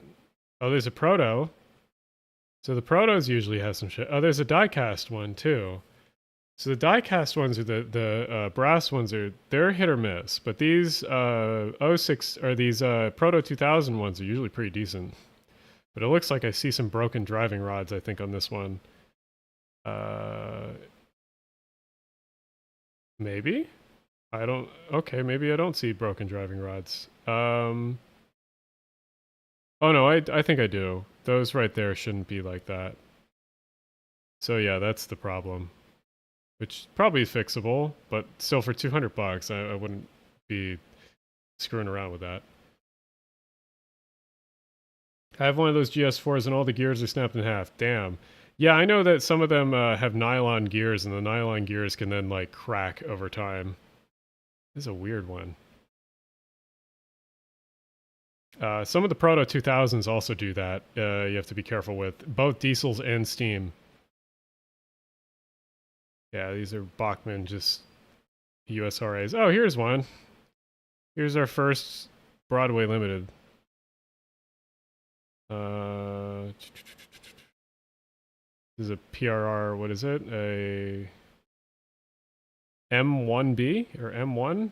I don't know much. The PRR naming scheme is very nebulous. I don't understand it. There are some foamers that do understand how the naming scheme works. I have no idea. Oh, yeah, the PRR one, this is this kind of tender is called a coast-to-coast tender. It's basically their long-distance tender. So they didn't have to pick up water stops or whatnot. Basically, it's a non-commuter engine would have those. This is kind of cool. The Athearn FEF with the smoke deflectors. And this is in... I don't know if this scheme ever existed. This might be a fantasy scheme. Unless I'm wrong, I don't think Union Pacific ever painted them like that. Ugh.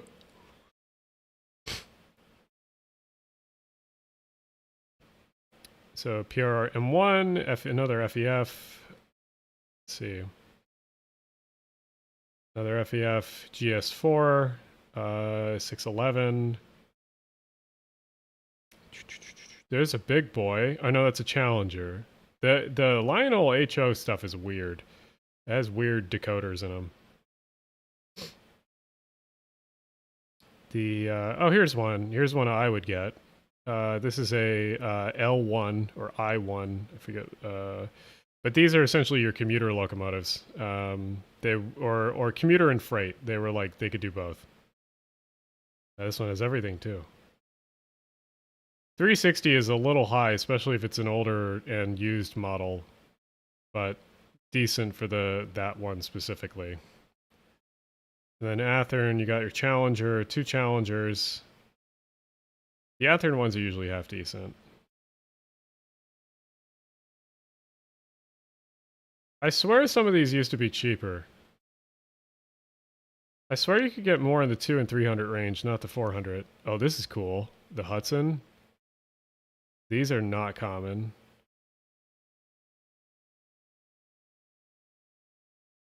I know a friend that would love to have that thing. Alright, so the other fun thing you can do along with steam engines, so we can sort by DCC, which is in here, and then you sort by lowest price. So you can get the ultimate shitfuck for a really cheap price. Oh, there's a trolley. I love it. Why did they not zoom in on this? Why did they leave it zoomed out? Toronto. Oh, it's a TCC one. Okay. That's so goofy. Why would you not zoom in? Oh, that is a cute caboose. What? Why would... This is a blue box with DCC? I think it is. I was about to say who would add DCC to a blue box, but I have done exactly that.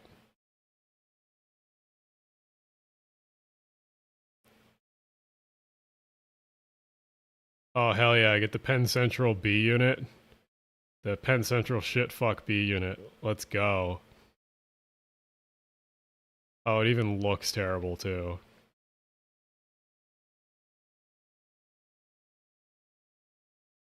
Let's see. Let me check one thing real quick.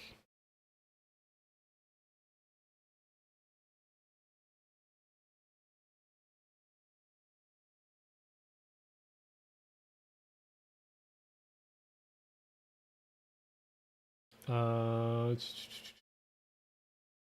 see, back to browser. Still waiting for Bachmann to do Siemens S70, S700 LRVs.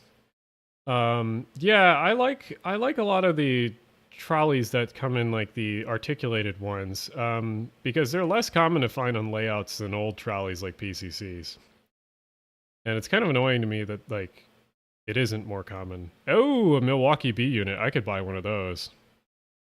I have one of these. I would just need to renumber it because I think I have 70 already. Oh wait, I already have this one saved on my wish list. Yeah, okay. I've seen it before. The Penn Central one. B&O, I think this is a Trainmaster? Yeah.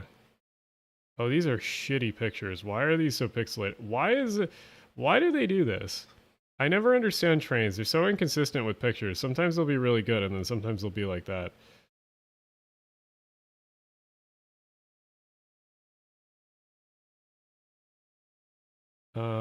PL and E. Is that the Pittsburgh something? Oh, New York Central Alco. B&O GP30. Oh, Conrail SD. I already like that. Oh, Doodlebug with DCC. What? This is actually not a bad buy. Already has it installed. Huh. I don't like that. San Diego, Sacramento, Seattle, Salt Lake, Phoenix, etc., etc. Yeah, no, definitely. Oh, this is such a terrible livery. I didn't even realize this was a real railroad. It's such a bad livery. I can't believe that ever existed. Oh my god, terrible. Another Trainmaster. Oh no, it's an SD7. Excuse me.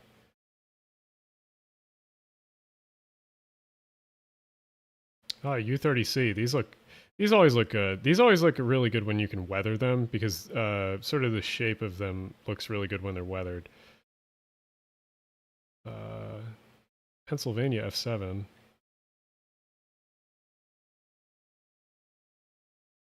Honestly, that's not a bad deal. Is this a Bachmann? I think it is. Yeah, okay. Debatable. It's America Livery Railroad. Oh, look, a little 44 tonner. Canadian Pacific Diesel. I always like the European stuff too that shows up on these sites.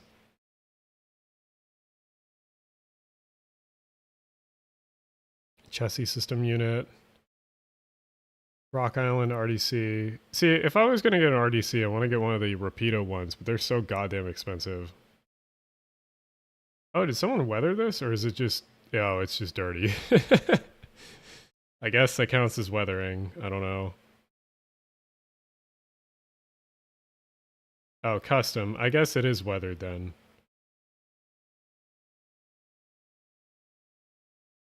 Oh, yeah, that's weathered just badly.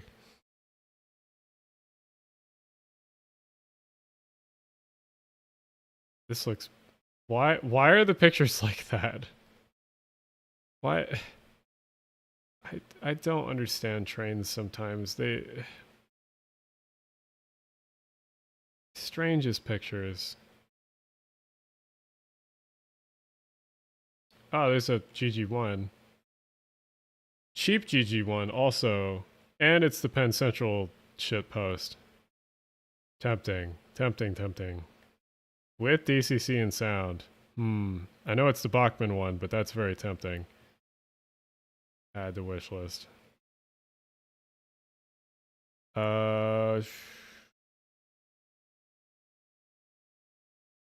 Oh, here you go. The ultimate shitfuck. DD40X or whatever. The 2 locomotives sandwiched in one.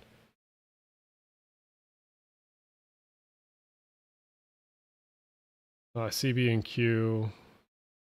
That's surprisingly cheap for an E unit, but I guess it's a Paragon 2 one, so they could just explode at any moment.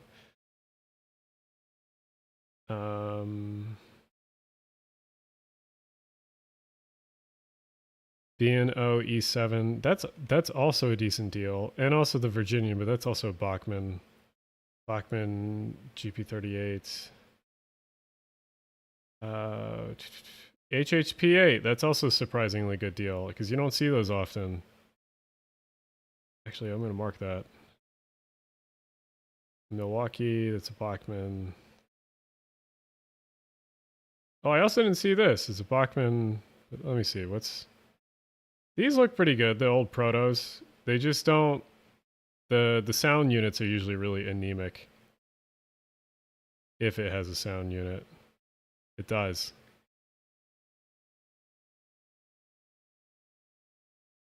And these are interesting because Bachmann made okay-ish models. They're not like the Broadway limited ones, but they're pretty decent. Yeah, no sound. Notes. Headlight in up. Oh, so it needs a replacement of the headlight. It's kind of annoying. Have that Chessie one. Penn Central is best logo. Yeah, honestly, it's frustrating Penn Central had such a good logo, but they're such a shit company.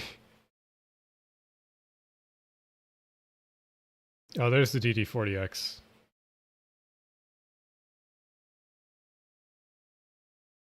The Bachmann starter kits. Does that come with track?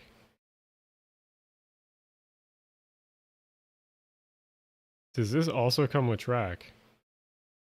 Or is this just the DCC controller and locomotive? That's goofy. What does this include? Oh. Decoder equipped diesel, easy track command, control station, and an AC wall power. Okay, so no track. Otherwise, it did come with track. That might be worth it for that price.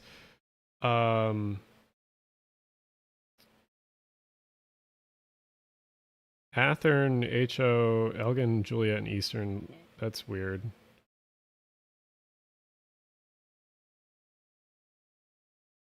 Yes, true. Penn Central is also a coupler. Ooh, Milwaukee E unit. I run a Hiawatha consist, so something like that is appealing to me. Ooh, also SD9. PRR. Oh, and a Crocodile. I like the Crocodile.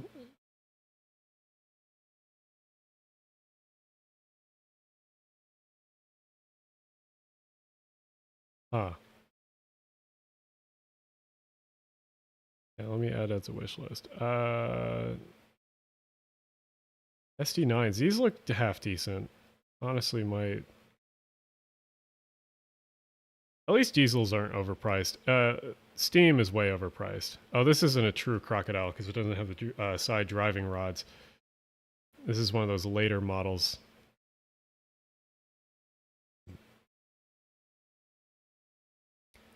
So it has Fortress, no smoke, whistle. Okay.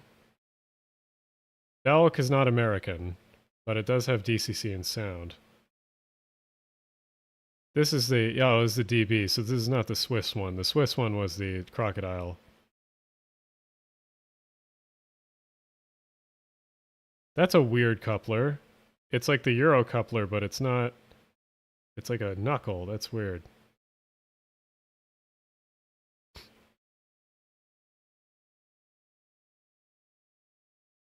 I'm gonna watch that, because I'm not too interested in getting some Euro stuff like that, but those are cool.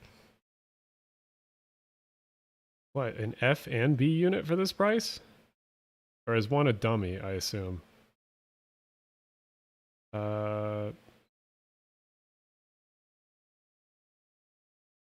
No, they both look like powered. They're both powered. They both DCC? That's not a bad deal. Why are they so cheap? What's wrong with them? I guess they're precision models, which I don't think they make them anymore. Oh, do they have to be permanently coupled together? Is that the catch? I think that's a connector that goes between them. Oh, that's weird. These locomotives feature plastic appears to have run sparingly to place the original plastic starting to please check the detail. That's interesting. So they have to be run together. I have never seen that before. Okay. Check our wish list. Start at page 3. Lockman. Oh, that one sold out. That one sold out. All right. Get rid of this one.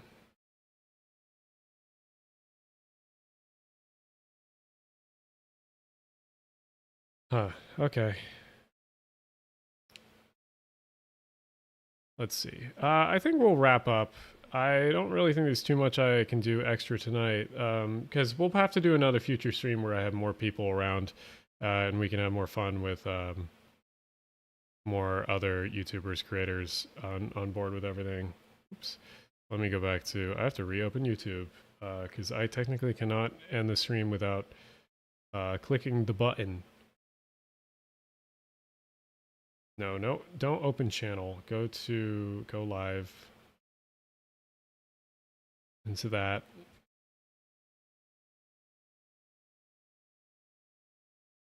Okay, anyway. Yeah, hopefully you guys enjoyed the stream today. It was pretty chill. Always thank you so much for the donations. It's going pretty well with the videos. I hope that everything comes together. Yeah, if... we can definitely plan some in the future, and I'm hoping to get this Wendover video together and all the future videos. There will be a trolley bus video coming after the Wendover one, hopefully, and then after that, there's going to be a bunch of fun train ones that are like Northeast Corridor ones, and then some other fun US ones. But a lot of cool stuff coming. Finally getting over that mental hump of like getting stuck and like rescheduling trips over and over, and yeah, you heard, I was in a little bit of a breakup, so mentally wise, not the best. So yeah, anyway, looking forward to this week and looking forward to getting back on track in many different ways. And yeah, the private car video, like you guys saw some of the footage for that, looking forward to putting that together. But anyway, thank you for stopping by. I always appreciate you guys, and I appreciate being able to do these streams and that they're very chill. I appreciate my audience that we're pretty chill compared to a lot of other YouTubers and streamers, and people generally are chill to hang out with. Not everyone gets that online. So anyway, I want you guys to have a good night.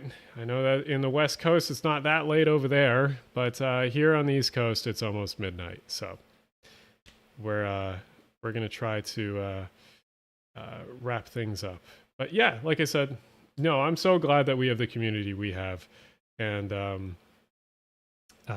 yeah, I'm always thankful for that. The Discord too.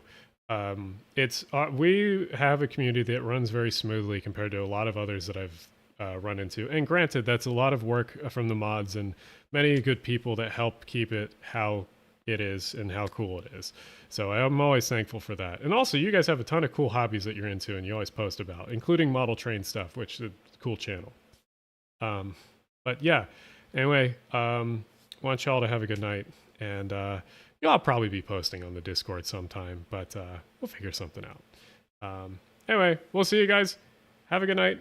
Or have a good afternoon or a late night.